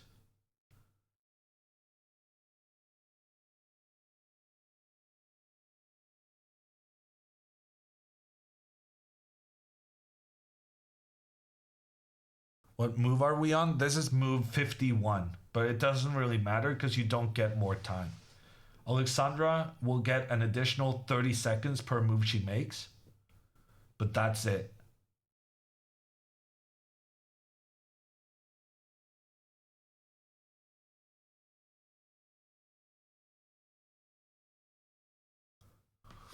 I like that she's taking her time, says Lasagna. Yeah, I agree. This is the big moment. Using this move to think, that is definitely the right decision making. And then it becomes a skill question of whether she finds the right move. But spending time here is a good time investment. Lasagna question mark. I'm not at fault for you guys' silly Twitch usernames.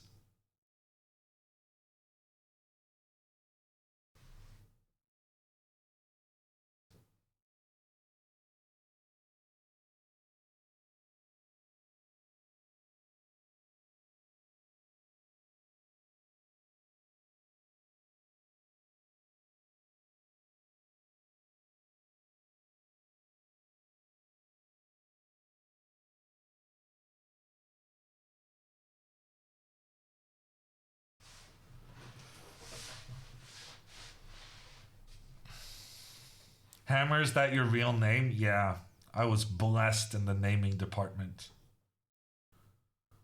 And then even with such a good real name, I managed to mess up my Twitch name, making it unpronounceable. Oh, she's nervous. She's looking at the score sheet. She's looking at her clock. She might think that it's a draw no matter what.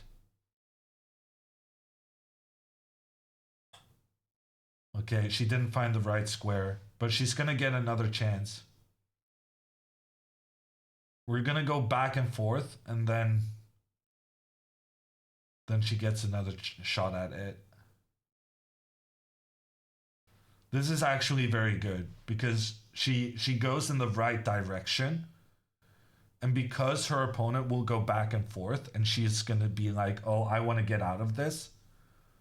And then she's going to manage to get out of it in a good way. Actually, maybe king e7 is very clever. Because after queen g7, maybe she can go king d6.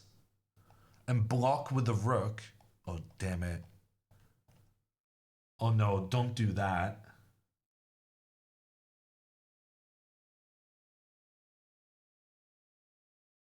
Oh no. Oh no. King d8. Now it's a draw.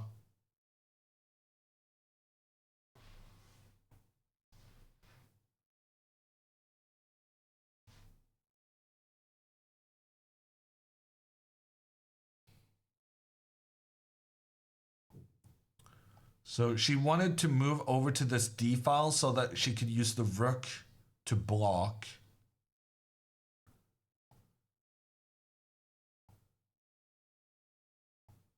Check, check. And the problem here is she cannot go up because then there's the double attack.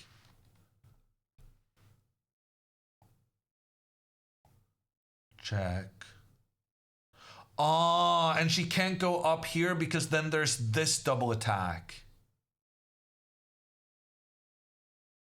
Oh, that's gonna be a problem.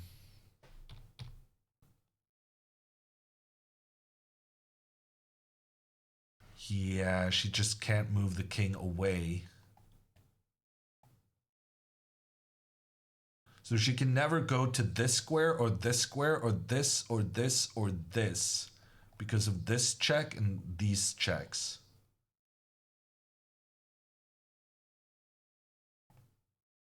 And so she wants to get to this square.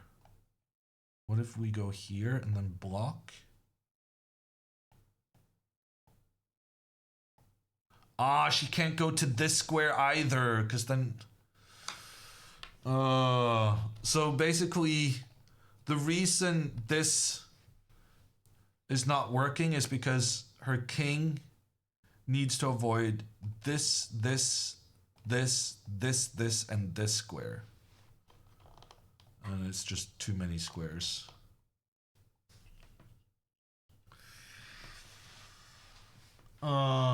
That's unfortunate.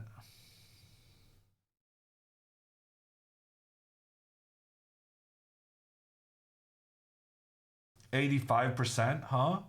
I mean, you guys were saying I'm crazy to say 85%. You guys wanted 100. My 85% was probably right. We can't know based on what happened in the one instance. My percentages were probably pretty accurate. He could still mess this up though. Queen takes pawn is the only drawing move. But it is taking a free pawn, so it doesn't feel like it's out of the realm of possibility.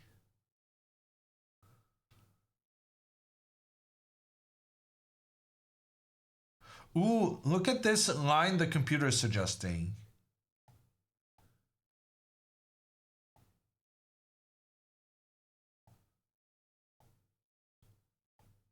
And then we get to this square, and then this square. And then we did move to one of the squares we couldn't do, but there's no double attack.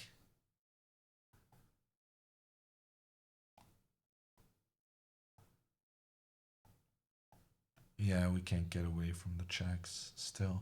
Like, even when we're down a rook, there are some chances for us to win because we're one move away from checkmate. But the queen is just able to give lots of checks.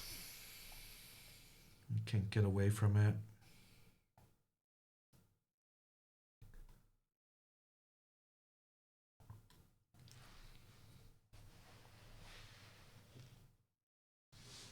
Jules in the background, checking out Alexandra's game.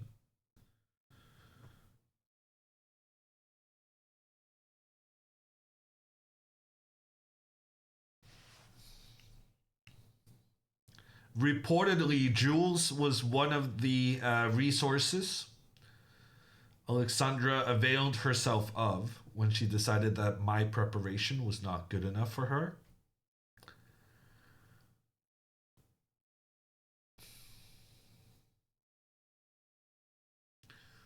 She found a better grandmaster to help her.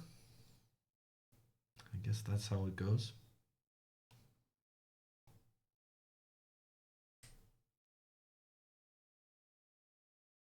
Truth hurts. It really does. And the timing of my teary eyes just worked perfectly.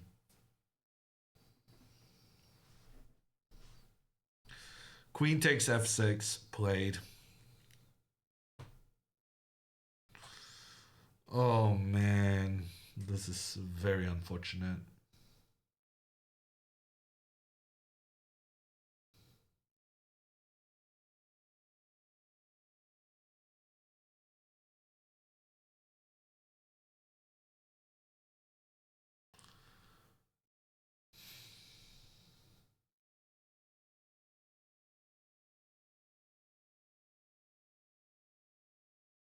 This game has been such a massive roller coaster. Right out of the opening, Alexandra was destroying the man. And then her king was in massive trouble, so even though she had a huge material advantage, she ended up in a losing position. So it went from winning to losing to equal endgame to her playing like 10 perfect moves in a row, winning endgame. Just needed to avoid the checks. Didn't manage to avoid the checks. And now it's looking like a draw. Is there a way to lose now? I mean, yeah, but I don't think that's gonna happen. Does white have any bad moves? Yeah, definitely. So like if Alexandra moves her rook back now to block, if the queen gives a check on d6, that's game over. But I don't know. It's the way it's over is by the king moving to c8, which is I think a bit too obvious. Yeah, this is too easy for him to fall into.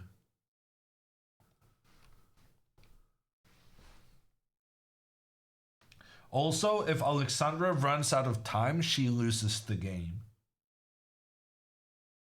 And she's down to less than 3 minutes now.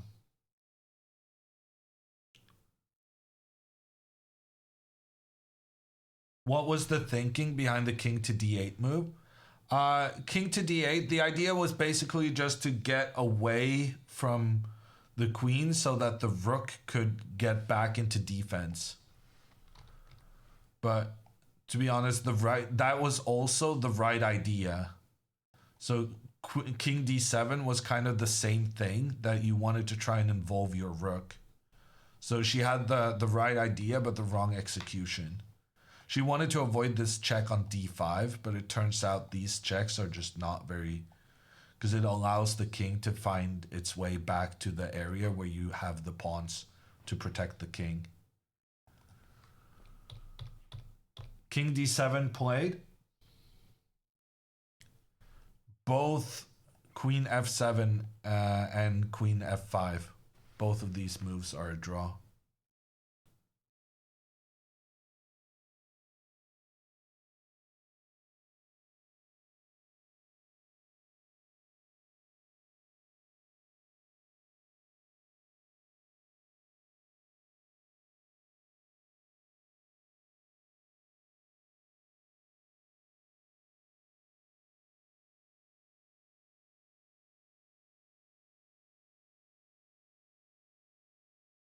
Do you have an eval bar in your head when you play over the board? No. Yeah, in over the board play, your head works a bit differently.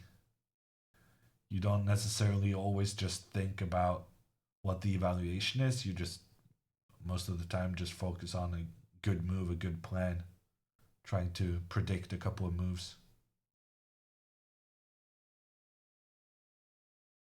Why doesn't my queen chase me like that? I'm sorry, dude.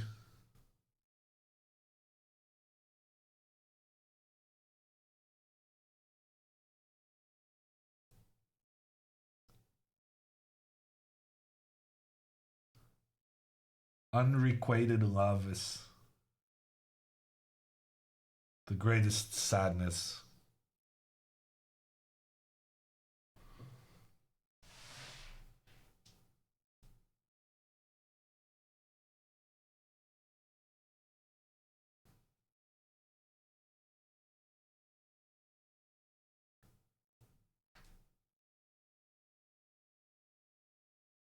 Can you try to unjinx her, please? This is definitely gonna be a draw now. There's no hope for Alexandra to manage to win this game. She allowed the queen to give checks while also capturing one of black's pawns. And that means we now have fewer pawns to protect the king. There's absolutely no way this could go wrong for Stephen Mannion.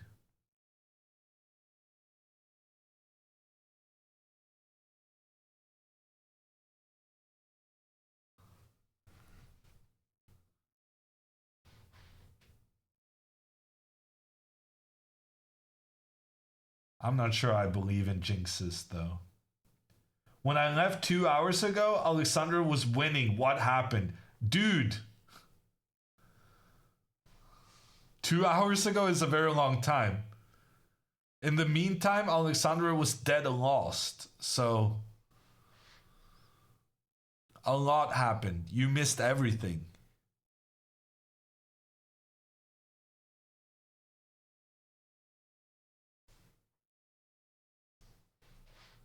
Alexandra was losing. She was in an equal endgame. She was winning. Now it's drawing. Stuff happened. Life happened.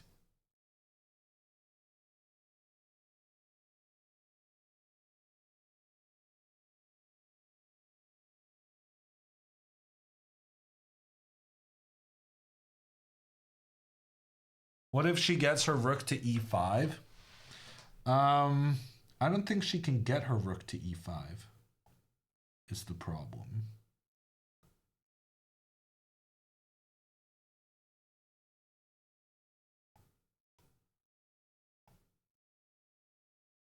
Yeah, no. If she gets her rook to e5, she wins. But the problem is she can't do it without the opponent making a mistake. Because the king cannot go up because of this double attack.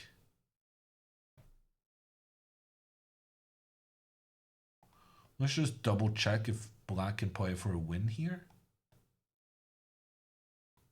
Probably that's a bit too much.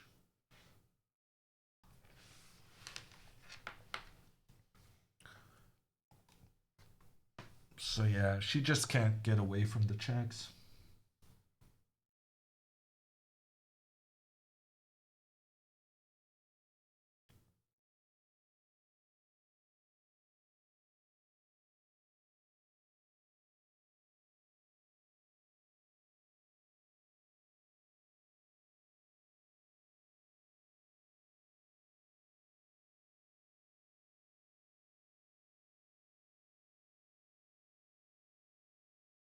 Andrea lost today, Woogie, unfortunately. Will this take a long time? I don't know. Like, Alexandra's opponent has been playing very quickly for quite some time now.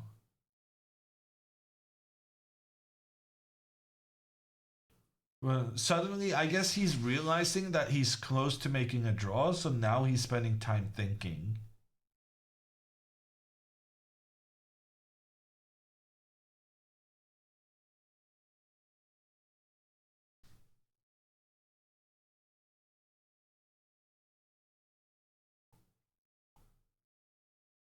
Did I jinx it?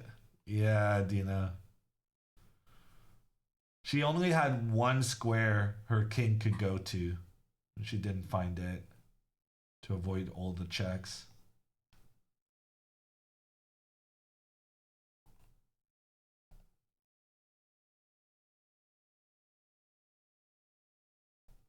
What's different between watching a game versus actually playing it? Pretty much everything. You're a lot more focused playing the game, but you also don't get instant feedback from the eval bar and the engine valuation and so on. It's very interesting. A lot of people who started playing chess the last couple of years, they only play on the line. So when they make it to a chess club for the first time, simply seeing the board in real life in 3D is a huge adjustment.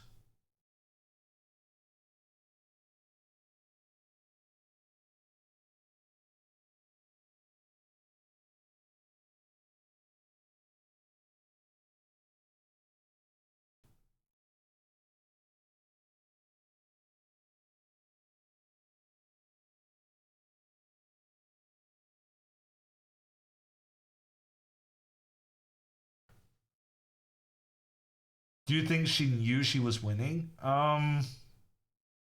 No, I don't think she was 100% sure. I feel like she did her best what she could. She saw that she needed to allow the checks because otherwise she would lose her pawn in the center.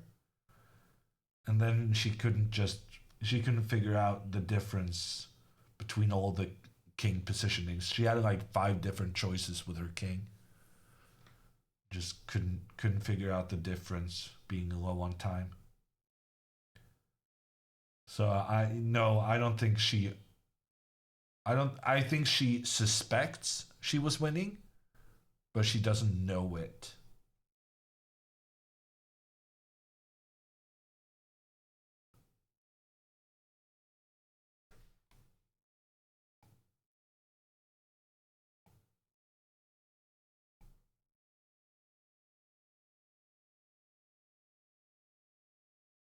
Can you play standing up in tournaments? I guess.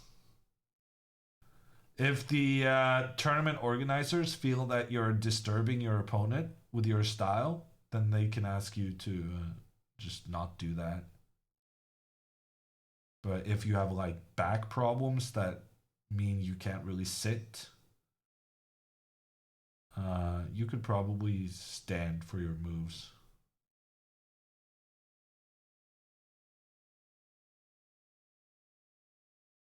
Can you talk with your opponent? No. You're not supposed to disturb anyone.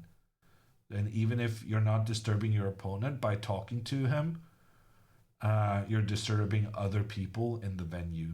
Right now, they're sitting in a room with 400 other people, and even though there's so many people, there's basically no sound because no one's talking, no one's whispering. Everyone's just focusing on their game and occasionally coughing.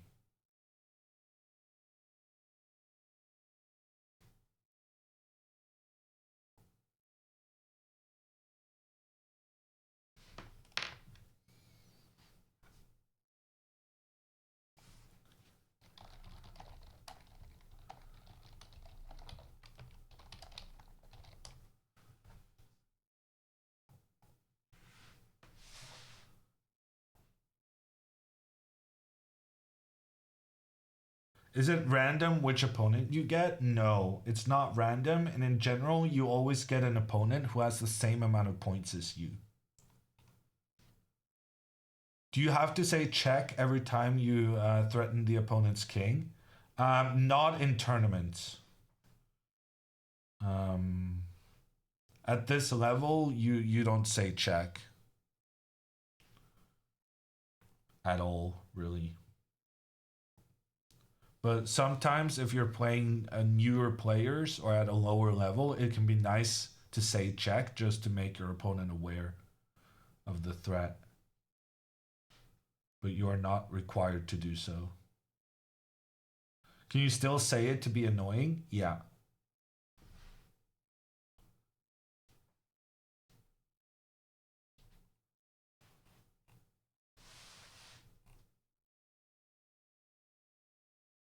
Okay. New check on the king. Alexandra presumably gonna block with her rook.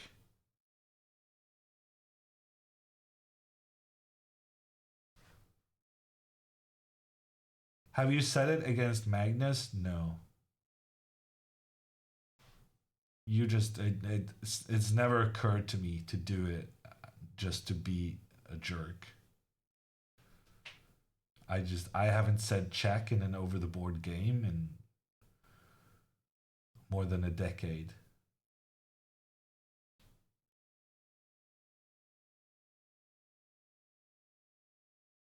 Can you offer a draw after every move? No. That would count as being disturbing to your opponent. And then you would be punished for that.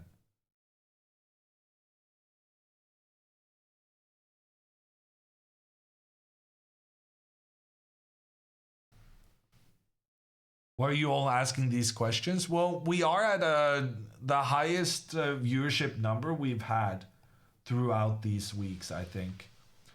So it makes sense that there's more people here watching who's not regular chess tournament viewers. And so I think it makes a lot of sense to both that there are more questions about some of the more basic things, but also when you ask your questions, you deserve an answer.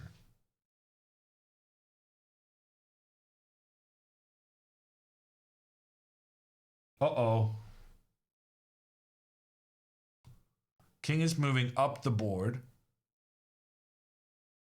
Yeah, and here the problem is that after this check, we cannot go further up because of the double attacks. But now we're approaching the situation where Alexandra, by moving her king further up, could end up giving away her rook. Okay. King here, or rook here. 3 moves that lose the rook. Okay, she goes back. He goes back. Now she moves the rook in between. Only drawing move, queen f5. But queen f5 is also the only available check, so that's kind of obvious.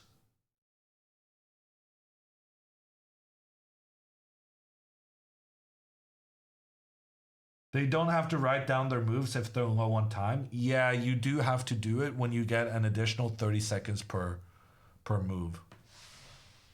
So if they did not get any additional time, then you don't have to write down your moves when you're lower than 5 minutes.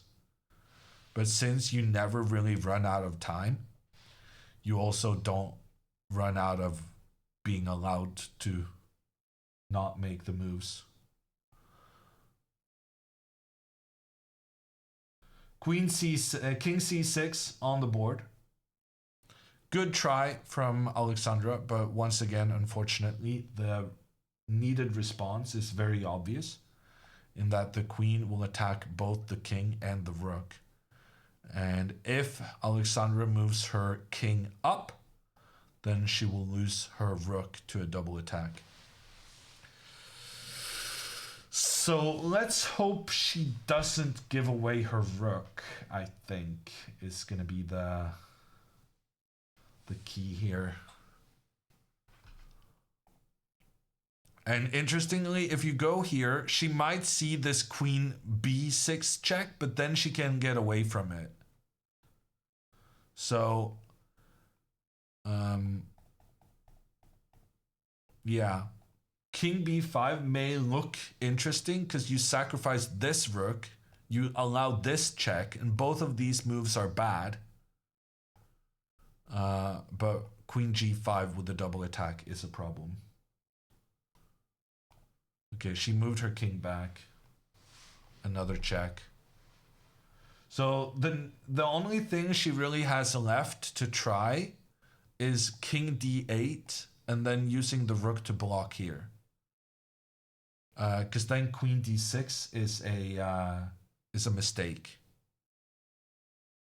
So this is what she's doing now. She's going with the king to d8. And now she's going to try blocking with the rook.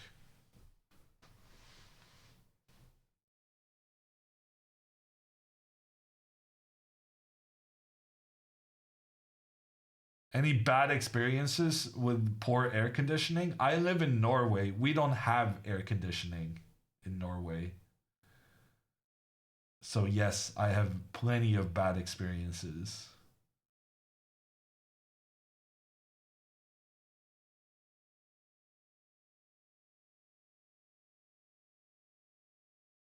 Air comes preconditioned. Yeah, outside, not inside. It's only been the last couple of summers that we've made the realization that Norway in summer, it's getting kind of hot. And it was never hot before. And so we never saw the need to install air conditioning.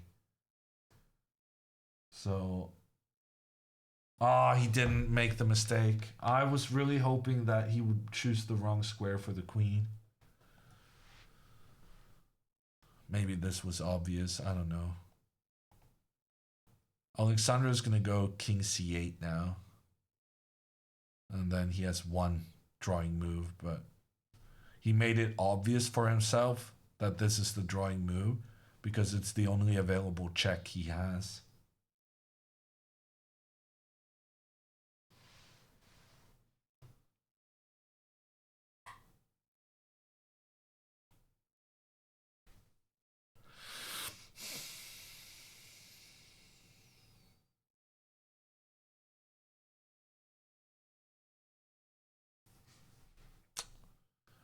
And now if Alexandra tries to hide her king in the corner, then the double attack on the king and on the rook. Oh, this is interesting. If the king hides in the corner, queen takes rook, and then rook to c8. This could be a bit dangerous for white. Because we go d3, this pawn cannot be captured due to checkmate. So the queen has to go into the attack, and then the rook comes up to support the pawn's further advance. And then here, there are no clear checks in on the king. And apparently the way to make a draw is... you have to go here. Okay, and then this is a draw. Obviously, Alexandra is not going to do that. Because it would be unnecessarily risky. But... oh yeah, she already didn't do that. Where did she go? King here. King up.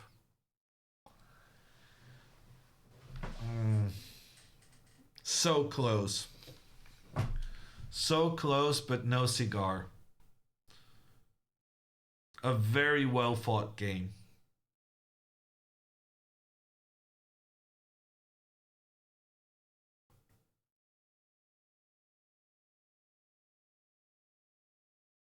Is that a Marcus chair? This is actually a Swedish chair, but it's the one good thing Sweden has made.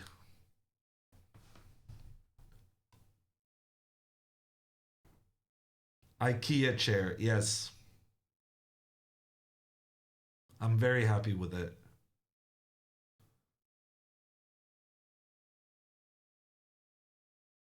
But it has some kind of ridiculous 10-letter name. With lots of K's and J's and A's with the thingies on top.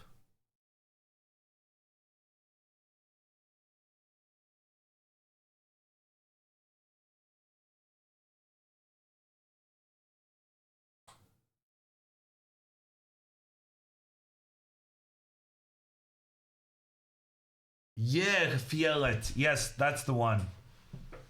Well done. No way we have people in chat who can identify chair brands. What a superpower.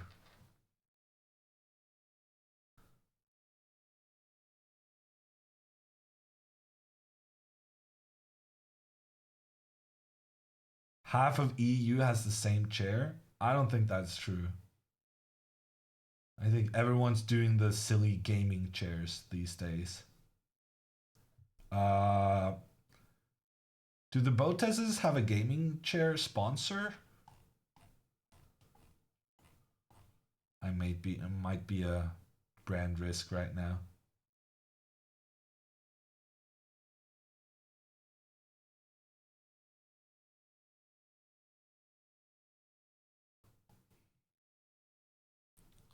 But this IKEA one is doing a great job. I think it looks better than the gaming chairs.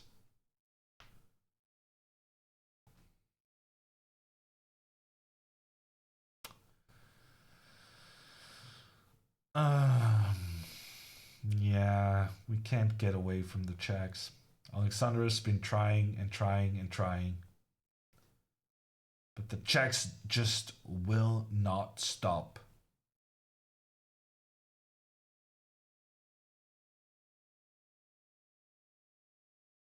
Oh my god, she blundered the rook.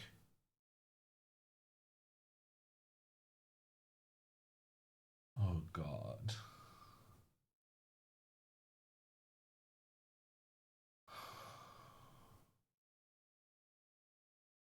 Still a draw?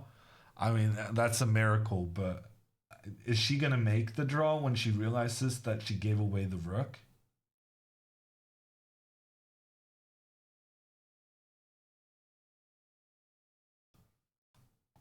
Queen f4 now wins the rook for white.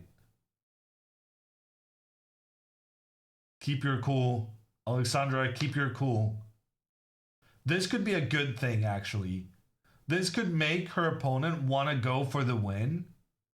And then it's not entirely clear that his position is good enough to go for the win, even though he got a free rook.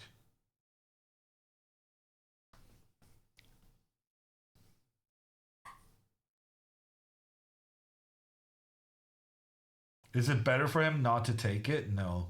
He should definitely take the rook. Gives him good chances of winning.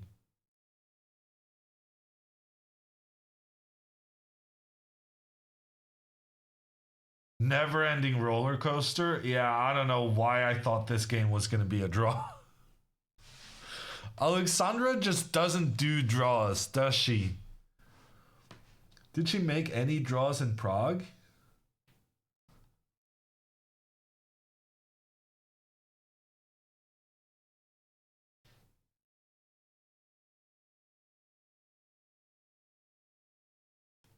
Okay, he goes for the rook.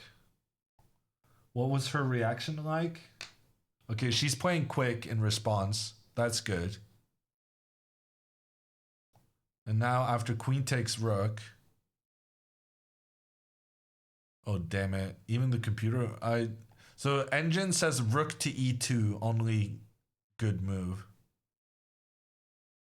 She's probably going to go bishop to e2, maybe? Bishop to e2 also a draw, says computer. I mean, this is actually... unironically, this is her best chance of winning. Because now getting a free rook, her opponent realizing that she very obviously blundered, he's going to go hard for a win now. And because Alexandra has this pawn that could become a new queen, she still has pretty good chances here. She has a rook and a bishop and a very dangerous pawn in return for the queen. And this white king is hard stuck.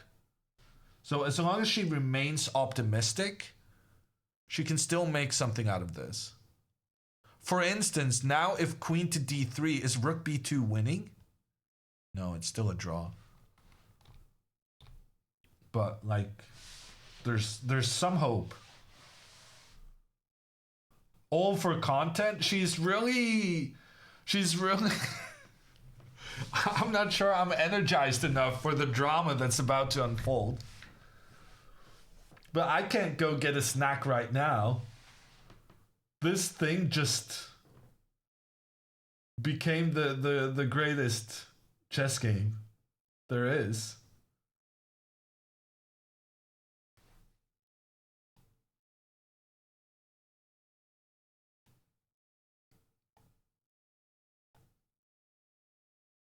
Okay, here is the arbiter, the referee, coming in with new notation forms for the players, because they are right now on move 65.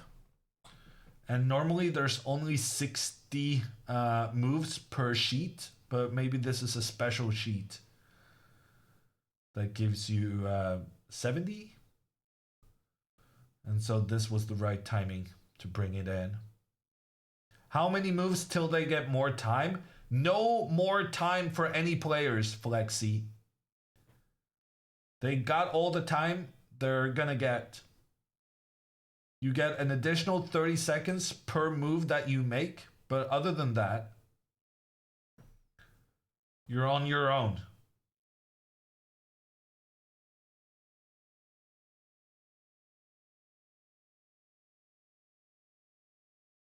Do we get a dinner break? I wish.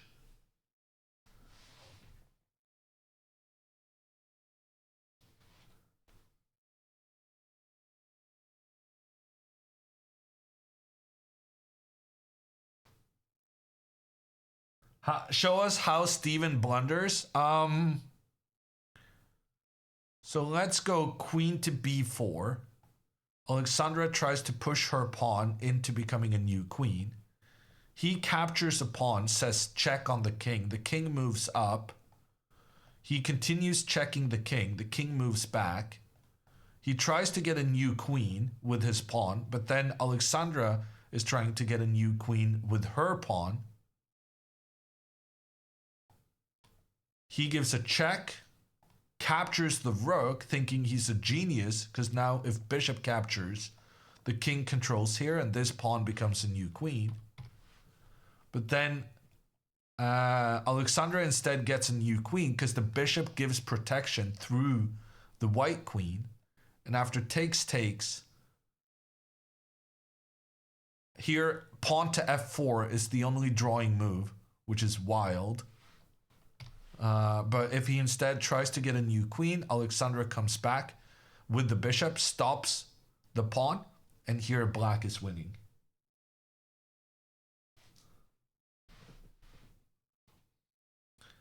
So this would be a way Alexandra could win the game. Copium? I mean, that's... I was asked to provide some copium, and I delivered.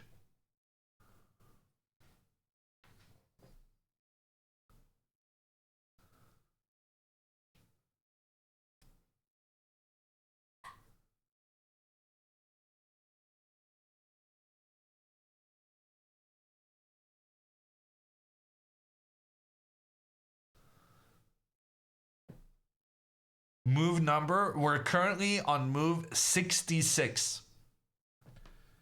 Let's see if this is going to be longer than Andrea's big draw against her much higher rated opponent the other day. I think that was like 82 moves.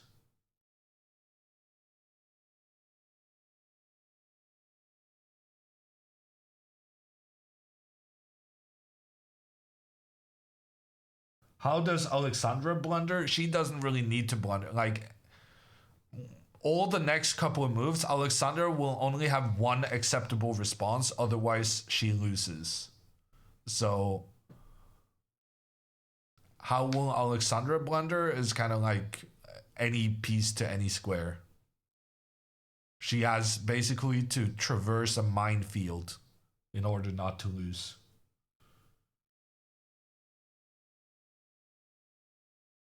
He moved. He did go queen b4. And now pawn to d3, only move. Any other move, and white wins.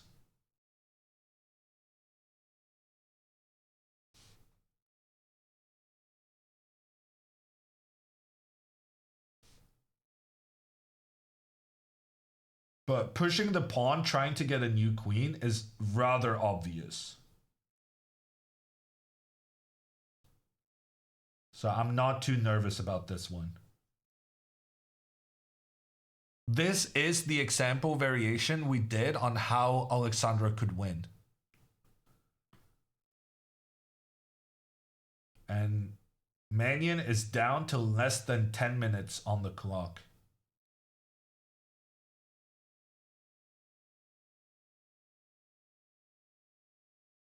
Ten seconds left. Alexandra, make a decision. No, no.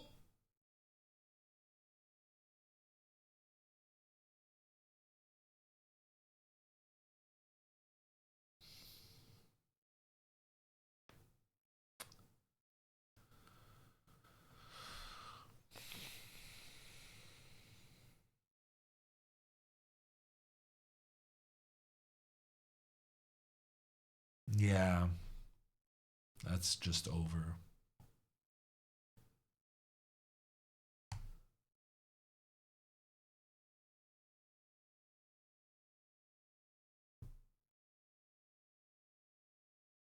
She needed to push the pawn to try and get a new queen as quickly as possible.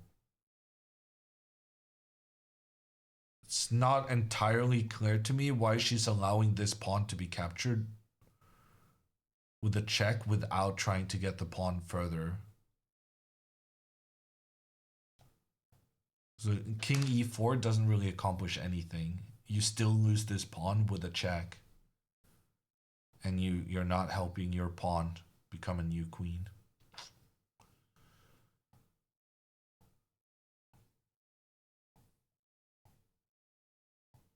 So I guess what she's trying to do is get her king down here so that the king can support a checkmate threat. But it just doesn't work.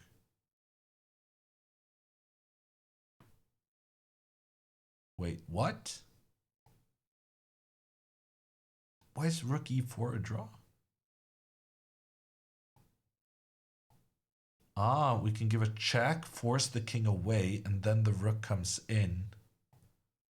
Okay, so the thing is, when you're in time trouble, you make these ridiculous mistakes and you can't explain it. And it makes no sense. So Alexandra, she has the right idea. She wants to get the rook down to give a check on the king. But instead of using the pawn as support to help the rook, she's using the king instead. And basically this king is going to try to help the rook give that checkmate. And there are, maybe I'm underestimating this,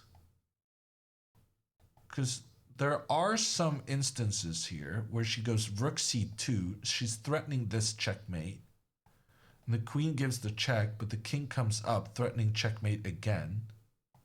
Ah, no, but you can give this check, and then pawn push. Then take this pawn. New queen? But that's a freebie.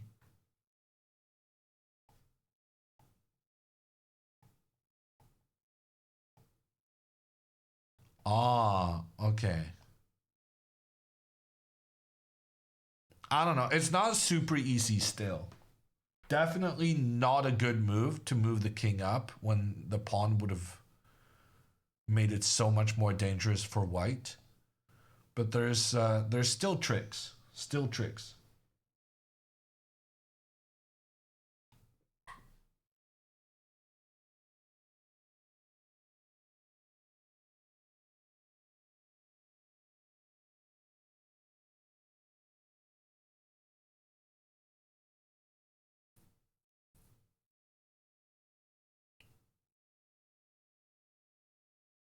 It would be easier for him to fall for one of the tricks if he was even lower on time.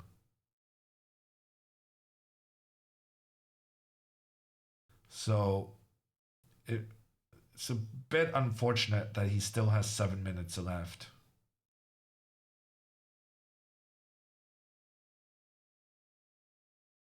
She should have just taken the draw. That's not Alexandra's style. She did the same thing during the Prague tournament.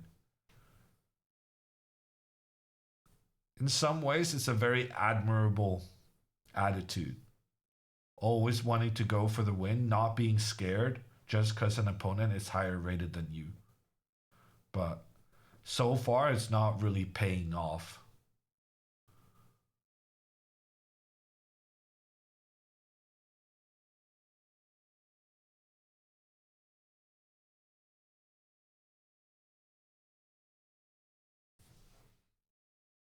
Okay, he gives another check. King moves up.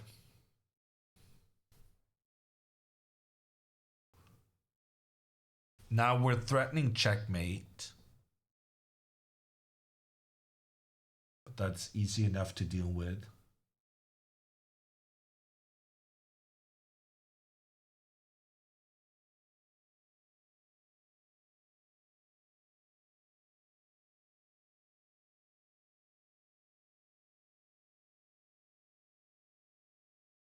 He goes for the perpetual. I think he wants to win now.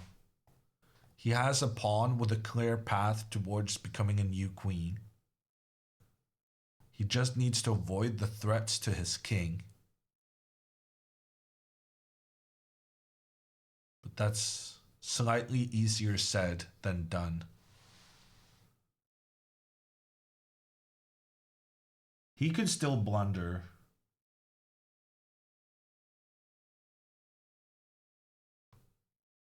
Can Alexandra offer a draw? Yeah, but it would be disrespectful offering a draw to a higher rated opponent when you're clearly struggling.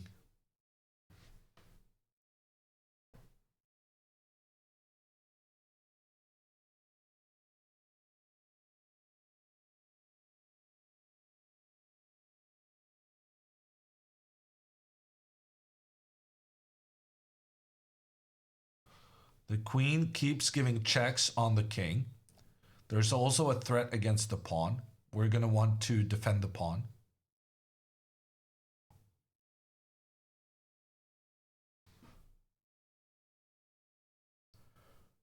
How is it actually winning for white? White needs to put himself in a position where he can just start pushing the pawn up without having threats against the queen or threats against the king. So what he did so far has been wrong. So one mistake he could make here is queen b1 check. The king moves up. You think you covered the checkmate. And then you go a6. Is this not a draw? Last time we went for this position, it was a draw. Now, apparently, it's winning. Oh, yeah, because the pawn just moves up, and then this doesn't really help. Okay, so he's going to go queen b1 check. Then Alexandra should go king c3 instead of king d2. Because then she can push the pawn, but it would have been easier if she just started out pushing the pawn in the first place. And here, queen to b3 is the only way to win, for some reason.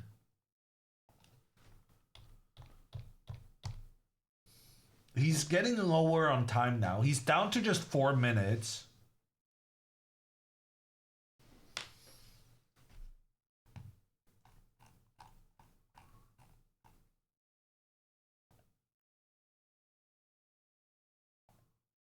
He's going back with the queen. He was here earlier, no?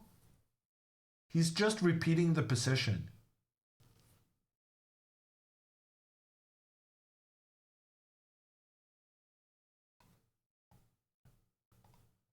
Okay, he's a bit nervy.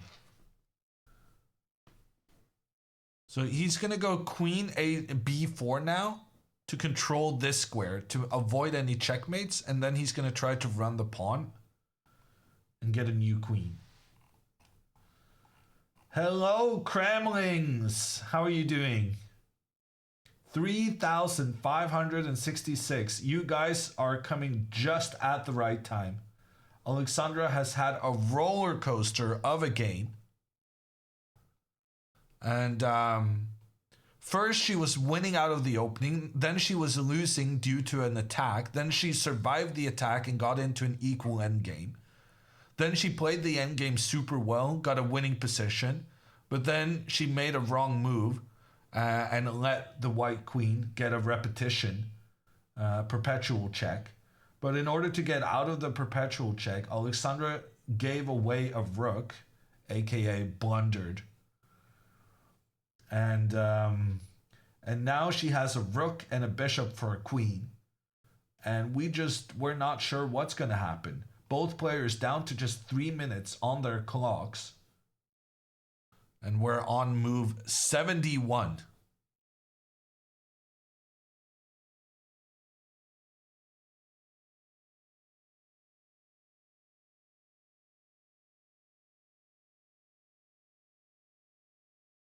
It's a blitz game now? Well, I mean, they get another 30 seconds per move. And already 30 seconds is like a sixth of the time you have for a blitz game. So it's more like a rapid game right now. But you live with the tension all the time. How many times has he gone back and forth now? 1, 2. Okay. And Alexandra goes back to d3. Oh, and they made a draw. Wow. Okay, thank you. That's good. A bit unexpected.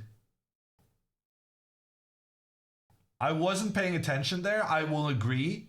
But to be fair, part of the reason why I was not paying attention is because white has like 4 winning moves.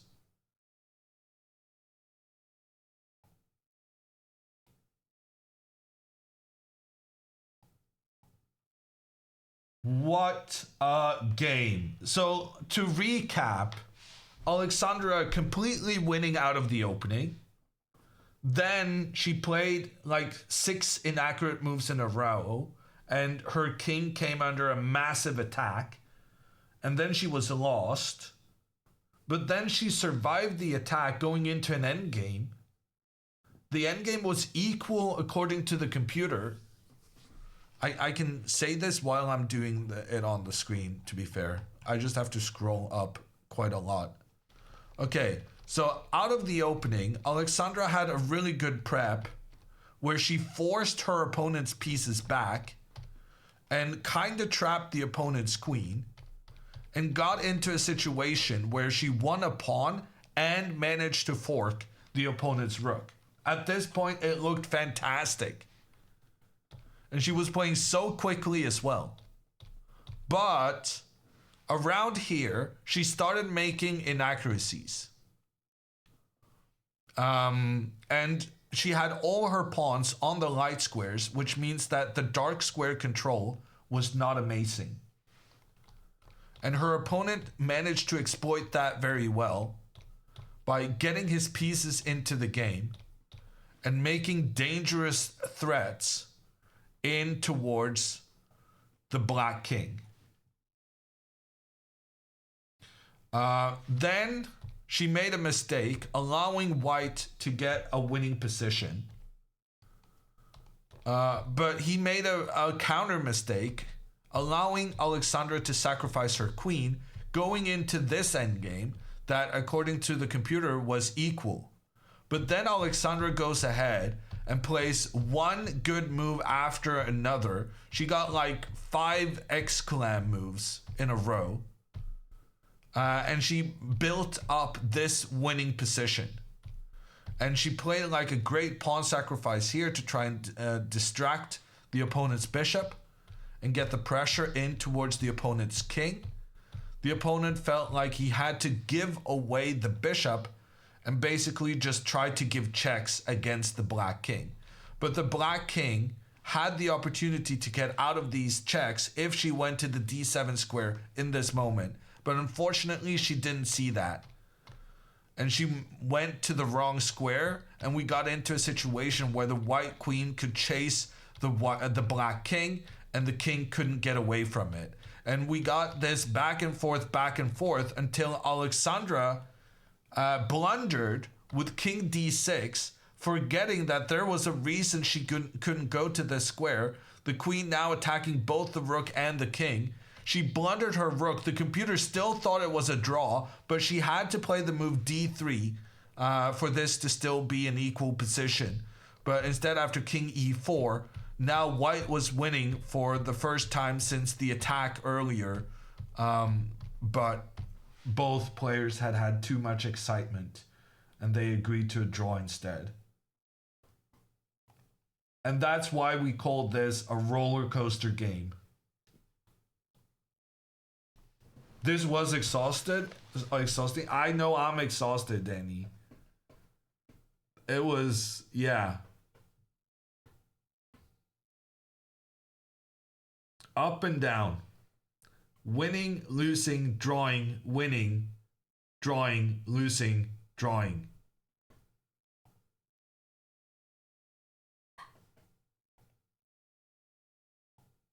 I'm afraid to check out the accuracy score of this game.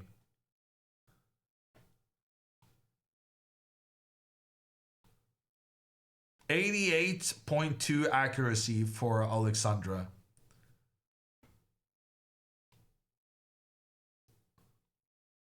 Not, it could have been worse.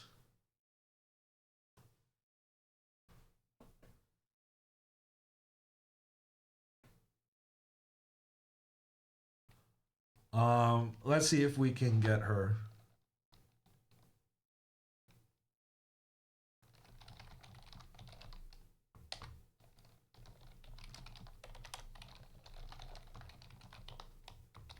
Her opponent 85.8. The checks at the end raised that accuracy? Yeah, probably.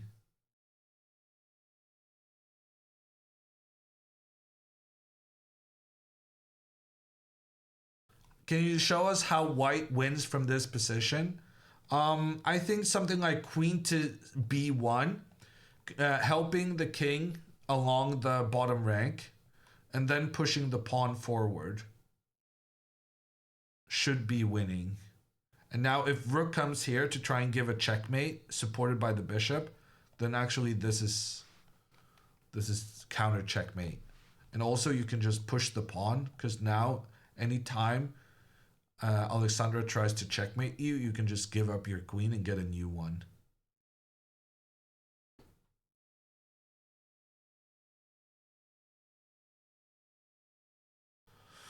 Whew, what a game. And if d3, I guess, oh yeah. So here queen b3 is the only winning move. Because if you allow the pawn to advance, then black is good.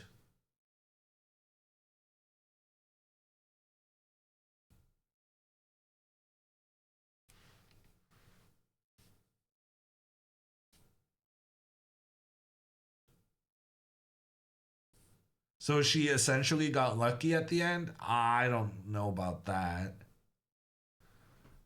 The game is a full story in itself, right?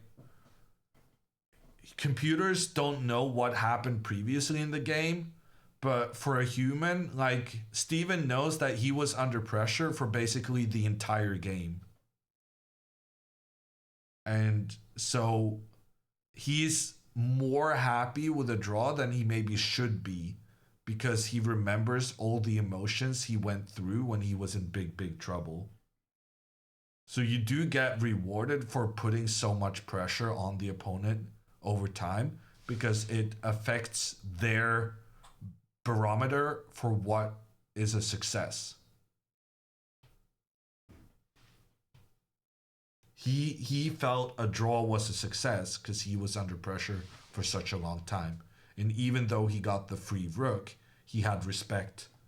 Proud of you. You know, do you want to come with me, let Alex work, or do you? I feel up to you. I mean, I want to go back and then join them at the bar. So Hi, Hammer. Hey, how are you feeling? Well, I absolutely cooked him in the opening. It was incredible. So that was sick. Shout out to Musard for the line, and then I blundered. Shout out to Alex for the blunder, and then I recovered. And then I know it's a draw, and in my head I get these intrusive thoughts. I knew I didn't have to give up my rook. He probably could have won. So now that I kind of suicided at the end and I drew, now I feel good about it. So if you hadn't blundered the rook, you would be unhappy, but since you gave away the rook... Oh, no, you didn't blunder the rook. You gave it away on purpose. Yes, I thought, I was like, oh, there's no way he could like win this. I get intrusive thoughts and I don't know why I do it, and I keep telling myself I'll stop doing it, but then I just can't help trying to win, which I know is a flaw. And like, I'm spending the 1 minute I have on the clock debating with like the dark voices in my head, and somehow they always win. But in the future, they won't win. You sure about that? I've been struggling with the voices. This was my TikTok. Andrea's playing TikToks. No. Oh, is that your? It was just a sad song. Oh, I think Andrea's is sad. We lost the camera. Sorry. Anyway, I think the prep was incredible. I can't believe I played Queen H7 instead of Queen G6, but even then he was putting a lot of pressure on me, and I was getting scared. So overall, you know what? We take these, right? Yeah. It was a good fight. Lots of a learning experience. Where's the pep talk? I wouldn't mind company for a little longer. if Dino wouldn't mind staying. Okay, Andrea, you go. You guys can go if you want. Stay. I'm happy to. Dina, Sorry, I'm trying to not be alone for dinner. Andrea, are you okay? I'm fine. I'm just gonna go to my room. I'll meet you guys later. Dina will stay. Sure? Yeah, I'm fine. Okay, sorry. Anyway, Hammer, so what do you think of the game? Good, bad? I'm wondering if I'm out of a job. I'm gonna be honest, like, I had to fix your prep here. And the only reason I even found the A4 line is because I ran into Jules and he saw me on my computer. He's like, "You're prepping?" I'm like, "Yes." And he's like, "Do you need help?" I was like, "Yes, I have a big problem here." And then he's like, "Easy, just play A5." And I was like, "Oh." And then I looked at the line and that was, I don't know, Hammer. It's I don't know what to say. Yeah. No, I mean, I can read between the lines. No, I'm not saying that. Just. No. Yeah. Andrea, you sure you don't want to stay with us all night? I'll meet you later. Okay. I don't want to stay. She's gonna be better. I'd rather just. This is Andrea. You want to hear what I was listening to? Or are you listening to? I'm gonna share the song with chat. This is the anthem for today. 1 second.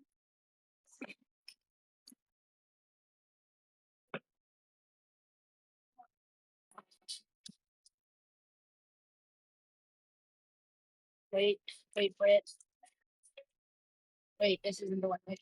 Hang on, this is the wrong song. Hang on, wrong song. Hang on. Wait for drama. Hang on. Oh, 1 second. All right. Oh, come back, please. Yep. Okay.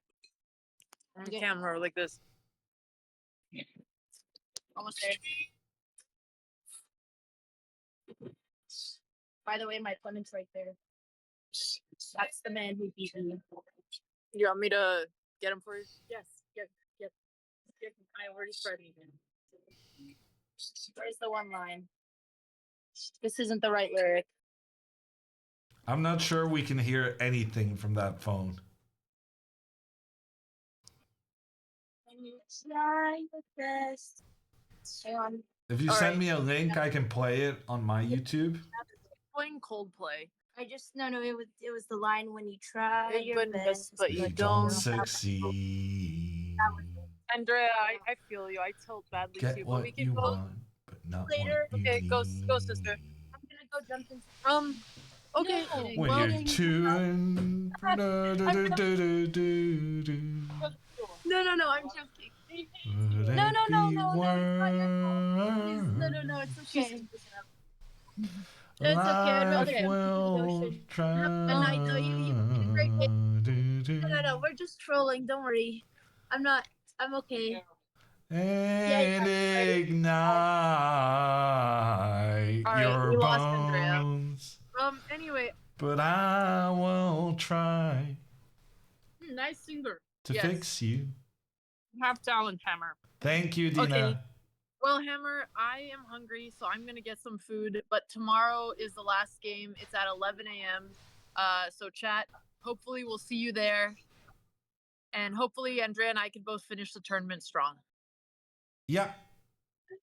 Okay. Bye, everyone. Good Bye, luck. Hammer. Bye. Thank you.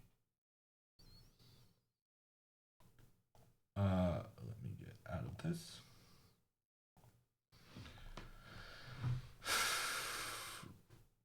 She really tried to play Fix You. She didn't think we were gonna know Fix You if she said that's the song she listened to. How many people in chat would not know Coldplay if she said, "Am I old?" Coldplay is one of the greatest bands in the world. Okay, whatever.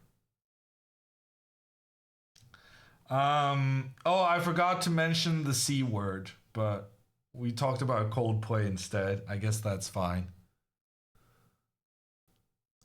Yeah, Alexandra would probably benefit from castling more often, but what are you gonna do? there's a new opportunity tomorrow, and if you didn't catch it from Alexandra, I'll repeat it.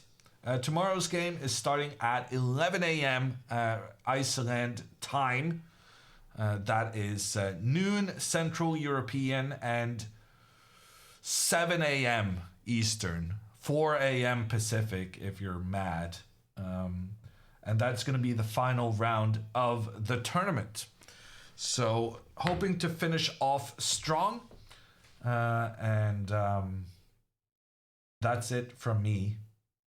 This was quite a marathon for everyone. Yeah, it was, Mama Botez. It was an emotional roller coaster, a chess evaluation roller coaster. And we'll be back with more of the same tomorrow. See you then.